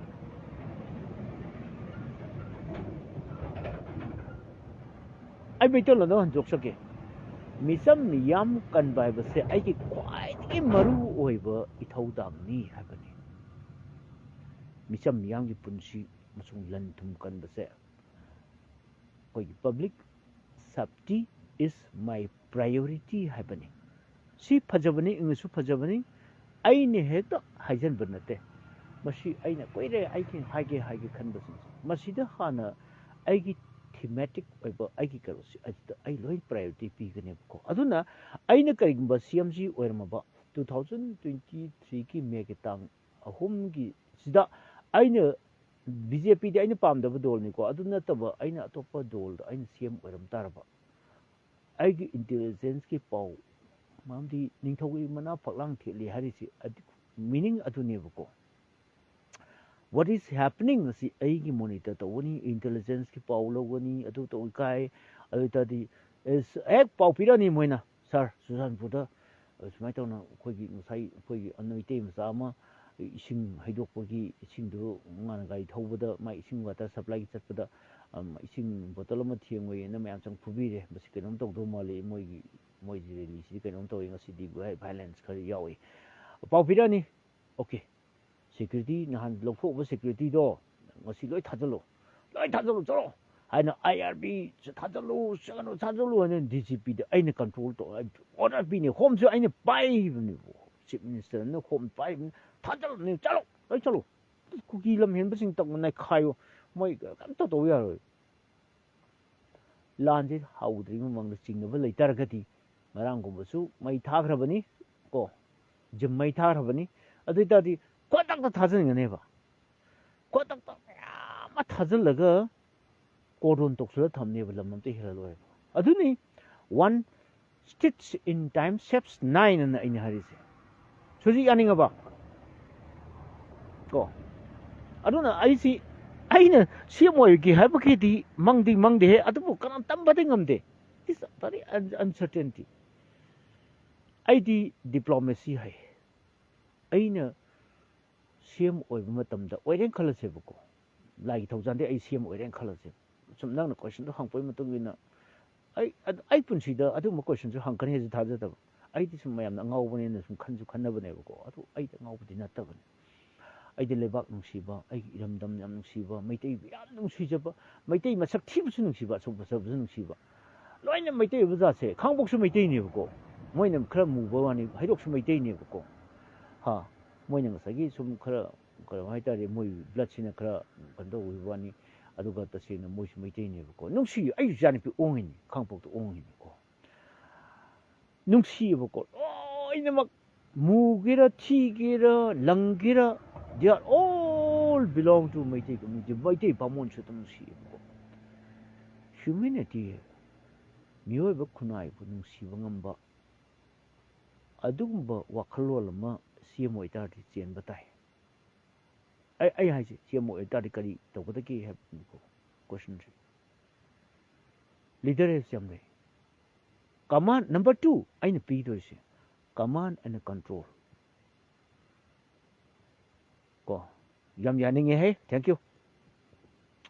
leader masi kari changkata ke bu masi akoi honorable cm ju tabiyo masi kai bai life ne kai ba no koi mi singna BJP mi singna phangta re pau tambiyo convert tabiyo number 1 leader mo ge tar gadi cm mo ge tar gadi command and control double c masi ai logic ta tamai ai masi ai kano ta tamai ko ai philosophy ai na masi ai psychology tamai ko Father John Magna Jonat Father Joseph Magna I want tambi bako. If you want to become a leader, what qualities should you have? I don't know, sir. Please tell me. Please tell me. Yes, a leader should have two qualities. Two qualities. Double C. Number 1 C, command. Number 2 C, control. Command amasung control heudabdagi ngasi achuk chaw war tholai ne so ji aning bari ang dabrang ta hairo kuman chap sunang hairo kuman nauting kong nang su hairo command and control have si cm amada kwai dagi ana yaw da ba sen da ba dum quality ne ai khoi gi sar biren haigadra tamo biren haigadra koi di media da mai nga ta active oina thawak koi lan mung to ring da adum ai honorable cm se ai su personally tum bari sin sane koi ma'am koi press conference lo ra dum thokpada mana somda chal pui wari ga du am thagal ai mayam da somdi thagal e na ina tammi ma ju harawi ko adu double cc yaw dabra yawm dra kasu yaw biro command and control se command to jo hegidamni control to lak lam hela loy damni kanamta men free mla kanamta lam command jo hegidamni pin sin nung sian gidaba wa nga ka ngang budi yadre koi pabung ni bo bisi aine wa ngang debo let's talk me mari pabung go bi de aina yanang ba lay ko wa ka ngang debo ko silent men ko adubu mage soiba mukhaktang na akhoi gi hat panatna upai leti hai ki akhoi gi lala wasing ji ꯀꯅꯥꯗ ꯃꯄꯥꯗ ꯀꯩꯅꯣꯝꯃ ꯄꯤꯌꯣꯅ ꯗꯤꯃꯥꯟ ꯇꯧꯕꯅꯦꯕꯀꯣ ꯑꯗꯨ ꯍꯦꯛꯇ ꯍꯥꯠꯄ ꯌꯥꯗꯦꯕ ꯃꯥꯏ ꯑꯄꯥꯝꯕꯗꯨ ꯀꯩꯅꯣ ꯋꯥꯔꯤ ꯀꯧꯔ ꯁꯥꯇꯥꯔꯦꯗꯅ ꯌꯥꯗ꯭ꯔꯒ ꯐꯥ ꯇꯥꯔꯦꯗꯅ ꯂꯣ ꯂꯩꯔꯤꯁꯤꯗꯤ ꯍꯥ ꯅꯝꯕꯔ 1 double C ꯑꯁꯤ CM ꯈꯛꯇ ꯅꯠꯇꯦ ꯂꯩꯗꯣꯔꯤꯁꯦ ꯄꯨꯂꯤꯁꯀꯤ ꯃꯀꯣꯛꯇꯁꯨ double C ꯂꯩꯍꯟꯒꯗꯕꯅꯤ ꯀꯃꯥꯟ ꯑꯦꯟड ꯀꯟꯇ꯭ꯔꯣꯜ ꯀꯣꯔꯠꯀꯤ ꯃꯀꯣꯛꯇꯁꯨ ꯑꯦꯗꯚꯣꯀꯦꯠ ꯖꯦꯅꯔꯦꯜꯗꯁꯨ double C ꯂꯩꯍꯟꯒꯗꯕꯅꯤ ꯗꯤꯄꯥꯔꯠꯃꯦꯟ ꯈꯨꯗꯤꯡꯃꯛꯀꯤ ꯀꯩꯅꯣ ꯄꯨꯂꯤꯁꯀꯤ DGPꯁꯨ ꯂꯩꯍꯟꯒꯗꯕꯅꯤ ꯑꯗꯒꯤ DC ꯑꯃꯁꯨ ꯂꯩꯍꯟꯒꯗꯕꯅꯤ ꯗꯦꯄꯨꯇꯤ ꯀꯃꯤꯁꯅꯔ ꯑꯣꯏꯔꯛꯏꯅꯤ ꯑꯗꯨꯅ ꯍꯦꯗ ꯗꯤꯄꯥꯔꯠꯃꯦꯟ ꯃꯌꯥꯝꯁꯦ ꯁ꯭ꯀꯨꯜꯒꯤ ꯑꯣꯏꯔꯣ ꯑꯃ ꯑꯣꯏꯔꯣ ꯑꯦꯅꯤ ꯁꯦꯛꯁꯟꯗ ꯑꯦꯅꯤ ꯁꯦꯒꯃꯦꯟꯗ double C ꯁꯤ ꯌꯥꯎꯗꯕ ꯁꯨꯡꯌꯥ ꯌꯥꯗꯕꯅꯦꯕ ꯃꯁꯤ ꯑꯩꯅ CM ꯑꯣꯏꯇꯥꯔꯗꯤꯀꯣ ꯂꯣꯏꯅ ꯀꯧꯁꯤꯜꯂꯒ ꯑꯆꯧꯕ ꯁꯤꯇꯤ ꯀꯟꯚꯦꯟꯁꯟꯗꯨꯗ ꯀꯧꯈꯠꯂꯒ ꯃꯥꯏꯀ꯭ꯔꯣꯐꯣꯟ ꯄꯥꯜꯂꯒ ꯃꯥꯒꯤ ꯃꯄꯥꯗꯨꯗ ꯃꯥꯏꯀ꯭ꯔꯣꯐꯣꯟ ꯃꯆꯥ ꯑꯃ ꯄꯥꯏꯔꯒ ꯀꯟꯐꯔꯦꯟꯁ ꯐꯝꯃꯒ ꯑꯗꯨꯀꯣ ꯃꯗꯨꯗ ꯏꯟꯇꯔꯦꯛꯁꯟ ꯄ꯭ꯔꯣꯒꯥꯝꯒ ꯇꯧꯅꯦꯕꯀꯣ ꯑꯩꯅ ꯑꯍꯥꯟꯕ CM ꯑꯣꯏꯕꯒꯤ ꯅꯨꯃꯤꯠꯇꯣ ꯑꯗꯨꯃꯛꯇꯗ ꯃꯌꯥꯝꯁꯦ ꯂꯣꯏ ꯂꯥꯛꯄꯤꯌꯨꯅ ꯌꯥꯝꯅ ꯑꯩꯅ CM ꯑꯣꯏꯔꯒꯁꯨ ꯑꯩꯈꯣꯏꯅꯁꯨ ꯌꯥꯝꯅ ꯕꯦꯕꯥꯔ ꯇꯧꯅ ꯑꯩꯗꯤ ꯉꯁꯥꯏꯒꯤ ꯔꯦꯁꯄꯦꯛꯇꯨ ꯌꯧꯗꯦ ꯃꯤꯒꯤ ꯗꯤꯄꯥꯔꯠꯃꯦꯟꯒꯤ ꯍꯦꯠꯇꯨꯗ ꯉꯁꯥꯏꯒꯤ ꯑꯩꯈꯣꯏꯅꯁꯨ ꯃꯃꯤꯡꯒ ꯍꯦꯛꯇ ꯀꯧꯕ ꯌꯥꯗꯦ ꯑꯩꯈꯣꯏ ꯃꯊꯛ ꯊꯪꯕꯗꯨꯗ ꯑꯩꯈꯣꯏꯅ ꯁꯥꯔꯒ ꯑꯗꯨꯝ ꯀꯧꯕꯤꯕ ꯌꯥꯏꯌꯦꯕ CMꯅ ꯃꯤ ꯑꯣꯐꯤꯁꯥꯔꯗꯨ ꯐꯖꯅ ꯀꯧꯕꯤꯕ ꯔꯦꯁꯄꯦꯛ ꯇꯧꯕꯤꯕ ꯌꯥꯏ ꯀꯣ ꯑꯗꯨꯅ ꯐꯖꯅ ꯋꯥꯔꯤ ꯁꯥꯔꯒ ꯐ꯭ꯔꯦꯟꯂꯤ ꯑꯣꯏꯅ ꯂꯣꯏꯅꯔꯒ that is called diplomacy diplomatic policy ꯃꯁꯤꯕꯨꯅꯤ ꯗꯤꯄ꯭ꯂꯣꯃꯦꯁꯤꯁꯤ ꯑꯩꯈꯣꯏ CMꯁꯤ ꯗꯤꯄ꯭ꯂꯣꯃꯦꯁꯤꯁꯤ ꯈꯤꯇꯪ ꯋꯥꯠꯄ꯭ꯔꯥꯅ ꯈꯜꯂꯦ only ꯁꯦꯟꯇꯔꯅ ꯍꯥꯏꯕ ꯈꯛꯇ ꯁꯨꯝ ꯇꯥꯕ ꯁꯦꯟꯇꯔꯅ ꯍꯥꯏꯕ ꯈꯛꯇ ꯁꯨꯝ ꯇꯥꯕ ꯑꯩꯈꯣꯏ ꯄꯕ꯭ꯂꯤꯛꯅ ꯍꯥꯏꯕ ꯁꯨꯡꯇꯥ ꯇꯥꯗꯕ ꯃꯁꯤꯗꯤ ꯗꯤꯄ꯭ꯂꯣꯃꯦꯁꯤ ꯅꯠꯇꯦꯕ ꯗꯤꯄ꯭ꯂꯣꯃꯦꯁꯤꯁꯤꯗꯤ ꯁꯦꯟꯇꯔꯅ ꯑꯍꯣꯏ ꯁꯥꯔ ꯑꯩꯈꯣꯏ ꯈꯟꯅꯁꯤ ꯑꯗꯨꯒ ꯑꯩ ꯄꯕ꯭ꯂꯤꯛꯅ ꯌꯥꯗ꯭ꯔꯒꯗꯤ ꯑꯩ ꯈꯪꯗꯦꯀꯣ ꯁꯥꯔ ꯃꯁꯤꯗꯤ ꯀꯣ ꯒꯥꯅ ꯍꯥꯏꯕ ꯉꯝꯒꯗꯕ ꯑꯩꯈꯣꯏ ꯄꯕ꯭ꯂꯤꯛꯅ ꯌꯥꯔꯛꯇ꯭ꯔꯗꯤ ꯑꯩꯈꯣꯏ ꯁꯥꯔ ꯀꯩꯅꯣꯒꯤ ꯄꯥꯕꯨꯡ ꯏꯕꯣꯕꯤꯗꯤ ꯇꯧꯋꯦꯕꯀꯣ ꯅꯣꯏ ꯁꯦꯟꯇꯔ ꯄꯤꯁꯤꯗ ꯃꯋꯥ ꯂꯧꯗꯦ ꯑꯩꯈꯣꯏ ꯃꯣꯏꯄꯥ ꯆꯪꯂꯣꯏ ꯑꯩꯅ ꯉꯝꯃꯦ ꯅꯣꯏ ꯁꯦꯟꯇꯔꯒꯤ ꯅꯋꯥ ꯂꯧꯗꯦ ꯀꯥꯏꯅ ꯇꯣꯛ ꯇꯧꯕ ꯗꯦꯠ ꯏꯁ ꯀꯣꯜ ꯗꯤꯄ꯭ꯂꯣꯃꯦꯁꯤ ꯑꯗꯨꯅ ꯑꯩ ꯇꯁꯦꯡꯅ ꯄꯣꯏꯟ ꯌꯥꯝ ꯑꯣꯏꯔꯦ ꯑꯗꯨꯕꯨ ꯑꯩꯒꯤ ꯁꯛꯇꯥꯁꯤꯅ ꯑꯩꯅ ꯍꯥꯏ ꯑꯩꯈꯣꯏ ꯏꯃꯨꯡꯗ ꯐꯥꯒꯤꯁꯨ ꯈꯔ ꯇꯧꯒꯦꯀꯣ ꯑꯩꯁꯤ ꯚꯣꯠ ꯂꯦꯞꯀꯦ ꯍꯥꯏ ꯑꯩꯈꯣꯏꯒꯤ ꯑꯟꯗ꯭ꯔꯣ ꯀꯦꯟꯗ꯭ꯔꯁꯤꯗ ꯑꯩ ꯚꯣꯠ ꯂꯦꯞꯀꯦ ꯍꯥꯏꯗꯣ ꯑꯗꯨ ꯏꯆꯥꯁꯤꯡ ꯍꯥꯏꯅꯤ ꯕꯕꯥ ꯃꯤ 5-6 ꯂꯦꯞꯀꯅꯦꯅ ꯇꯥꯏ ꯑꯗꯨ ꯂꯦꯞꯄ ꯃꯇꯝꯗ ꯕꯕꯥꯅ ꯃꯤ 5 ꯂꯦꯞꯄ ꯃꯇꯝꯗ 5 ꯁꯨꯕ ꯇꯥꯅꯤ ꯍꯥꯏ ꯑꯗꯣ ꯑꯩꯈꯣꯏ ꯏꯃꯨꯡꯗ ꯑꯩꯉꯣꯟꯗ ꯚꯣꯠ ꯀꯌꯥ ꯄꯤꯒꯗꯒꯦꯕ ꯕꯕꯥ ꯑꯗꯨꯗꯤ ꯍꯥꯏ ꯉꯝꯗꯦꯅ ꯍꯥꯏ ꯑꯩꯈꯣꯏ ꯏꯃꯨꯡꯕꯨ ꯑꯩꯈꯣꯏꯅ ꯁꯣꯂꯤꯠ ꯚꯣꯠ ꯄꯤꯔꯣꯏꯕ ꯑꯩꯈꯣꯏ ꯏꯪꯈꯣꯜꯅꯨꯡꯕꯨ ꯑꯩꯉꯣꯟꯗ ꯚꯣꯠ ꯁꯣꯂꯤꯠ ꯚꯣꯠ ꯄꯤꯔꯣꯏꯕ ꯑꯦꯛꯖꯥꯝꯄꯜ ꯂꯩ ꯑꯩꯁꯦ ꯃꯔꯝꯗꯤ ꯀꯩꯅꯣꯕꯨ ꯑꯩꯉꯣꯟꯗ ꯀ꯭ꯋꯥꯂꯤꯇꯤ ꯑꯝꯇ ꯂꯩꯇꯦ ꯑꯩ ꯄꯩꯁꯥ ꯂꯩꯇꯦ ꯃꯦꯇꯔꯤꯌꯦꯂꯤꯖꯝ ꯋꯥꯔꯜꯅꯤ ꯃꯦꯇꯔꯤꯌꯦꯂꯤꯖꯝ ꯋꯥꯔꯜ ꯍꯥꯏꯕꯁꯤ ꯁꯅꯥ ꯂꯨꯄꯥ ꯂꯟ ꯊꯨꯝ ꯂꯩꯕ ꯃꯤ ꯈꯛꯇꯗ ꯃꯤꯅꯦꯅ ꯈꯟꯅꯩꯌꯦꯕꯀꯣ ꯏꯟꯇꯦꯂꯦꯛꯆꯨꯋꯦꯜ ꯋꯦꯜ ꯍꯥꯏꯕꯁꯤꯃꯗꯤ ꯃꯇꯝꯁꯤꯗ ꯍꯧꯖꯤꯛ ꯑꯩꯈꯣꯏꯁꯤ ꯀꯌꯥ ꯈꯟꯅꯗ꯭ꯔꯦ ꯑꯗꯨꯅꯅꯤ ꯏꯂꯦꯛꯁꯟ ꯃꯇꯝꯗ ꯄꯩꯁꯥ ꯊꯣꯝꯖꯤꯜꯂꯒ ꯂꯨꯄꯥ 2,000 ꯆꯞꯄꯤ ꯆꯥꯏꯔꯤꯕ ꯇꯧꯔꯤꯕ ꯃꯌꯥꯝꯁꯦ ꯃꯁꯤꯅ ꯑꯩꯈꯣꯏꯒꯤ ꯂꯩꯕꯥꯛꯁꯨ ꯋꯥꯔꯤꯕꯅꯦꯕꯀꯣ ꯃꯁꯤ ꯗꯦꯜꯂꯤꯒꯨꯝꯅ ꯑꯔꯕꯤꯟ ꯀꯦꯖ꯭ꯔꯤꯋꯥꯜ ꯈꯜꯂꯤ ꯁꯨꯃꯥꯏꯅ ꯑꯩꯈꯣꯏꯁꯨ ꯂꯤꯗꯔ ꯑꯃꯇꯪ ꯈꯟꯕ ꯇꯥꯔꯒꯗꯤ ꯀꯩꯒꯨꯝꯕ ꯑꯩꯉꯣꯟꯗ ꯑꯣꯏꯅꯤꯡꯕꯗꯤ ꯂꯩꯇꯦꯕꯀꯣ ꯑꯗꯨꯕꯨ ꯑꯩꯅ ꯁꯨꯝ ꯈꯜꯂꯦ ꯑꯩꯒꯤ ꯁꯨꯝ ꯈꯜꯂꯦ ꯑꯩꯅ CM ꯃꯄꯥ ꯌꯧꯔꯀꯥꯟꯗ ꯑꯩ ꯁꯤ ꯆꯧꯀ꯭ꯔꯤꯁꯤꯗ ꯑꯩ ꯑꯝꯇ ꯐꯝꯖꯒꯦ ꯑꯩ ꯂꯩꯕꯥꯛꯁꯦ ꯑꯃꯨꯛꯇ ꯅꯩꯈꯥꯏꯖꯒꯦ ꯐꯖꯅ ꯃꯀꯣꯛꯇꯒꯤ ꯐꯖꯅ ꯁꯦꯝꯗꯣꯛꯆꯒꯦ ꯑꯩꯅ ꯉꯁꯥꯏ ꯍꯥꯏꯅꯤ ꯑꯩ ꯑꯍꯥꯟꯕ CMꯒꯤ ꯐꯝꯁꯤꯗ ꯍꯦꯛ ꯑꯩꯒꯤ CMꯒꯤ ꯆꯧꯀ꯭ꯔꯤꯁꯤꯗ ꯑꯍꯥꯟꯕ ꯐꯝꯒꯗꯕ ꯅꯨꯃꯤꯠꯇꯣ ꯑꯩ ꯐꯝꯃꯝꯃꯅꯤ ꯑꯩꯒꯤ ꯆꯧꯀ꯭ꯔꯤ ꯐꯝꯃꯝꯃꯅꯤ ꯃꯤꯅꯤꯠ 5 ꯐꯥꯅ ꯐꯝꯃꯝꯃꯣꯏ ꯑꯗꯨꯒ ꯑꯩꯒꯤ ꯄ꯭ꯔꯥꯏꯚꯦꯠ ꯁꯦꯀ꯭ꯔꯦꯇꯔꯤꯗ ꯑꯩ ꯍꯧꯖꯤꯛꯁꯦ ꯂꯣꯏꯅꯃꯛ ꯗꯤꯄꯥꯔꯠꯃꯦꯟ ꯈꯨꯗꯤꯡꯃꯛꯀꯤ ꯂꯣꯏꯅꯃꯛ ꯁꯤꯗ ꯗꯥꯏꯔꯦꯛꯇꯔ ꯈꯪꯗꯦ ꯑꯗꯒꯤ ꯀꯩꯅꯣ ꯈꯪꯗꯦ DC ꯈꯪꯗꯦ ꯂꯣꯏꯅꯃꯛ DC ꯂꯣꯏꯅꯃꯛꯀꯤ ꯗꯤꯁꯇ꯭ꯔꯤꯛ 16ꯁꯤꯒꯤ DC ꯂꯣꯏꯅꯃꯛ ꯂꯥꯛꯇ ꯌꯥꯗꯦ ꯍꯥꯏꯌꯨ ꯑꯀꯟꯕ ꯄꯥꯎ ꯆꯦꯟꯈꯣ ꯍꯥꯏꯗꯅ ꯍꯥꯏꯔꯒ ꯁꯒꯣꯜ ꯄꯥꯎ ꯆꯦꯟꯈꯣ ꯆꯠꯂꯣ ꯍꯥꯏꯗꯅ ꯀꯃꯥꯟ ꯑꯦꯟ ꯀꯟꯇ꯭ꯔꯣꯜ ꯀꯃꯥꯟ ꯇꯧꯔꯤ ꯀꯟꯇ꯭ꯔꯣꯜꯁꯨꯅꯤ ꯑꯗꯨꯒ ꯁꯤꯇꯤ ꯀꯟꯚꯦꯟꯁꯟꯗ ꯃꯥꯏꯀ꯭ꯔꯣꯐꯣꯟ ꯑꯃꯃꯝ ꯂꯣꯏꯅ ꯄꯥꯜꯂ ꯃꯈꯣꯏꯒꯤ ꯑꯋꯥꯠ ꯑꯄꯥ ꯀꯔꯤ ꯈꯨꯗꯣꯡꯆꯥꯗꯕ ꯑꯦꯗꯚꯥꯟꯇꯦꯖ ꯑꯦꯟ ꯗꯤꯁꯑꯦꯗꯚꯥꯟꯇꯦꯖ ꯑꯗꯨꯒꯤ ꯃꯈꯣꯏꯒꯤ ꯂꯩꯔꯤꯕ ꯍꯧꯖꯤꯛ ꯄ꯭ꯔꯖꯦꯟ ꯁ꯭ꯇꯦꯇꯁ ꯂꯣꯏꯅ ꯍꯥꯏꯌꯨ ꯅꯈꯣꯏꯒꯤ ꯑꯋꯥꯠ ꯑꯄꯥ ꯅꯠꯇ꯭ꯔꯒ ꯈꯨꯗꯣꯡꯆꯥꯗꯕ ꯀꯔꯤ ꯂꯩ ꯅꯈꯣꯏꯒꯤ ꯂꯩꯉꯥꯛꯄꯗ ꯅꯈꯣꯏꯒꯤ ꯀꯔꯤ ꯗꯤꯄꯥꯔꯠꯃꯦꯟꯇ ꯏꯗꯨꯀꯦꯁꯟ ꯗꯤꯄꯥꯔꯠꯃꯦꯟꯇ ꯀꯔꯤ ꯂꯩ ꯃꯦꯗꯤꯀꯦꯜ ꯁꯦꯛꯇꯔꯅ ꯀꯔꯤ ꯋꯥꯠꯂꯤ ꯑꯗꯨꯒ ꯋꯥꯇꯔ ꯑꯩꯈꯣꯏꯒꯤ ꯀꯩꯅꯣ ꯔꯤꯁꯣꯔꯁꯦꯁꯀꯤ ꯑꯗꯒꯤ ꯁꯤꯒꯤ ꯋꯥꯇꯔ ꯁꯄ꯭ꯂꯥꯏꯅ ꯀꯔꯤ PWDꯅ ꯀꯔꯤ ꯋꯥꯠꯂꯤ ꯑꯗꯨ ꯅꯣꯏ ꯆꯤꯞ ꯏꯟꯖꯤꯅꯤꯌꯥꯔ ꯅꯣꯏ ꯂꯣꯏ ꯌꯥꯎꯍꯟꯗꯣꯏꯅꯤ ꯂꯣꯏꯅꯃꯛ ꯃꯤ 100-200 ꯗꯤꯄꯥꯔꯠꯃꯦꯟ ꯃꯌꯥꯝꯒꯤ ꯃꯤ 200-300 ꯑꯩꯅ ꯁꯦꯝꯃꯣꯏ ꯇꯥꯔꯗꯤ ꯑꯩ ꯐꯝꯒꯅꯦꯕꯀꯣ ꯑꯗꯨꯒ ꯃꯈꯣꯏꯅ ꯉꯥꯡꯕꯗꯣ ꯑꯩ ꯃꯨꯟꯅ ꯇꯥꯕ ꯇꯥꯏ ꯑꯩꯈꯣꯏ ꯐꯥꯗꯔꯅ ꯑꯩꯉꯣꯟꯗ ꯇꯝꯕꯤꯔꯛꯑꯦ what is more important between art of listening and art of talking aina khome sir art of listening is more important than that yes you are right hai aidi ai haige sujit nang tawro ko khwaiding maru oi base wangang budu nateba mina ngang bu mun tabdu ne ko semoi tardi mina ngang budu mun tab tab officer man hari budo madu fatna response pi butaba nang ba tu tabe ya de har ko sok tardi mana ngon kari khan gani oh yengsi ta si khanasi yam phajai nang hai do appreciation to godamni command to godamni control to godamni ko adumaina father na ngon tam ko yawi what is more important between art of listening and the art of talking ha khitang thuri aina jang si ko wangang ba siga wangang ba ta ba siga kan ba important oi ge mayam khalu ne mayam de ngang ba ja maru oi har kane adu ai gi art of listening is more important hai ge ne ko adu aina angang sing aina training pi matam su angang mayam ai sem ko le ko fajana advocate oi bi aure mandi kana to mi oi da su yawi adu fajana mi po thabak song to bi yaure adu hoji SP oi bo yaure ko hoji jiribam da puriba SP Robinson si khamnam Robinson si aina aigi school da tambi gi ba ngang philosophy ain tambi aina tamak kudum mon tambi ma leader oi rakna po si aina ngang oi de motivate tau khib ko magi mayam badi adum lai ngrang su si thap lai ko anda ki teacher de ai wan khuram ko world teacher de ki piram ko ai oh nungsi de ko school da ai se sahi taramanga oja were adi sahi mari manga mo phada kim nak ta kul ga logic adagi se psychology sigumba sing tam how to speak English how to write correct English tam personal dealing tam leadership ki quality ki si matang tam adu tadi semoi badi yare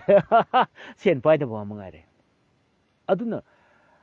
misam miyam ki punsi sinji aduga mati equality basi adu akoi di si pai ram le si akoi khalli mi ai si politician lam da pai da po ai sum pai journalism da pai si kai no bo kamai lebak nga ka da ge di si lo yaw re ba lebak kamai nga ka da ge su si lo yaw le re ba adan sum ai politics pam da ba ise hoi pa ma khidra khangde ai politics se ko chana khal le ba kari gino su ma se politics se mot pa ge hana param ba mi sing politics da mot pa na te si da mot pa yaw de ba adu politics da changi ba mi sing mot pa da ma hore ba ko masana changi ba lam da masa ki equation mang thang gi da egoistic culture se lai da napal le po sak sin post ba phang gra situ da phang gra da napal sin mang thang ni ai kana no si who am I han ham gata re ai kamai na horki ai kamai na miyam ge misam miyam ji leader mo re ning thau mo ita ri ai napi lon ba ya bra ai han napi am ko na mo ga su ai hu ji ti adu ya dre lai ki ngam thang ni CMI ba se koi honorable CM na su tabi ai gi life si kai ba thenga tar ga ti ai gi honorable CM na napi lo le ha ba gi nate ai gi si example ni in hajar si lai hak tak ning thau adak tak napi mayam lo lam me har ga su ai di lo lo ko ai su single ni ai lon ki ti to na me sin pi so la me ai hai do di jel su le ro na I am the king of truth so ji tabi ko ai life si khang bi ko ai di achum phangang ba da ai ji kwai ki da ba ni pa ne kwai de ki da ba world ha ge ai achum phangang ba da world ai gum ba mi di le ra moi even Mahatma Gandhi wo mai ki secrecy lo hai do om de mana bra lit pa nupi de ai adu post to ai check ano to save ta hudre ba mai bodi photo to Google da koi leak oir pane ko adi photo mana ko gi kano si da dancing bar da ko bar da man chatle na koi ball dance to chatle ada ngasai ki mate bra lit pa British nupi do am phajai ba ko black and white photo ne ba anything nai do Mahatma Gandhi sinu ko kon ba ni da bralet ni video ko ga ꯑꯗꯩ ꯁ꯭ꯄꯥꯏ ꯀꯦꯃꯦꯔꯥꯗ ꯅꯝꯃꯦꯕ ꯑꯗꯩ ꯐꯣꯇꯣꯗꯣ ꯑꯗꯨ ꯃꯥꯏ ꯄꯨꯟꯁꯤꯗ ꯑꯩ ꯅꯨꯄꯤ ꯃꯊꯣꯡ ꯌꯥꯝ ꯆꯥꯗꯕ ꯑꯩ ꯃꯊꯣꯡ ꯌꯥꯝ ꯆꯥꯛꯇꯦ ꯑꯩ ꯅꯨꯄꯤ ꯀꯣꯏꯔꯛꯏ ꯑꯩ ꯁꯨꯃꯥꯏꯅ ꯇꯧꯅ ꯑꯩꯁꯦ ꯕꯦꯔꯤꯁꯇꯔ ꯇꯝꯕ ꯆꯠꯂꯒ ꯑꯩꯁꯦ ꯈꯔꯗꯤ ꯉꯥꯎꯔꯛꯑꯦ ꯅꯨꯄꯤꯗ ꯈꯔ ꯉꯥꯎꯔꯛꯑꯦꯁꯦ ꯃꯥꯒꯤ ꯁꯤꯀ꯭ꯔꯦꯠꯁꯤꯗ ꯍꯥꯏꯗꯣꯛꯄꯗ ꯌꯥꯎꯗꯕ ꯄꯣꯠꯅꯦꯕ ꯑꯗꯨ ꯁ꯭ꯄꯥꯏ ꯀꯦꯃꯦꯔꯥꯅꯗꯤ ꯐꯒꯠꯂꯛꯏꯕ ꯂꯣꯏꯅ ꯑꯔꯣꯜ ꯑꯊꯨꯞ ꯂꯣꯏ ꯐꯥꯏꯗꯣꯛꯂꯦꯕ ꯑꯗꯨꯕꯨ ꯃꯥꯅ ꯐꯥꯗꯔ ꯑꯣꯐ ꯗ ꯅꯦꯁꯟ ꯍꯥꯏꯕ ꯇꯥꯏꯇꯜꯗꯣ ꯐꯪꯈ꯭ꯔꯦ ꯃꯥꯅ ꯃꯥꯏ ꯄꯨꯟꯁꯤꯗ ꯑꯩ ꯄꯣꯂꯤꯇꯤꯁꯤꯌꯥꯟ ꯑꯣꯏꯔꯣꯏ ꯑꯩ ꯃꯟꯇ꯭ꯔꯤ ꯑꯃꯇ ꯑꯣꯏꯔꯣꯏ ꯃꯥꯅ ꯑꯣꯏꯒꯦ ꯍꯥꯏꯔꯒꯗꯤ ꯃꯥꯅ ꯄ꯭ꯔꯥꯏꯝ ꯃꯤꯅꯤꯁꯇꯔ ꯍꯦꯛꯇ ꯑꯣꯏꯈ꯭ꯔꯝꯕ ꯌꯥꯕꯗꯣ ꯑꯣꯏꯔꯣꯏ ꯃꯥꯏ ꯄꯨꯟꯁꯤꯗ ꯑꯩ ꯏꯆꯝ ꯆꯝꯕ ꯑꯩ ꯐꯨꯔꯤꯠ ꯂꯤꯠꯂꯣꯏ ꯑꯩ ꯂꯩꯇ ꯂꯥꯏꯔꯕ ꯃꯌꯥꯝꯒꯤ ꯃꯥꯅ ꯑꯈꯜ ꯈꯔ ꯑꯣꯏꯔꯀꯥꯟꯗ ꯁꯤ ꯃꯣꯏꯅ ꯏꯟꯗꯤꯌꯥꯁꯦ ꯐꯨꯔꯤꯠ ꯂꯤꯠꯄ ꯐꯪꯗ꯭ꯔꯕꯅꯦ ꯑꯩꯅ ꯐꯨꯔꯤꯠ ꯂꯤꯠꯂꯣꯏꯒ ꯃꯥꯅ ꯐꯨꯔꯤꯠ ꯂꯤꯠꯇꯕꯩ ꯃꯔꯝꯁꯦ ꯀꯩꯅꯣꯕꯨ ꯑꯩ ꯁꯤꯝꯕꯣꯂꯥꯏꯁ ꯇꯧꯒꯦ ꯂꯥꯏꯔꯕ ꯃꯌꯥꯝꯒꯤ ꯑꯩ ꯁꯤꯝꯕꯣꯂꯥꯏꯁ ꯇꯧꯒꯦꯅ ꯃꯥꯅ ꯐꯤꯈꯛ ꯏꯜꯂꯒ ꯈꯣꯡꯎꯞ ꯈꯨꯔꯨꯝ ꯇꯣꯡꯉꯒ ꯃꯥꯅ ꯇꯧꯔꯒ ꯃꯥꯅ ꯂꯥꯏꯔꯕꯒꯤ ꯁꯛꯇꯝꯗ ꯑꯗꯨꯝ ꯂꯩꯔꯦ ꯀꯔꯤꯒꯤꯅꯣ ꯑꯗꯨꯃꯥꯏꯅ ꯇꯧꯗꯅ ꯄ꯭ꯂꯦꯟ ꯂꯤꯚꯤꯡ ꯑꯩ ꯍꯥꯏ ꯊꯤꯡꯀꯤꯡ ꯅꯪꯅ ꯉꯁꯤꯗꯤ ꯅꯪꯒꯤ ꯀꯣꯏꯁꯟ ꯌꯥꯝ ꯐꯖꯕꯩꯅꯦꯀꯣ ꯁꯨꯖꯤꯠ ꯅꯩꯅꯔꯤꯁꯤ ꯃꯌꯥꯝ ꯇꯥꯁꯅꯨ ꯀꯩꯁꯨ ꯀꯥꯏꯗꯦ ꯄ꯭ꯂꯦꯟ ꯂꯤꯚꯤꯡ ꯍꯥꯏ ꯊꯤꯡꯀꯤꯡ ꯁꯦꯝꯅꯤ ꯒꯥꯅ ꯄꯪꯆꯥꯎ ꯆꯥꯎꯕꯁꯨ ꯌꯥꯗꯦ ꯆꯤꯞ ꯃꯤꯅꯤꯁꯇꯔ ꯍꯥꯏꯕꯅꯤ ꯑꯦꯗꯃꯤꯅꯤꯁꯇ꯭ꯔꯦꯁꯟ ꯄꯥꯏꯔꯤꯕ ꯃꯤꯅꯤꯁꯇꯔ ꯃꯌꯥꯝꯁꯤꯒꯤ ꯃꯀꯣꯛ ꯍꯥꯏꯕꯅꯦꯕ ꯆꯤꯞ ꯃꯤꯅꯤꯁꯇꯔꯁꯦ ꯁ꯭ꯇꯦꯠꯀꯤ ꯅꯤꯡꯊꯧꯒꯨꯝꯕꯅꯤ ꯏꯕꯨꯙꯧ ꯄꯥꯈꯪꯕꯒꯤ ꯃꯈꯥꯗ ꯍꯦꯛ ꯃꯈꯥꯗ ꯃꯥ ꯂꯩꯗꯣꯏꯅꯤ ꯀꯣ ꯂꯥꯏꯒꯤ ꯉꯝꯊꯪ ꯑꯣꯏꯔꯤꯕ ꯃꯤꯁꯛꯇꯨꯅ ꯑꯔꯥꯟꯕ ꯊꯕꯛ ꯇꯧꯕ ꯌꯥꯕ꯭ꯔꯥ A king can do no wrong ꯁꯤ ꯇꯝꯃꯛꯑꯦ ꯑꯩꯅ ꯑꯃꯨꯛꯀꯁꯨ ꯍꯥꯏꯒꯦ ꯈꯤꯇꯪ ꯊꯨꯔꯦ ꯃꯁꯤ ꯃꯤꯅꯤꯡꯁꯤ ꯂꯨꯕꯅꯤ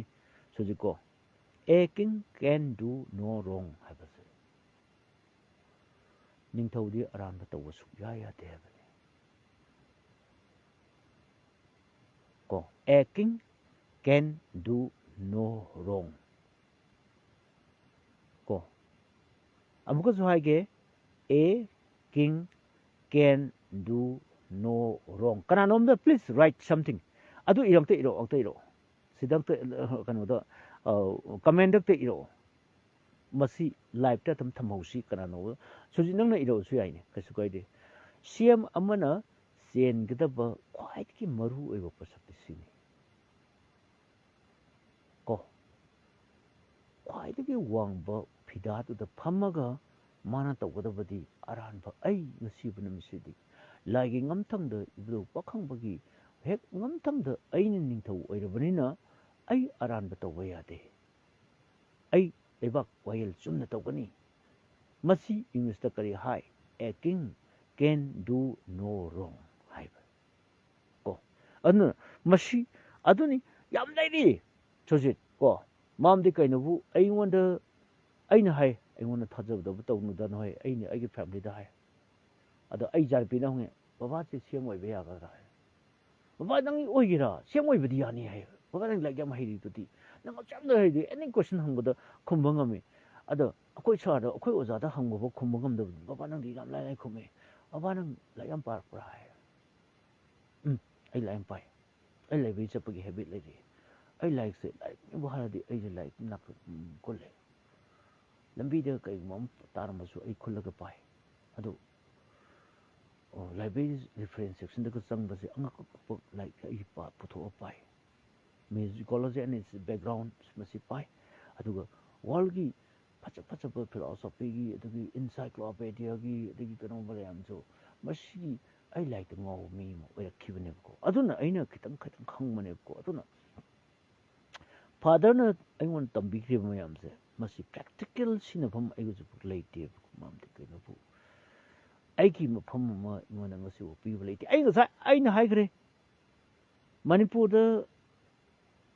ꯇꯤꯚꯤ ꯆꯦꯅꯦꯜ ꯃꯌꯥꯝ ꯂꯩ ꯗꯤꯁꯀꯁꯟ ꯃꯌꯥꯝ ꯄꯥꯡꯊꯣꯛꯏ ꯑꯗꯨꯕꯨ ꯅꯣꯡꯃꯇ ꯑꯩꯁꯦ ꯈꯤꯇꯪ ꯈꯪꯖꯔꯕꯅꯤ ꯂꯩꯅꯤꯀꯣ ꯌꯥꯝ ꯈꯪꯕ ꯅꯠꯇ꯭ꯔꯒꯁꯨ ꯅꯣꯡꯃꯇ ꯑꯦꯅꯤ ꯇꯣꯄꯤꯛ ꯑꯃꯗ ꯃꯤꯁꯦꯁ ꯁꯅꯥꯇꯣꯝꯕꯁꯦ ꯑꯃꯨꯛꯇꯪ ꯑꯩꯈꯣꯏ ꯃꯥꯁꯦ ꯇꯤꯚꯤ ꯗꯤꯁꯀꯁꯟꯗ ꯑꯃꯨꯛꯇꯪ ꯃꯥꯁꯦ ꯀꯧꯔꯒ ꯑꯃꯨꯛꯇꯪ ꯑꯩꯈꯣꯏꯒꯤ ꯈꯟꯅꯕ ꯅꯩꯅꯕꯁꯤꯗꯤ ꯌꯥꯎꯍꯟꯁꯤ ꯀꯥꯏꯅ ꯍꯥꯏꯒꯗꯕ ꯇꯤꯚꯤ ꯆꯦꯅꯦꯜ ꯑꯃꯠꯇ ꯃꯅꯤꯄꯨꯔ ꯂꯩꯇꯦ ꯃꯔꯝꯗꯤ ꯀꯩꯅꯣ ꯑꯩꯗꯤ ꯃꯤꯌꯥꯝꯅ ꯃꯁꯛ ꯈꯪꯕ ꯃꯤ ꯑꯣꯏꯗꯕꯅꯦꯕꯀꯣ ꯚꯥꯏꯔꯦꯜꯒꯤ ꯐꯥꯗꯔ ꯍꯥꯏ ꯈꯪꯅꯕꯅꯦꯕꯀꯣ ꯃꯥꯁꯦ ꯚꯥꯏꯔꯦꯜ ꯑꯃ ꯆꯠꯄ ꯑꯍꯟꯅꯤ ꯀꯥꯏꯅ ꯑꯗꯨ ꯍꯥꯏꯅꯕꯗꯨꯅꯦꯕꯀꯣ ꯃꯗꯨ ꯀꯩꯁꯨ ꯀꯥꯏꯗꯦ ꯑꯩꯒꯤ ꯀꯣꯛ ꯇꯣꯡꯉꯥꯜꯂꯤ ꯀꯣ ꯑꯗꯨꯅ ꯑꯩ ꯏꯆꯥꯅꯨꯄꯤꯅ ꯑꯩꯁꯦ ꯁꯦꯝ ꯑꯣꯏꯍꯟꯅꯤꯡꯉꯦ ꯑꯩꯈꯣꯏ ꯂꯟꯆꯦꯟꯕꯤꯅ ꯕꯕꯥ ꯅꯪ ꯃꯤꯅꯤꯁꯇꯔ ꯑꯣꯏꯌꯨꯕ ꯅꯪ ꯁꯦꯝ ꯑꯣꯏꯕ ꯌꯥꯅꯤ ꯕꯕꯥꯅ ꯑꯣꯏꯌꯨꯕꯅꯤ ꯆꯠꯇꯣꯝꯕꯤ ꯍꯌꯦꯡ ꯅꯪ ꯑꯗꯨꯗꯤ ꯑꯣꯂꯦꯝꯄꯤꯛꯇ ꯒꯣꯜꯒ ꯂꯧꯈꯣ ꯑꯗꯨꯒ ꯑꯩ ꯄꯩꯁꯥꯅ ꯀꯣ ꯊꯣꯡ ꯁꯥꯔꯒ ꯃꯤꯌꯥꯝꯒꯤꯗꯃꯛ ꯑꯩ ꯍꯥꯟꯅ ꯆꯍꯤ 5 ꯅꯠꯇ꯭ꯔꯒ 10ꯗꯤ ꯑꯩ ꯄꯕ꯭ꯂꯤꯛꯀꯤ ꯀꯩꯅꯣ ꯇꯧꯒꯦ ꯁꯥꯔꯚꯤꯁ ꯇꯧꯒꯦ ꯐ꯭ꯔꯤ ꯑꯣꯐ ꯀꯣꯁꯇ ꯁꯦꯀꯤ ꯂꯧꯗꯕꯤꯗ ꯑꯩ ꯅꯪꯅ ꯇꯥꯟꯕ ꯄꯩꯁꯥ ꯃꯌꯥꯝꯗꯨꯅ ꯑꯩ ꯃꯤꯌꯥꯝꯒꯤꯗꯃꯛꯇ ꯀꯔꯤꯒꯨꯝꯕ ꯃꯅꯤꯄꯨꯔꯗ ꯆꯠꯂꯒ ꯆꯤꯡ ꯑꯃꯁꯨꯡ ꯇꯝꯗ ꯆꯠꯂꯒ ꯑꯗꯨꯗ ꯑꯩ ꯃꯤꯌꯥꯝꯒꯤꯗꯃꯛ ꯀꯔꯤꯒꯨꯝꯕ ꯈꯔ ꯊꯕꯛꯀ ꯇꯧꯒꯦ ꯑꯗꯨꯒꯤ ꯃꯇꯨꯡꯁꯤꯗ ꯃꯤꯌꯥꯝꯅ ꯑꯩꯕꯨ ꯅꯨꯡꯁꯤꯕꯤꯔꯛ ꯇꯥꯔꯗꯤ ꯃꯊꯟꯇ ꯂꯥꯛꯆꯒꯗꯅꯤ ꯑꯩ ꯍꯥꯏꯗꯤ ꯍꯥꯏꯀꯣ ꯉꯁꯤ ꯑꯩ ꯇꯁꯦꯡꯅ ꯑꯩꯗꯤ ꯉꯁꯥꯏ ꯑꯗꯨꯒꯤ ꯋꯥꯐꯝ ꯅꯨꯡꯅ ꯑꯗꯨ ꯍꯪꯀꯅꯦꯁꯨ ꯈꯟꯗꯕꯅꯤ ꯁꯨꯖꯤꯠꯅ ꯑꯗꯨꯒꯤ ꯀꯣꯏꯁꯟꯗꯣ ꯍꯪꯀꯅꯦꯁꯨ ꯈꯟꯗꯕꯅꯤ ꯑꯗꯨꯅ ꯑꯩꯒꯤ ꯂꯥꯏꯐꯁꯦ ꯑꯗꯨꯝ ꯁꯤꯌꯥꯔ ꯇꯧ ꯅꯣꯏ ꯑꯗꯨꯝ ꯈꯟꯅꯧ ꯅꯩꯅꯧ ꯀꯩꯁꯨ ꯀꯥꯏꯗꯦ ꯑꯗꯨ ꯑꯩꯅ ꯈꯪꯉꯦ ꯍꯥꯏꯕꯒꯤ ꯋꯥꯐꯝꯗꯤ ꯅꯠꯇꯦ ꯑꯦꯟ ꯑꯦꯝꯇꯤ ꯚꯦꯁꯦꯜ ꯁꯥꯎꯟꯁ ꯃꯆ ꯍꯥꯏꯕ ꯑꯃꯁꯨ ꯂꯩꯕꯅꯤ ꯃꯔꯝꯗꯤ ꯀꯩꯅꯣ ꯑꯩꯁꯨ ꯍꯩꯇꯕꯩꯅꯦꯕ ꯈꯪꯗꯕꯩꯅꯦꯕ ꯄꯪ ꯉꯥꯡꯉꯤꯁꯦ ꯑꯩ ꯈꯪꯉꯦ ꯍꯥꯏꯕꯗꯤ ꯌꯥꯔꯣꯏ ꯈꯤꯇꯪ ꯈꯪꯉꯦꯅ ꯍꯥꯏꯕꯅꯤꯀꯣ ꯑꯩ ꯂꯣꯏ ꯈꯪꯉꯦ ꯍꯥꯏꯕꯗꯤ ꯅꯠꯇꯦ ꯍꯥꯏꯗꯦ ꯑꯩ ꯈꯤꯇꯪ ꯈꯪꯉꯦ ꯍꯥꯏꯕꯅꯤ ꯑꯗꯨꯅ ꯉꯁꯥꯏ ꯀꯃꯥꯏꯅ ꯇꯧꯒꯦꯕꯨ ꯑꯩꯅ ꯁꯤ ꯑꯦꯝ ꯑꯣꯏꯇꯥꯔꯕ ꯃꯅꯤꯄꯨꯔꯒꯤ ꯈ꯭ꯋꯥꯏꯗꯒꯤ ꯁꯤꯡꯕ ꯅꯤꯄꯥ ꯑꯃ ꯑꯩꯒꯤ ꯑꯦꯗꯚꯥꯏꯖꯔ ꯑꯣꯏꯍꯟꯒꯅꯦꯕ ꯃꯥ ꯂꯥꯏꯔꯤꯛ ꯍꯩꯔꯝꯕ ꯌꯥꯏ ꯍꯩꯔꯝꯗꯕ ꯌꯥꯏ ꯈ꯭ꯋꯥꯏꯗꯒꯤ ꯋꯤꯠ ꯑꯦꯟ ꯋꯤꯁꯗꯝ ꯂꯩꯕ ꯃꯤ ꯑꯩꯕꯨ ꯄꯥꯎꯇꯥꯛ ꯄꯤꯕ ꯉꯝꯕ ꯑꯩꯕꯨ ꯑꯆꯨꯝꯕ ꯃꯥꯏꯀꯩꯗ ꯄꯨꯕ ꯉꯝꯕ ꯃꯔꯝ ꯆꯠ ꯐꯖꯕ ꯑꯗꯨꯒꯨꯝꯕ ꯃꯤꯁꯛ ꯑꯃ ꯑꯩꯒꯤ ꯑꯦꯗꯚꯥꯏꯖꯔ ꯇꯨ ꯁꯤ ꯑꯦꯝ ꯑꯦꯗꯚꯥꯏꯖꯔ ꯇꯨ ꯁꯤ ꯑꯦꯝ ꯍꯥꯏꯔꯤꯕ ꯐꯝꯁꯤ ꯑꯩꯅ ꯃꯉꯣꯟꯗ ꯄꯤꯒꯅꯦꯕꯀꯣ ꯑꯩꯅ ꯈꯤꯇꯪ ꯊꯕꯛ ꯑꯃ ꯇꯧꯕ ꯃꯇꯝꯗ ꯈꯤꯇꯪ ꯌꯥꯅꯤꯡꯗꯕꯗ ꯑꯩꯈꯣꯏ ꯁꯥꯔꯒꯤꯗꯣ ꯉꯁꯥꯏꯒꯤꯗꯣ ꯁꯨꯃꯥꯏꯅ ꯍꯥꯏꯔꯝꯕꯗꯤ ꯐꯖꯅꯤ ꯁꯥꯔꯒꯤꯗꯣ ꯁꯨꯃꯥꯏꯅ ꯊꯕꯛꯇꯣ ꯁꯨꯃꯥꯏꯅ ꯇꯧꯔꯝꯕꯗꯤ ꯈꯤꯇꯪ ꯐꯖꯗꯦꯅ ꯑꯩꯉꯣꯟꯗ ꯐꯤꯠꯕꯦꯛ ꯄꯤꯕ ꯉꯝꯕ ꯀꯔꯦꯛꯁꯟ ꯇꯧꯕ ꯉꯝꯕ ꯑꯩꯉꯣꯟꯗ ꯈꯨꯗꯣꯝꯕꯤ ꯊꯤꯟꯕ ꯉꯝꯕ ꯑꯩꯒꯤ ꯑꯁꯣꯏꯕ ꯁꯤ ꯁꯣꯏꯗꯧꯔꯦ ꯁꯥꯔ ꯃꯁꯤꯃꯗꯤ ꯑꯩ ꯇꯧꯍꯟꯅꯤꯡꯗꯦꯒ ꯍꯥꯏꯕ ꯉꯝꯕ ꯑꯗꯨꯒꯨꯝꯕ ꯑꯩ ꯅꯨꯄꯥꯗꯣ ꯑꯩ ꯑꯦꯗꯚꯥꯏꯖꯔ ꯑꯣꯏꯍꯟꯒꯅꯦꯕ ꯁꯨꯖꯤꯠꯅꯁꯨ ꯑꯣꯏꯕ ꯌꯥꯏ ꯅꯠꯇꯦ ꯑꯦꯛꯖꯥꯝꯄꯜꯅꯦ ꯑꯩꯅ ꯍꯧꯖꯤꯛ ꯑꯩꯒꯤ ꯂꯥꯏꯐ ꯇꯧꯕꯁꯤꯗ ꯑꯩꯅ ꯉꯥꯡꯕꯗ ꯁꯣꯏꯈꯤꯕ ꯑꯗꯒꯤ ꯁꯤꯃ ꯌꯥꯅꯤꯡꯗꯕꯁꯤꯡꯁꯦ ꯉꯁꯤꯐꯥꯎꯗ ꯑꯩꯒꯤ ꯂꯥꯏꯐꯇ ꯁꯨꯡꯊꯦꯡ ꯊꯦꯡꯅꯗꯕ ꯐꯤꯠꯕꯦꯛ ꯑꯝꯇ ꯑꯩ ꯅꯨꯡꯁꯤꯗꯕꯩꯔꯥ ꯈꯪꯗꯦꯕꯀꯣ ꯑꯩꯅ ꯉꯥꯡꯕꯗ ꯁꯣꯏꯕ ꯃꯌꯥꯝ ꯌꯥꯎꯔꯝꯒꯅꯤ ꯀꯣ ꯐꯩꯌꯦꯡ ꯇꯨꯌꯦꯡ ꯉꯥꯡꯕ ꯃꯌꯥꯝ ꯌꯥꯎꯔꯝꯒꯅꯤ ꯑꯗꯨꯕꯨ ꯁꯤꯃ ꯖꯒꯥꯁꯤꯃꯗꯤ ꯁꯣꯏꯔꯦ ꯑꯗꯣ ꯇꯥꯇꯣꯟ ꯅꯠꯇ꯭ꯔꯒꯅ ꯑꯣꯖꯥ ꯁꯤꯃꯗꯤ ꯑꯩ ꯌꯥꯅꯤꯡꯗꯦ ꯁꯤ ꯃꯇꯥꯡꯁꯤꯃꯗꯤ ꯈꯤꯇꯪ ꯁꯦꯝꯗꯣꯛꯄꯤꯌꯨꯒꯅ ꯍꯥꯏꯔꯛꯄꯗꯣ ꯃꯗꯨꯒꯤ ꯅꯨꯃꯤꯠꯇꯨꯗ ꯑꯩ ꯈ꯭ꯋꯥꯏꯗꯒꯤ ꯃꯇꯤꯛ ꯆꯥꯕ ꯃꯤ ꯑꯃ ꯑꯣꯏꯅꯕꯒꯤ ꯂꯝꯕꯤ ꯑꯃ ꯑꯩ ꯆꯪꯁꯤꯟꯒꯅꯦꯕꯀꯣ ꯑꯩ ꯏꯁꯥꯅ ꯆꯨꯝꯊꯣꯛꯆꯒꯅꯦꯕ ꯀꯩꯒꯨꯝꯕ ꯑꯩꯅ ꯂꯥꯜꯂꯝꯃꯤ ꯏꯐ ꯑꯩ ꯂꯥꯜꯂꯝꯃꯒꯗꯤ ꯑꯦꯀꯤꯡ ꯀꯦꯟꯗꯣ ꯅꯨꯔꯣꯡ ꯑꯁꯤꯗꯤ ꯑꯩ ꯏꯁꯥꯅ ꯃꯇꯝ ꯈꯨꯗꯤꯡꯃꯛꯇ ꯑꯩ ꯂꯤꯗꯔꯅꯤ ꯀꯥꯟꯅ ꯑꯩ ꯈꯟꯖꯕ ꯃꯤꯅꯦꯕꯀꯣ ꯑꯗꯨꯅ ꯑꯩꯅ ꯑꯔꯥꯟꯕ ꯇꯧꯔꯔꯣꯏ ꯍꯥꯏꯅ ꯑꯩꯒꯤ ꯑꯁꯣꯏꯕ ꯑꯔꯥꯟꯕ ꯃꯌꯥꯝ ꯑꯃ ꯑꯩꯒꯤ ꯂꯥꯏꯐꯇ ꯄꯔꯦꯡ ꯋꯥꯔꯤ ꯂꯤꯈ꯭ꯔꯤꯕ ꯃꯌꯥꯝ ꯃꯁꯤꯅꯤ ꯂꯥꯏꯐ ꯏꯁ ꯗꯥꯏꯅꯥꯃꯤꯛ ꯍꯥꯏꯔꯤꯁꯦ ꯍꯣꯡꯕ ꯅꯥꯏꯕꯅꯤ ꯄꯨꯟꯁꯤꯁꯦ ꯑꯩ ꯁꯨꯃꯥꯏꯅ ꯁꯨꯝ ꯗꯨꯀꯥꯟ ꯃꯆꯥꯁꯤꯗ ꯁꯨꯝ ꯆꯨꯍꯤꯡ ꯁꯨꯝꯃꯒ ꯑꯗꯒꯤ ꯀꯩꯅꯣ ꯁꯨꯝ ꯐꯝꯃꯒ ꯑꯩ ꯄꯨꯟꯁꯤ ꯁꯨꯃꯥꯏꯅ ꯁꯨꯝ ꯂꯩꯅꯤ ꯂꯩꯇꯦ ꯃꯇꯝ ꯈꯔꯒꯤꯅꯤ ꯑꯩꯅ ꯇꯧꯔꯤꯁꯤ ꯑꯩꯒꯤ ꯑꯆꯧꯕ ꯃꯪ ꯑꯃ ꯂꯩꯌꯦꯕꯀꯣ ꯑꯗꯨꯕꯨ ꯑꯩꯅ ꯅꯣꯡꯃꯇ ꯁꯤ ꯑꯦꯝ ꯑꯣꯏꯒꯦ ꯑꯗꯨꯕꯨ ꯑꯩ ꯀꯔꯤꯝ ꯀꯥꯟꯗ ꯈꯜꯂꯛꯑꯦ ꯁꯦꯟꯒꯤ ꯃꯄꯥꯗ ꯌꯧꯔꯀꯥꯟꯗ ꯑꯩ ꯃꯁꯤꯗ ꯑꯃꯨꯛꯇꯪ ꯐꯝꯕ ꯉꯝꯃꯗꯤꯀꯣ ꯃꯁꯤꯒꯤ ꯐꯝꯐꯝꯁꯤꯗ ꯑꯩ ꯑꯃꯨꯛꯇꯪ ꯍꯩꯅꯧ ꯃꯈꯣꯡꯗ ꯑꯩꯗꯤ ꯁꯤ ꯑꯦꯝ ꯀꯗꯥꯏꯗ ꯐꯝꯈꯤꯕꯗꯣ ꯈꯪꯗꯦ ꯃꯥꯏ ꯀꯟꯐꯔꯦꯟꯁ ꯍꯣꯜ ꯈꯛꯇꯅꯤ ꯑꯩꯅ ꯐꯝꯃꯤꯕ ꯑꯗꯨ ꯃꯥꯏ ꯃꯌꯨꯝ ꯀꯗꯥꯏꯗ ꯃꯅꯨꯡꯗ ꯀꯗꯥꯏ ꯂꯩ ꯀꯗꯥꯏ ꯂꯩꯒꯦ ꯍꯥꯏꯕꯨ ꯑꯩ ꯈꯪꯗꯕ ꯃꯤ ꯑꯃꯅꯦꯕꯀꯣ ꯑꯗꯨ ꯌꯥꯝ ꯆꯪꯉꯤꯁꯦ ꯀꯟꯐꯔꯦꯟꯁ ꯍꯣꯜꯗꯗꯤ ꯑꯩ ꯉꯥꯛꯇ ꯆꯪꯉꯦ ꯑꯩꯈꯣꯏꯒꯤ ꯑꯗꯨꯕꯨ ꯑꯩꯅ ꯍꯥꯏꯖꯒꯦꯕꯀꯣ ꯑꯩ ꯖꯔꯅꯦꯂꯤꯁ ꯑꯃ ꯑꯣꯏꯅ ꯃꯥꯒꯤ ꯂꯣꯟꯗ ꯑꯩ ꯆꯪꯉꯦ ꯑꯃ ꯇꯧꯕ ꯆꯪꯉꯦ ꯑꯗꯨ ꯃꯥꯏ ꯃꯌꯨꯝꯗꯗꯤ ꯑꯩ ꯅꯣꯡꯃꯇ ꯆꯪꯕꯕ ꯂꯩꯇꯦꯕꯀꯣ ꯃꯥꯒꯤ ꯄ꯭ꯔꯥꯏꯚꯦꯠ ꯂꯩꯕꯗꯣ ꯑꯗꯨ ꯀꯔꯝ ꯀꯥꯟꯗ ꯁꯨꯝ ꯈꯜꯂꯛꯏꯅꯦ ꯑꯩꯅ ꯃꯪꯅꯤ ꯗꯤꯁ ꯏꯁ ꯃꯪꯁꯤꯗꯤ ꯗ꯭ꯔꯤꯝ ꯏꯁ ꯗ꯭ꯔꯤꯝ ꯃꯪꯁꯤꯗꯤ each and every one can dream for a dream ꯀꯣ ꯑꯗꯨꯅ ꯌꯥꯝ ꯂꯩꯔꯤ ꯀꯣ ꯑꯩꯅ ꯍꯦꯛꯇ ꯑꯆꯨꯝꯕ ꯂꯣꯏ ꯇꯧꯔꯅꯤ ꯍꯥꯏꯕ ꯂꯩꯇꯦꯕꯀꯣ ꯇ꯭ꯋꯤꯁ ꯑꯦꯟ ꯇꯔꯟ ꯍꯥꯏꯕ ꯑꯃ ꯂꯩ ꯇ꯭ꯋꯤꯁ ꯑꯦꯟ ꯇꯔꯟ ꯀꯔꯤꯒꯨꯝꯕ ꯁꯤ ꯑꯆꯨꯝꯕꯁꯤ ꯇꯧꯕ ꯌꯥꯔꯣꯏꯗꯣꯔꯦ ꯐꯤꯕꯝ ꯌꯥꯔꯣꯏꯗꯣꯔꯦ ꯑꯩꯁꯤ ꯍ꯭ꯋꯥꯏꯠ ꯂꯥꯏ ꯁꯤꯖꯤꯟꯅꯕ ꯇꯥꯔꯦ ꯍ꯭ꯋꯥꯏꯠ ꯂꯥꯏ ꯑꯁꯤ ꯑꯣꯏꯗꯕꯗꯤ ꯉꯥꯡꯉꯤꯕ ꯑꯗꯨꯕꯨ ꯑꯣꯏꯗꯕꯗꯤ ꯉꯥꯡꯊꯣꯏꯅꯦꯕꯀꯣ ꯃꯁꯤ ꯑꯣꯏꯅꯕ ꯍꯣꯠꯅꯔꯛꯄ ꯃꯇꯝꯗ ꯑꯣꯏꯗꯕꯗꯤ ꯉꯥꯡꯊꯣꯏꯅꯤ ꯑꯗꯨꯕꯨ ꯑꯩꯅ ꯑꯣꯏꯗꯕ ꯉꯥꯡꯕꯁꯤꯅ ꯃꯤꯌꯥꯝꯗꯗꯤ ꯁꯣꯛꯍꯜꯂꯣꯏꯗꯕ ꯃꯁꯤ ꯀꯔꯤ ꯀꯧꯏ ꯗꯤꯁ ꯏꯁ ꯀꯣꯜ ꯍ꯭ꯋꯥꯏꯠ ꯂꯥꯏ ꯍꯥꯏꯁꯦ ꯀꯣ ꯑꯉꯧꯕ ꯑꯣꯏꯗꯕ ꯉꯥꯡꯕꯗꯣ ꯍ꯭ꯋꯥꯏꯠ ꯂꯥꯏ ꯀꯧꯏ LIE ꯃꯤꯅꯝꯕ ꯍ꯭ꯋꯥꯏꯠ ꯂꯥꯏ ꯍꯥꯏꯁꯦ ꯃꯁꯤ ꯑꯣꯏꯗꯕ ꯋꯥꯗꯤ ꯉꯥꯡꯕ ꯑꯗꯨꯕꯨ ꯑꯩꯈꯣꯏꯒꯤ ꯀꯩꯅꯣꯗ ꯃꯗꯨꯅ ꯌꯥꯝꯅ ꯀꯥꯏꯕ ꯑꯩꯈꯣꯏꯒꯤ ꯏꯐꯦꯛꯇꯤꯞꯇꯤ ꯌꯥꯝꯅ ꯀꯩꯅꯣ ꯇꯧꯗꯕ ꯁꯥꯏꯠ ꯏꯐꯦꯛ ꯂꯩꯇꯕ ꯍꯥꯏꯇꯥꯔꯦ ꯃꯁꯤ ꯃꯤꯉꯣꯟꯗ ꯑꯦꯐꯦꯛ ꯇꯧꯍꯟꯗꯕꯗꯣ ꯑꯗꯨꯃꯥꯏꯅ ꯉꯁꯥꯏꯒꯤ ꯃꯁꯤ ꯀꯔꯤ ꯆꯪꯉꯤ ꯗꯤꯄ꯭ꯂꯣꯃꯦꯁꯤ ꯍꯥꯏꯕ ꯄꯣꯠ ꯑꯃꯆꯪꯉꯤ ꯑꯗꯨꯅ ꯑꯩꯈꯣꯏꯒꯤ ꯑꯦꯗꯃꯤꯅꯤꯁꯇ꯭ꯔꯦꯇꯔꯁꯤꯡꯁꯤ ꯗꯤꯄ꯭ꯂꯣꯃꯦꯁꯤ ꯃꯣꯏ ꯍꯩꯇꯦ ꯑꯩ ꯃꯁꯤ ꯑꯣꯅꯔꯦꯕꯜ ꯁꯤ.ꯑꯦꯝ ꯅꯠꯇ꯭ꯔꯒꯅ ꯑꯩꯈꯣꯏꯒꯤ ꯂꯩꯔꯤꯕ ꯑꯣꯅꯔꯦꯕꯜ ꯑꯦꯂꯤꯃꯦꯟ ꯃꯌꯥꯝꯁꯤꯅ ꯃꯁꯤ ꯋꯥꯔꯧꯕꯤꯔꯣꯏ ꯑꯩꯅ ꯃꯁꯤ ꯍꯥꯏꯗꯅ ꯃꯁꯤ ꯑꯩꯅ ꯊꯦꯡꯅꯔꯛꯄ ꯑꯦꯛꯁꯄꯤꯔꯤꯌꯦꯟꯁꯇ ꯍꯥꯏꯕꯅꯤ ꯀꯣ ꯑꯩꯈꯣꯏꯅ ꯇꯝꯃꯛꯄ ꯂꯥꯏꯔꯤꯛꯇ ꯑꯩꯒꯤ ꯃꯁꯤ ꯊꯦꯡꯅꯔꯛꯏ ꯑꯩꯈꯣꯏꯒꯤ ꯂꯣꯏꯅ ꯂꯩꯔꯤꯕꯁꯤꯡꯁꯤꯡ ꯑꯁꯤ ꯂꯣꯒꯤ ꯃꯦꯀꯔꯁꯤꯡꯁꯤꯗꯤ ꯑꯗꯨꯛꯍꯥꯛꯅ ꯑꯩꯈꯣꯏ ꯂꯥꯏꯔꯤꯛꯁꯤ ꯃꯣꯏꯅ ꯇꯝꯕ ꯂꯥꯏꯟ ꯈꯛꯇ ꯑꯣꯏꯔꯝꯒꯅꯤ ꯑꯗꯨꯒ ꯑꯗꯨꯛꯍꯥꯛꯅ ꯐꯤꯂꯣꯁꯣꯐꯤ ꯇꯝꯗꯅ ꯈꯣꯠꯇꯅ ꯇꯧꯔꯝꯕ ꯆꯪꯉꯛꯄ ꯃꯤꯗꯤ ꯌꯥꯎꯔꯝꯗꯧ ꯃꯥꯟꯗꯦ ꯑꯩ ꯁꯨꯝ ꯃꯣꯏꯅ ꯉꯥꯡꯊꯣꯔꯛꯄ ꯈꯣꯠꯇꯣꯛꯄꯗ ꯁꯨꯝ ꯇꯥꯕꯗ ꯁꯨꯝ ꯈꯜꯂꯦ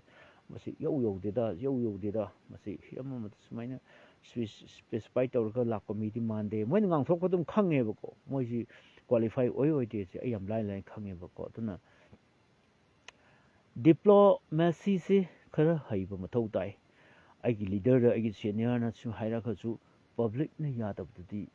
ꯃꯥꯗꯤ ꯃꯦꯗꯤꯌꯦꯇꯔ ꯑꯣꯏꯗꯣꯏꯅꯤꯀꯣ ꯄꯕ꯭ꯂꯤꯛꯅ ꯈ꯭ꯋꯥꯏ ꯑꯩꯒꯤ ꯉꯁꯥꯏ ꯍꯥꯏꯖꯈ꯭ꯔꯦ ꯑꯩ ꯑꯍꯥꯟꯕꯗ ꯍꯥꯏꯈ꯭ꯔꯦ ꯄꯕ꯭ꯂꯤꯛ ꯁꯦꯐꯇꯤ ꯏꯁ ꯃꯥꯏ ꯄ꯭ꯔꯥꯏꯌꯣꯔꯤꯇꯤ ꯑꯦꯁ ꯑꯦ ꯁꯤ.ꯑꯦꯝ ꯍꯥꯏꯕꯅꯤ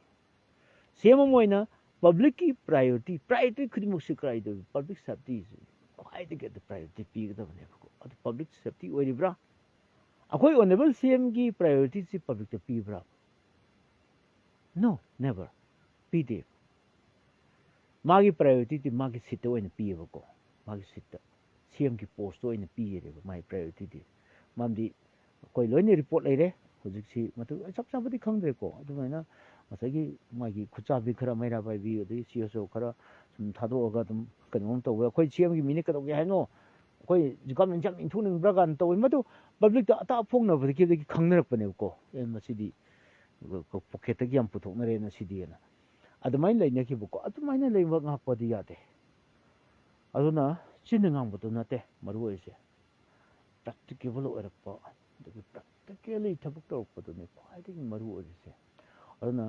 ꯑꯩꯅ ꯉꯁꯥꯏꯒꯤ ꯒꯚꯔꯟꯃꯦꯟꯗ ꯑꯩ ꯑꯄꯤꯜ ꯈꯨꯠ ꯂꯣꯟꯅꯔꯒ ꯍꯥꯏꯖꯔꯤ ꯑꯩꯅ ꯍꯧꯖꯤꯛ ꯍꯥꯏꯔꯤꯕꯗꯨ ꯗ꯭ꯔꯃꯥꯅꯦꯅ ꯈꯟꯕꯤꯔꯣ ꯁꯤꯗꯤ ꯃꯪꯒꯤ ꯋꯥꯔꯤꯅꯤ ꯑꯩꯅ ꯀꯩꯗꯧꯔꯁꯨ ꯑꯩ ꯁꯤ.ꯑꯦꯝ ꯑꯣꯏꯕꯒꯤ ꯍꯥꯏꯕꯒꯤ ꯍꯧꯖꯤꯛ ꯗꯤꯇꯔꯃꯤꯅꯦꯁꯟ ꯑꯩꯉꯣꯟꯗ ꯂꯩꯇꯦ ꯑꯩꯒꯤ ꯏꯆꯥꯅꯨꯄꯤꯅꯗꯤ ꯕꯕꯥ ꯅꯪ ꯁꯤ.ꯑꯦꯝ ꯑꯣꯏꯕ ꯌꯥꯅꯤ ꯕꯕꯥ ꯅꯪ ꯁꯤ.ꯑꯦꯝ ꯑꯃꯨꯛꯇꯪ ꯑꯣꯏꯒꯦꯔꯥ ꯍꯥꯏ ꯑꯗꯨꯗꯤ ꯅꯪ ꯑꯣꯂꯦꯝꯄꯤꯛꯇ ꯒꯣꯜ ꯂꯧꯔꯛꯈꯣ ꯃꯥꯅ ꯑꯣꯂꯦꯝꯄꯤꯛꯇ ꯒꯣꯜ ꯂꯧꯗ꯭ꯔꯗꯤ ꯑꯩꯁꯨ ꯁꯤ.ꯑꯦꯝ ꯑꯣꯏꯔꯔꯣꯏ ꯑꯗ ꯂꯣꯏꯔꯦ ꯐꯥꯒꯤ ꯇꯧꯅꯔꯤ ꯏꯕꯥꯅꯤ ꯐꯥꯒꯤ ꯁꯨꯝ ꯇꯧꯅꯩ ꯏꯄꯥ ꯏꯆꯥꯒꯤ ꯐꯥꯒꯤ ꯑꯗꯨꯝ ꯇꯧꯅꯕꯅꯤ ꯑꯁꯦꯡꯕꯒꯤ ꯔꯤꯌꯦꯜ ꯂꯥꯏꯐꯇ ꯍꯦꯛꯇ ꯑꯣꯏꯕ ꯌꯥꯕ ꯅꯠꯇꯦ ꯍꯥꯏꯕ ꯀꯣ ꯑꯗꯨꯅ ꯑꯩꯅ ꯍꯥꯏꯖꯒꯗꯕꯗꯤ ꯃꯤꯌꯥꯝꯒꯤ ꯃꯤꯍꯨꯠ ꯍꯥꯏꯕꯁꯦ ꯌꯥꯝ ꯂꯩ ꯃꯤꯌꯥꯝꯅ ꯀꯔꯤ ꯄꯥꯝꯒꯦ ꯍꯥꯏꯕꯁꯤ ꯈꯜꯍꯧꯗ꯭ꯔꯒꯗꯤ ꯑꯩꯒꯤ ꯇꯨꯡꯒꯤ ꯂꯝꯕꯤ ꯃꯃꯤ ꯁꯥꯃꯛꯀꯅꯤ ꯑꯣꯅꯦꯕꯜ ꯁꯤ.ꯑꯦꯝꯁꯨ ꯉꯥꯏꯔꯦ ꯃꯤꯅꯤꯁꯇꯔꯁꯤꯡꯁꯨ ꯉꯥꯏꯔꯦ ꯄꯤꯕꯥꯐꯝ ꯅꯠꯇꯦ ꯀꯣ ꯄꯤꯕꯥ ꯑꯁꯤꯗꯤ ꯑꯩ ꯁꯤꯔ ꯃꯇꯨꯡꯗ ꯑꯩꯈꯣꯏ ꯁꯥꯒꯩꯒꯤ ꯄꯤꯕꯥꯗꯣ ꯑꯩꯒꯤ ꯏꯆꯥꯅꯨꯄꯥ ꯅꯪ ꯂꯩꯍꯧꯗꯣꯏꯅꯦꯕ ꯑꯗꯨꯃꯥꯏꯅ ꯁꯨꯝ ꯇꯧꯕ ꯅꯠꯇꯦꯕ ꯁꯤꯗꯤ ꯆꯍꯤ 5ꯒꯤ ꯅꯤꯡꯊꯧ ꯑꯣꯏꯕꯁꯤꯗꯤ ꯀꯨꯝꯕ ꯊꯨꯔꯖꯥꯠꯅꯤ ꯀꯣ ꯃꯄꯨꯟꯁꯤꯗ ꯂꯣꯡꯗꯥ ꯑꯃꯨꯛꯇ ꯇꯥꯗꯕ ꯍꯦꯛꯇ ꯑꯗꯨꯛ ꯊꯥꯖꯗꯕ ꯃꯌꯥꯝꯁꯤ ꯍꯧꯈꯤꯕ ꯆꯍꯤ 5-10ꯒꯤ ꯏꯂꯦꯛꯁꯟꯁꯤꯗ ꯗꯣꯝ ꯇꯨꯈꯤꯕꯗ ꯑꯗꯨꯝ ꯂꯩꯔꯦ ꯄꯥꯛꯀ ꯌꯧꯕ ꯌꯥꯎꯈ꯭ꯔꯦ ꯑꯃꯅ ꯀꯥꯈꯠꯂꯛꯄ ꯉꯝꯗꯕ ꯀꯣ ꯌꯥꯝ ꯌꯥꯎꯈ꯭ꯔꯦ ꯑꯩ ꯃꯉꯥꯏꯔꯦ ꯃꯇꯝꯗ ꯐꯥꯎꯔꯝꯕ ꯃꯤ ꯀꯌా ꯑꯃ ꯌꯥꯝ ꯊꯤꯅ ꯐꯥꯎꯔꯝꯕ ꯃꯤ ꯀꯌꯥ ꯑꯃ ꯉꯁꯤꯗꯤ ꯃꯆꯤꯟ ꯆꯠꯇꯗꯅ ꯑꯉꯥꯎ ꯐꯩꯗꯧ ꯆꯠꯄ ꯃꯌꯥꯝ ꯌꯥꯎꯔꯦ ꯑꯗꯨ ꯀꯩꯒꯤꯅꯣ ꯃꯁꯤ ꯃꯥꯅ ꯅꯥꯄꯜꯗꯨꯅ ꯏꯒꯣꯁꯤꯅ ꯍꯦꯟꯈꯤꯗꯅ ꯑꯩ ꯑꯗꯨꯅꯤ ꯑꯗꯥꯅꯤꯅ ꯃꯈꯥꯏꯔꯨꯕ ꯃꯇꯝꯗꯣ ꯑꯗꯨꯅ ꯑꯗꯨ ꯃꯣꯛꯎꯕꯗꯨꯅ ꯉꯁꯤꯗꯤ ꯃꯤꯌꯥꯝꯅ ꯃꯥꯁꯦ ꯀꯅꯥꯅꯣ ꯈꯪꯗꯅ ꯃꯥ ꯏꯟꯊꯨꯔꯛꯄꯅꯦꯕꯀꯣ ꯑꯗꯨꯅ ꯃꯁꯤꯗꯤ ꯑꯩꯅ ꯁꯤ.ꯑꯦꯝ ꯑꯣꯏꯔꯤꯁꯤ ꯄꯨꯟꯁꯤꯒꯤ ꯑꯗꯨꯝ ꯑꯣꯏꯔꯅꯤ ꯍꯥꯏꯕ ꯂꯩꯇꯦ ꯑꯦꯛꯖꯥꯝꯄꯜꯅꯤ ꯑꯩꯅ ꯍꯥꯏꯔꯤꯁꯦ ꯑꯗꯨꯅ ꯃꯤꯌꯥꯝꯒꯤ ꯂꯤꯗꯔ ꯑꯃ ꯑꯣꯏꯕ ꯍꯥꯏꯕꯁꯦ ꯃꯁꯤ ꯑꯩꯐꯥꯎ ꯃꯇꯤꯛ ꯆꯥꯗꯦꯅ ꯑꯩꯅ ꯉꯁꯥꯏ ꯍꯥꯏꯖꯈꯤꯕꯅꯦ ꯑꯩ ꯄꯪꯉꯥꯡꯕ ꯋꯥꯅꯤ ꯑꯩ ꯃꯇꯤꯛ ꯌꯥꯝ ꯆꯥꯗꯕ ꯃꯤꯅꯦꯕ ꯑꯗꯨꯅ ꯑꯩꯈꯣꯏ ꯏꯃꯨꯡꯗ ꯑꯩꯉꯣꯟꯗ ꯚꯣꯠ ꯄꯤꯔꯣꯏ ꯑꯩꯅ ꯚꯣꯠ ꯂꯦꯞꯄꯁꯨ ꯚꯣꯠ ꯄꯤꯔꯣꯏꯅ ꯐꯥꯒꯤ ꯇꯧꯔꯤꯁꯤꯅꯦꯕꯀꯣ ꯍꯣꯏ ꯀꯩꯗꯧꯕ ꯄꯤꯔꯣꯏꯗꯣꯏꯅꯣ ꯑꯩꯈꯣꯏ ꯏꯆꯥꯁꯤꯡꯅ ꯀꯩꯗꯧꯕ ꯚꯣꯠ ꯑꯩꯉꯣꯟꯗ ꯄꯤꯔꯣꯏꯅꯣ ꯑꯗꯨ ꯑꯣꯏꯔꯁꯨ ꯃꯣꯏꯅ ꯑꯩꯉꯣꯟꯗ ꯊꯥꯖꯕ ꯂꯩꯇꯦꯕ ꯑꯩꯒꯤ ꯏꯆꯥꯁꯤꯡꯅ ꯑꯗꯨꯅ ꯑꯩ ꯏꯆꯥꯅꯨꯄꯥꯅ ꯍꯥꯏꯅꯤ ꯕꯕꯥꯅꯒ ꯁꯤ.ꯑꯦꯝꯒ ꯑꯣꯏꯔꯗꯤ ꯅꯨꯄꯤ 10ꯗꯒꯤ ꯇꯥꯔꯣꯏꯍꯦ ꯂꯣꯟꯕꯗ ꯑꯩꯈꯣꯏ ꯏꯃꯥꯒꯁꯤ ꯀꯥꯎꯈꯤꯅꯤ ꯀꯥꯏꯅ ꯐꯥꯒꯤ ꯇꯧꯋꯦꯕ ꯑꯩ ꯁꯨꯝ ꯑꯩꯈꯣꯏ ꯐꯦꯃꯤꯂꯤꯁꯤ ꯈꯔ ꯑꯗꯨꯝ ꯌꯥꯝ ꯃꯆꯤꯟꯁꯨ ꯊꯤꯗꯣꯏꯅꯤ ꯕꯕꯥꯗ ꯃꯆꯤꯟꯁꯨ ꯊꯤꯅ ꯀꯥꯞꯄꯦꯠ ꯊꯥꯡꯗꯣꯏꯅꯤ ꯑꯗꯨ ꯑꯩꯅ ꯑꯃꯨꯛ ꯋꯥꯔꯤ ꯂꯤꯀꯥꯟꯗ ꯕꯕꯥ ꯑꯃꯨꯛ ꯆꯪꯈꯠꯂꯛꯇꯣꯏꯅꯤ ꯑꯉꯥꯡ ꯃꯆꯥꯗ ꯄꯥꯈꯪ ꯐꯔꯕꯗꯨ ꯑꯉꯥꯡ ꯃꯆꯥꯗ ꯑꯃꯨꯛ ꯇꯧꯈꯠꯂꯛꯇꯣꯏꯅꯦꯕꯀꯣ ꯑꯗꯨ ꯅꯨꯡꯉꯥꯏꯕ ꯑꯩꯒꯤ ꯏꯆꯥꯁꯤꯡꯁꯦ ꯉꯥꯎꯁꯟꯅꯕꯁꯨ ꯌꯥꯎꯗꯦ ꯑꯃꯁꯨ ꯅꯦꯁꯅꯦꯜꯒꯤ ꯄ꯭ꯂꯦꯌꯔ ꯑꯣꯏꯗꯅ ꯑꯗꯨꯝ Hanji, Vanang Aitike Kakera Haini, I worry, something, when I think politics, they get them laptop, I family work them legally. Masi one tip failing, I get an easy. Nestan go Logan one over the Masi tip failure in it. Man, one side, one gain, one loss, quite a matam. Nakalam Pangabo Nakama get the Pangabo Namatam, the Nakanama the Mang Manevo City natural law never. One gain, one loss. I can't be dying. Nang Nasan go loan of one of them, the Nangi like the Kitan Swan of the Kasukai, no problem. I do balance the one. Try to balance it. Both educational line and the academic line and the sports career. Kelo India Youth Games, the Mana Pudariba, the Manasi World Champion never. Asian Champion, Tari never. Kindarin, Manipula Kanamaji. Patak Manipur, the Habija Bikatovo. Matuna, I paint of some like Kasukai, I know I san pit. I mong the boxing channel, Doctor A, but it's scratching the Doctor A. Monday 80 philosopher, tinker in social tinker in a life in England. I don't think the book on power, I'm Pishal up in the go. I don't know. I know. Boxing command over the gates, Mount Doctor A. Mangap, but one boxing was on a day. I took my lower. Although Mars see the mass Dodori Mams, exam to Tado River. Like national get trials from Lacto River. National in the Kamaito Sando, you dead city jump the dead people. Only subject Makani, Maggie, commerce in Montado, Tiapsilo, Inter University, Yaldo in Nico. Since later, Baba, I came by inter Kanogi, Senerki, see Kanosing trial selection, see Nahanda, it talk for the Narivani. Governor ka pithok pa ngari ne tiki se muka uhadi yar away awaran tiki kakna pichale rabra hai so ba no sa to be ai to ai ko no huji wari sarai hele ai wari an hai ai nang ozada muktang nang haje lan kana to ri bani nang ai na traka ai nang igidab sin to ai loi iraga pirage nang forward to ai patane no gi sa da ai patane ai request to ki patane irage chi thiwani irage hai Mazi Tongivan upon the white fun tamen, but not Tongivan. Mum the Angangi sentiments so ever. Mum the liars in properties in Mangalis. Angangi Magi Mangu Tugaever, dream the setter to whole level. I don't know. Why do put in Punsi Aduni? No pen, no gain, I know, shan't be the high, no quimams high. No pen, no gain. What the go? What the no, I was so yellow. Chujit, I ham high, and I know I'm taba mini. Wadradi, I know see worry about Manga, who's a cockroach, Manga Kizi couldn't book a Sapsato, Kakalpasida, Itan Basidas, Magisida, the Kansina, Matang Sida. I say, I know I can't tell you, Mangatalo.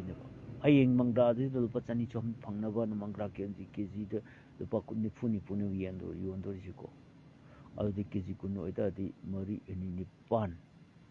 Go, Sunny Prates and Pani Pangboya in Kale, do Pukla in Mangas, Chansu Tazarini, Tansu Talini.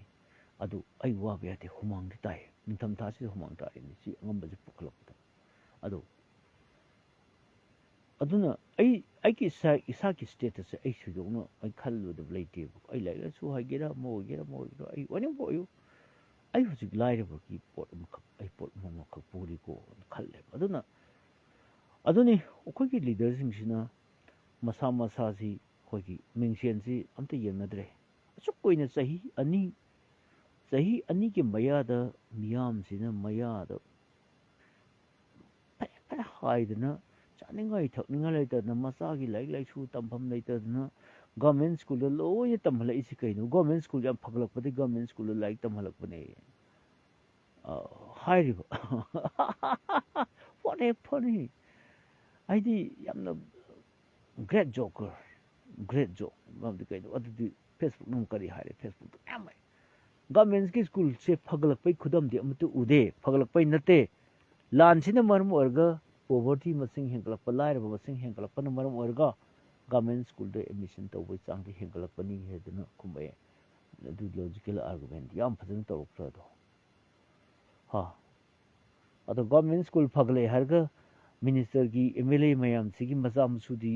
Government ꯁ꯭ꯀꯨꯜꯗ ꯑꯝꯇ ꯇꯝꯍꯜꯂꯝꯃꯣꯏꯅꯦ ꯃꯁꯤꯅ ꯀꯔꯤꯒꯤ ꯃꯁꯥꯅ ꯃꯁꯥꯕꯨ ꯊꯥꯖꯗꯕꯒꯤ ꯈꯨꯗꯝꯅꯦꯕꯀꯣ ꯑꯗꯨꯅ ꯑꯩꯅ ꯉꯁꯥꯏꯒꯤ ꯅꯪꯅ ꯋꯥꯡꯒꯤ ꯄꯥꯎꯈꯨꯝ ꯑꯩ ꯄꯤꯒꯦ ꯂꯣꯏꯁꯤꯜꯂꯛꯄꯗ ꯅꯝꯕꯔ ꯋꯥꯟ ꯑꯩꯅ ꯁꯤ ꯑꯦꯝ ꯑꯣꯏꯇꯥꯔꯒꯗꯤ ꯍ꯭ꯌꯨꯃꯦꯟ ꯔꯤꯁꯣꯔꯁ ꯌꯥꯝ ꯄꯨꯊꯣꯔꯛꯀꯅꯤ ꯍ꯭ꯌꯨꯃꯦꯟ ꯔꯤꯁꯣꯔꯁꯀꯤ ꯄ꯭ꯔꯗꯛꯁꯟ ꯃꯁꯤ ꯃꯌꯥꯝ ꯂꯣꯟꯁꯦ ꯑꯩ ꯑꯝꯇ ꯇꯥꯗꯕ ꯂꯣꯟ ꯑꯩꯅ ꯁꯤꯖꯤꯟꯅꯔꯛꯀꯅꯤ ꯅꯝꯕꯔ ꯋꯥꯟ ꯑꯩꯅ ꯁꯤ ꯑꯦꯝ ꯑꯣꯏꯇꯥꯔꯗꯤ ꯍ꯭ꯌꯨꯃꯦꯟ ꯔꯤꯁꯣꯔꯁꯁꯤ ꯌꯥꯝ ꯄꯨꯊꯣꯔꯛꯀꯅꯦꯕꯀꯣ ꯁ꯭ꯄꯣꯔꯠꯁꯇ ꯁꯥꯏꯟꯁ ꯑꯦꯟ ꯇꯦꯛꯅꯣꯂꯣꯖꯤꯗ ꯃꯁꯤꯒꯤ ꯍꯤꯔꯝ ꯈꯨꯗꯤꯡꯃꯛꯇ ꯑꯗꯒꯤ ꯗꯣꯛꯇꯔ ꯏꯟꯖꯤꯅꯤꯌꯔ ꯃꯁꯤꯒꯤ ꯌꯨꯝ ꯁꯥꯕꯒꯤ ꯏꯟꯖꯤꯅꯤꯌꯥꯔꯤꯡꯒꯤ ꯃꯦꯗꯤꯀꯦꯜ ꯂꯥꯏꯟꯒꯤ ꯇꯣꯉꯥꯟ ꯇꯣꯉꯥꯟꯕ ꯇ꯭ꯔꯦꯠꯁꯤꯗ ꯂꯣꯏꯌꯨꯝꯕ ꯁꯦꯅꯤꯌꯔꯅ ꯄꯤꯔꯝꯕ ꯅꯤꯡꯊꯧ ꯂꯣꯏꯌꯨꯝꯕ ꯁꯦꯅꯤꯌꯔꯅ ꯄꯤꯔꯝꯕꯗꯣ ꯃꯥꯒꯤ ꯀꯣꯛꯇꯨ ꯆꯥꯅꯕ ꯄꯣꯠꯁꯤꯡꯁꯦ ꯇ꯭ꯔꯦꯠꯁꯤꯡꯁꯦ ꯄ꯭ꯔꯣꯐꯦꯁꯟꯁꯤꯡꯁꯦ ꯈꯜꯂꯒ ꯃꯔꯨꯑꯣꯏꯅ ꯒꯥꯔꯖꯤꯌꯥꯟꯁꯤꯡꯁꯤ ꯃꯁꯤꯁꯨ ꯇ꯭ꯔꯦꯅꯤꯡ ꯄꯤꯕ ꯃꯊꯧ ꯇꯥꯏꯌꯦꯕ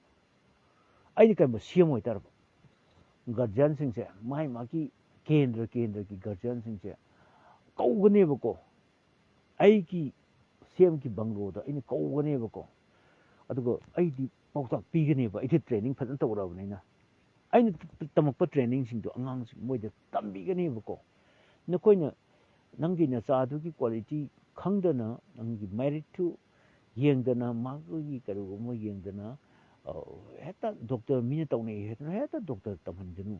ꯃꯤꯅ ꯑꯥꯏ ꯑꯦꯁ ꯑꯣꯏꯍꯜꯂꯦꯅ ꯍꯦꯛꯇ ꯇꯧꯒꯅꯨ ꯃꯉꯣꯟꯗ ꯀꯔꯤ ꯌꯥꯎꯔꯤꯕ ꯃꯥꯏ ꯀꯟꯇꯦꯅꯔꯗꯨꯗ ꯕ꯭ꯔꯦꯟ ꯗꯣꯠꯇꯨꯗ ꯀꯔꯤ ꯌꯥꯎꯔꯤꯒꯦꯁꯦ ꯍꯥꯟꯅ ꯈꯪꯗꯣꯛꯈꯣ ꯀꯥꯟꯗ ꯑꯩꯗꯤ ꯒꯥꯔꯖꯤꯌꯥꯟꯁꯤꯡꯁꯦ ꯃꯔꯨꯑꯣꯏꯅ ꯍ꯭ꯌꯨꯃꯦꯟ ꯔꯤꯁꯣꯔꯁꯁꯦ ꯄ꯭ꯔꯗꯛꯁꯟ ꯋꯥꯡꯈꯠꯍꯟꯅꯕꯅꯤꯀꯣ ꯑꯩꯅ ꯁꯦꯝ ꯑꯣꯏꯔꯝ ꯇꯥꯔꯗꯤ ꯑꯩꯅ ꯑꯣꯏꯇꯥꯔꯒꯗꯤ ꯑꯩꯗꯤ ꯑꯗꯨꯃꯥꯏꯅ ꯈꯜꯂꯦꯕꯀꯣ ꯈ꯭ꯋꯥꯏꯗꯒꯤ ꯃꯔꯨ ꯑꯣꯏꯔꯤꯁꯦ ꯑꯉꯥꯡꯁꯤꯡꯁꯤ ꯅꯤꯁꯥ ꯆꯥꯗꯅꯕꯒꯤꯗꯃꯛꯇ ꯀꯔꯤ ꯇꯧꯕ ꯌꯥꯒꯦ ꯃꯁꯤ ꯅꯤꯁꯥꯗꯒꯤ ꯂꯩꯊꯣꯛꯅꯕꯒꯤꯗꯃꯛꯇ ꯃꯁꯤ ꯌꯥꯝꯅ ꯅꯨꯡꯁꯤꯅꯍꯟꯕ ꯑꯃ ꯆꯪꯉꯦꯕ ꯄꯦꯔꯦꯟꯠꯒ ꯆꯤꯜꯗ꯭ꯔꯦꯟꯒ ꯂꯩꯅꯕ ꯃꯔꯤꯁꯤ ꯌꯥꯝ ꯀ꯭ꯂꯣꯖꯅꯦꯁꯁꯦ ꯑꯁꯨꯛꯀꯤ ꯃꯇꯤꯛ ꯑꯦꯐꯦꯛꯁꯅꯦꯠꯁꯤ ꯄꯨꯟꯁꯤꯜꯂ ꯊꯝꯒꯗꯣꯏꯅꯤ ꯊꯧꯔꯤꯅ ꯅꯨꯡꯁꯤꯕ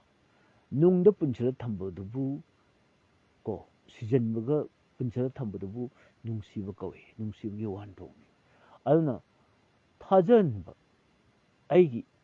ꯏꯆꯥꯅ ꯑꯩꯉꯣꯟꯗ ꯊꯥꯖꯍꯟꯕ ꯑꯩ ꯑꯗꯨ ꯑꯣꯏꯇꯥꯔꯗꯤ ꯍꯌꯦꯡ ꯑꯩꯅ ꯑꯍꯜ ꯑꯣꯏꯔꯒꯁꯨ ꯀꯩꯗꯧꯅꯁꯨ ꯑꯩ ꯏꯆꯥꯅ ꯑꯩꯉꯣꯟꯗ ꯏꯟꯊꯣꯛꯏꯕ ꯑꯩꯈꯣꯏ ꯂꯟꯆꯦꯟꯕꯤꯅꯕ ꯑꯩꯉꯣꯟꯗ ꯏꯟꯊꯣꯛꯀꯗ꯭ꯔꯣ ꯄꯨꯜꯂ ꯊꯝꯈ꯭ꯔꯕꯅꯤ ꯑꯩꯅ ꯃꯥꯁꯦ ꯍꯌꯦꯡ ꯑꯩꯅ ꯑꯍꯜ ꯑꯣꯏꯔꯛꯑꯁꯨ ꯑꯗꯨꯝ ꯃꯥꯅ ꯃꯌꯨꯝ ꯄꯥꯜꯂꯁꯨ ꯑꯗꯨꯝ ꯄꯨꯜꯂ ꯊꯝꯈ꯭ꯔꯕꯅꯦꯕ ꯐꯖꯅ ꯇ꯭ꯔꯦꯅꯤꯡ ꯄꯤꯈ꯭ꯔꯕꯅꯦꯕ ꯁꯨꯃꯥꯏꯅ ꯇꯧꯗꯅ ꯑꯉꯥꯡ ꯑꯍꯟꯕ ꯌꯥꯎꯅ ꯑꯗꯨꯝ ꯑꯩ ꯄꯤꯒꯅꯤ ꯑꯗꯨꯅ ꯍꯧꯖꯤꯛ ꯅꯪꯅ ꯍꯪꯕ ꯋꯥꯍꯪꯁꯦ ꯑꯣꯟꯊꯣꯛꯅꯁꯨ ꯑꯩꯉꯣꯟꯗ ꯑꯩꯗꯤ ꯅꯣꯡꯃꯇ ꯑꯩꯒꯤ ꯂꯥꯏꯐꯇ ꯍꯥꯏꯔꯝꯃꯣꯏꯀꯣ ꯑꯩꯒꯤ ꯁꯦꯝ ꯑꯣꯏꯒꯦꯒꯥꯅ ꯈꯟꯕ ꯂꯩꯇꯦꯀꯣ ꯑꯗꯨꯕꯨ ꯗ꯭ꯔꯤꯝꯁꯨ ꯇꯧꯗꯦ ꯃꯔꯝꯗꯤ ꯍꯧꯖꯤꯛ ꯂꯩꯔꯤꯕ ꯁꯤꯆꯨꯋꯦꯁꯟꯁꯤꯗ ꯑꯩꯅ ꯑꯗꯨ ꯈꯜꯂꯨꯕꯁꯨ ꯂꯩꯇꯦ ꯇꯧꯕꯇꯕꯨ ꯌꯥꯝꯅ ꯄꯨꯛꯅꯤꯡ ꯌꯥꯝ ꯁꯥꯎꯅꯤꯡꯕ ꯈꯣꯏꯔꯣꯡ ꯈꯣꯏꯁꯥꯎꯅꯕ ꯃꯌꯥꯝ ꯃꯤꯆꯪꯒꯤ ꯃꯤꯌꯥꯝꯒ ꯃꯌꯥꯝ ꯁꯤꯖꯤꯜꯂꯛꯄ ꯑꯗꯨꯒ ꯑꯉꯥꯡ ꯑꯩꯈꯣꯏꯒꯤ ꯇꯤꯖꯤꯒꯤ ꯃꯍꯩꯔꯣꯏ ꯑꯃ ꯀꯣ ꯆꯨꯝꯅ ꯅꯣꯡꯃꯩꯁꯨ ꯌꯥꯎꯖꯗꯕ ꯑꯩꯈꯣꯏꯒꯤ ꯁꯤꯑꯦꯝꯒꯤ ꯒꯚꯔꯅꯔꯒꯤ ꯒꯦꯠ ꯃꯅꯥꯛꯇꯨꯗ ꯊꯣꯛꯑꯒ ꯑꯩꯈꯣꯏꯒꯤ ꯈꯣꯜꯂꯥꯎ ꯈꯔ ꯂꯥꯎꯔꯨꯕꯒꯤꯗꯃꯛꯇ ꯑꯦꯖꯤꯇꯦꯁꯟ ꯈꯔ ꯇꯧꯏ ꯍꯥꯏꯕꯒꯤꯗꯃꯛꯇ ꯄꯨꯂꯤꯁꯀ ꯑꯗꯒꯤ ꯁꯦꯟꯇ꯭ꯔꯦꯜ ꯐꯣꯔꯁꯦꯁꯀ ꯀꯥꯞꯁꯤꯟꯕꯤꯗꯅ ꯇꯤꯌꯔ ꯒ꯭ꯌꯥꯁ ꯀꯥꯞꯁꯤꯟꯕꯤꯗꯅ ꯗꯥꯏꯔꯦꯛ ꯃꯈꯣꯡꯗ ꯄꯠꯂꯒ ꯐꯛꯄꯗꯣ ꯃꯥꯏ ꯈꯨꯔꯥꯏ ꯐꯛꯄꯗꯣ ꯑꯩꯒꯤ ꯃꯤꯠꯇ ꯎꯈꯤꯕ ꯃꯤꯀꯨꯞꯇ ꯑꯈꯠꯂꯛꯑꯦ ꯑꯩꯅ ꯀꯔꯤꯒꯨꯝꯕ ꯁꯤ ꯑꯃ ꯑꯣꯏꯔꯝ ꯇꯥꯔꯗꯤ ꯑꯩ ꯑꯁꯤꯒꯨꯝꯕꯁꯤ ꯑꯩ ꯇꯧꯍꯜꯂꯣꯏꯀꯣ ꯑꯩꯁꯦ ꯀꯣ ꯑꯩꯒꯤ ꯈꯨꯠꯇ ꯄꯋꯥꯔ ꯄꯥꯏ ꯍꯥꯏꯗꯅꯁꯨ ꯄꯋꯥꯔꯁꯦ ꯃꯤꯁꯌꯨꯁ ꯇꯧꯕ ꯌꯥꯗꯕꯅꯤ ꯑꯩꯒꯤ ꯏꯊꯛꯇ ꯀꯅꯥ ꯂꯩ ꯂꯥꯏ ꯂꯩꯀꯣ ꯑꯩꯅ ꯇꯧꯔꯤꯕ ꯈꯨꯗꯤꯡꯃꯛꯁꯦ ꯒꯣꯗ ꯅꯣꯁ ꯑꯦꯚ꯭ꯔꯤꯊꯤꯡ ꯋꯥꯠ ꯑꯦꯚꯔ ꯑꯥꯏ ꯑꯦꯝ ꯗꯨꯏꯡ ꯑꯩꯅ ꯇꯧꯕ ꯈꯨꯗꯤꯡꯃꯛꯁꯦ ꯂꯥꯏꯅ ꯂꯣꯏ ꯎꯕꯅꯤꯅ ꯑꯩ ꯑꯔꯥꯟꯕ ꯇꯧꯕ ꯌꯥꯗꯦ ꯑꯦ ꯀꯦꯟ ꯗꯨ ꯅꯣ ꯔꯣꯡ ꯄꯣꯠꯁꯛꯁꯦ ꯃꯇꯝ ꯈꯨꯗꯤꯡꯃꯛꯇ ꯀꯥꯎꯗꯕ ꯑꯗꯨꯅꯤ ꯃꯁꯤꯒꯤ ꯑꯩꯒꯤ ꯂꯥꯏꯐꯁꯤꯗꯤ ꯃꯅꯤꯄꯨꯔ ꯒꯚꯔꯟꯃꯦꯟꯠꯀꯤ ꯃꯌꯥꯝꯁꯦ ꯄꯥꯏꯔꯤꯕ ꯑꯦꯗꯃꯤꯅꯤꯁꯇ꯭ꯔꯦꯁꯟꯗ ꯂꯩꯕ ꯈꯪꯗꯦ ꯑꯃ ꯈꯪꯗꯦ ꯃꯣꯏꯗ ꯁꯨꯝ ꯑꯩꯅ ꯈꯤꯇꯪ ꯃꯣꯏ ꯍꯦꯟꯅ ꯑꯩꯉꯣꯟꯗ ꯈꯪꯉꯝꯕ ꯌꯥꯏ ꯑꯗꯨꯕꯨꯁꯨ ꯑꯩꯒꯤ ꯀꯣꯛꯀꯤ ꯁꯤꯌꯔꯁꯦ ꯑꯩꯅ ꯇꯝꯖꯔꯛꯄ ꯐꯤꯂꯣꯁꯣꯐꯤ ꯇꯝꯃꯛꯄ ꯃꯌꯥꯝꯁꯦ ꯃꯣꯏꯗ ꯈꯤꯇꯪ ꯅꯣꯂꯦꯖꯁꯦ ꯁꯤꯌꯔ ꯇꯧꯔꯒꯗꯤ ꯃꯣꯏꯁꯨ ꯈꯤꯇꯪ ꯆꯦꯟꯖ ꯇꯧꯔꯛꯄ ꯌꯥꯏꯅ ꯈꯜꯂꯦ ꯀꯣ ꯑꯩꯗꯤ ꯂꯥꯏꯅꯤꯡꯕꯅꯤ ꯑꯗꯨꯅ ꯑꯔꯥꯟꯕꯁꯨ ꯉꯥꯡꯉꯣꯏ ꯑꯗꯨꯒ ꯉꯝꯃꯣꯏꯗꯕꯁꯨ ꯑꯩꯅ ꯃꯪꯕ ꯂꯩꯇꯦ ꯑꯗꯨꯅ ꯑꯩꯅ ꯁꯦꯝ ꯑꯣꯏꯒꯦ ꯈꯟꯗ꯭ꯔꯒꯁꯨ ꯑꯩ ꯄꯕ꯭ꯂꯤꯛ ꯐꯤꯒꯔ ꯑꯃꯗ ꯑꯣꯏꯒꯦ ꯈꯜꯂꯦ ꯑꯗꯨꯗꯤ ꯑꯩ ꯂꯥꯏꯐ ꯈꯨꯗꯤꯡꯒꯤ ꯑꯗꯨꯃꯥꯏꯅ ꯂꯥꯏꯐ ꯇꯧꯕ ꯑꯌꯥꯝꯕ ꯑꯗꯨꯝ ꯍꯥꯏꯀꯣ ꯑꯩ ꯏꯆꯥꯅꯨꯄꯤꯗ ꯑꯩꯅ ꯍꯥꯏ ꯕꯕꯥꯅ ꯀꯩꯒꯨꯝꯕ ꯁꯦꯝ ꯑꯣꯏ ꯐꯪꯗ꯭ꯔꯁꯨ ꯑꯩ ꯑꯗꯨꯒ ꯆꯞ ꯃꯥꯟꯅꯕ ꯄꯣꯁ ꯑꯃꯗꯤ ꯑꯩ ꯇꯧꯔꯛꯀꯅꯤ ꯑꯩ ꯏꯁꯥꯒꯤ ꯑꯣꯏꯅ ꯑꯩ ꯀꯤꯡꯗꯤ ꯑꯣꯏꯔꯛꯀꯅꯤ ꯑꯩꯒꯤ ꯀꯤꯡꯗꯝ ꯑꯃ ꯁꯦꯝꯒꯠꯂꯛꯀꯅꯤ ꯌꯥꯝ ꯅꯤꯡꯇꯝꯅ ꯑꯩꯒꯤ ꯈꯨꯃꯟꯒꯤ ꯀꯤꯡꯗꯝ ꯑꯃ ꯁꯦꯝꯒꯠꯂꯛꯀꯅꯤ ꯑꯗꯨꯒ ꯑꯩ ꯃꯤꯌꯥꯝꯒ ꯁꯝꯅꯅꯕ ꯊꯕꯛ ꯇꯧꯔꯛꯀꯅꯤ ꯑꯩ ꯁꯦꯟ ꯊꯥꯗꯔꯛꯀꯅꯤ ꯑꯩꯈꯣꯏ ꯊꯕꯛ ꯇꯧꯔꯛꯀꯅꯤ ꯂꯥꯏꯅꯤꯡꯁꯨ ꯁꯟꯗꯣꯔꯛꯀꯅꯤ ꯑꯩꯈꯣꯏꯒꯤ ꯕꯨꯙꯧ ꯄꯥꯈꯪꯕꯒꯤ ꯂꯥꯏꯅꯤꯡ ꯁꯟꯗꯣꯔꯛꯀꯅꯤ ꯁꯅꯥꯃꯍꯤꯗꯤ ꯃꯌꯥꯝ ꯁꯟꯗꯣꯛꯈ꯭ꯔꯦ ꯆꯞ ꯃꯥꯟꯅꯩ ꯑꯗꯨꯕꯨ ꯑꯩ ꯕꯨꯙꯧ ꯄꯥꯈꯪꯕꯒꯤ ꯑꯩꯒꯤ ꯇꯣꯉꯥꯟꯕ ꯑꯩ ꯂꯥꯏꯅꯤꯡ ꯑꯃ ꯁꯟꯗꯣꯔꯛꯀꯅꯤ ꯀꯣ ꯑꯗꯨꯃꯥꯏꯅ ꯑꯩꯗꯤ ꯍꯥꯏꯌꯦꯕꯀꯣ ꯑꯗꯨꯅ ꯉꯁꯤ ꯅꯨꯡꯗꯥꯡꯁꯤꯗꯤ ꯀꯣꯏꯁꯟ ꯐꯖꯕ ꯑꯃ ꯍꯪꯕꯒꯤ ꯅꯨꯡꯁꯨ ꯌꯥꯝ ꯅꯨꯡꯉꯥꯏ ꯌꯥꯝ ꯂꯩꯔꯤ ꯁꯤꯒꯤ ꯄꯥꯎꯈꯨꯝꯁꯤꯗꯤ ꯌꯥꯝ ꯁꯥꯡꯉꯦ ꯀꯥꯟꯗꯦ ꯑꯗꯨꯅ ꯌꯥꯝ ꯁꯥꯡꯅ ꯉꯥꯡꯒꯗꯧꯕꯅꯤ ꯃꯔꯨꯑꯣꯏꯕꯗꯤ ꯑꯗꯨꯅꯤ ꯑꯗꯨꯅ ꯑꯩꯈꯣꯏꯒꯤ ꯑꯣꯅꯔꯦꯕꯜ ꯁꯤఎꯝꯅ ꯃꯤꯌꯥꯝ ꯑꯃꯁꯨꯡ ꯃꯤꯆꯝ ꯃꯤꯌꯥꯝꯒꯤ ꯄꯨꯟꯁꯤ ꯑꯃꯁꯨꯡ ꯂꯟ ꯊꯨꯝꯁꯤꯗ ꯄ꯭ꯔꯥꯏꯌꯣꯔꯤꯇꯤ ꯄꯤꯗꯕꯗꯒꯤ ꯊꯣꯛꯂꯛꯈꯤꯕ ꯔꯤꯖꯜꯅꯤ ꯀꯟꯁꯤꯀ꯭ꯋꯦꯟꯁꯇꯤ ꯍꯧꯖꯤꯛ ꯂꯩꯔꯤꯕ ꯃꯌꯥꯝꯁꯦ ꯐꯤꯗꯕꯦꯛ ꯃꯉꯣꯟꯗ ꯂꯥꯛꯏꯕ ꯅꯦꯒꯦꯇꯤꯞ ꯀꯃꯦꯟ ꯃꯌꯥꯝ ꯂꯥꯛꯏꯕ ꯃꯉꯣꯟꯗ ꯊꯤꯅ ꯊꯤꯅ ꯉꯥꯡꯉꯤꯕ ꯆꯩꯔꯤꯕ ꯃꯌꯥꯝꯁꯦ ꯑꯗꯒꯤ ꯃꯥꯒꯤ ꯃꯆꯨꯝ ꯆꯥꯔꯕ ꯀꯥꯡꯕꯨꯁꯤꯡꯁꯤꯅ ꯕꯤ ꯖꯦ ꯄꯤꯒꯤ ꯃꯆꯨꯝ ꯆꯥꯔꯕ ꯀꯥꯡꯕꯨꯁꯤꯅ ꯐꯩ ꯁꯤꯅꯤ ꯍꯥꯏꯔꯤꯁꯦ ꯑꯇꯣꯞꯄ ꯄꯣꯠꯂꯝꯅꯤ ꯑꯗꯨꯅ ꯉꯁꯤꯒꯤꯗꯃꯛꯇꯗꯤ ꯑꯩ ꯁꯨꯖꯤꯠ ꯑꯩ ꯂꯣꯏꯁꯤꯟꯅꯕ ꯇꯧꯒꯦ ꯑꯩꯒꯤ ꯂꯥꯏꯐꯁꯦ ꯑꯩ ꯃꯈꯥꯗ ꯂꯩꯔꯒꯗꯤ ꯑꯩ ꯂꯥꯏꯐꯁꯦ ꯇꯧꯐꯝ ꯈꯪꯗꯦ ꯑꯉꯥꯡꯁꯤꯡ ꯂꯥꯡꯁꯤꯜꯂꯛꯄ ꯏꯁꯨ ꯅꯨꯡ ꯂꯥꯡꯁꯤꯜꯂꯛꯄ ꯅꯪ ꯇꯧꯕꯗꯣ ꯁꯤꯗꯗꯤ ꯑꯩ ꯀꯣꯛꯈꯠꯊꯣꯛꯑꯦꯕꯀꯣ thank you so much for joining with me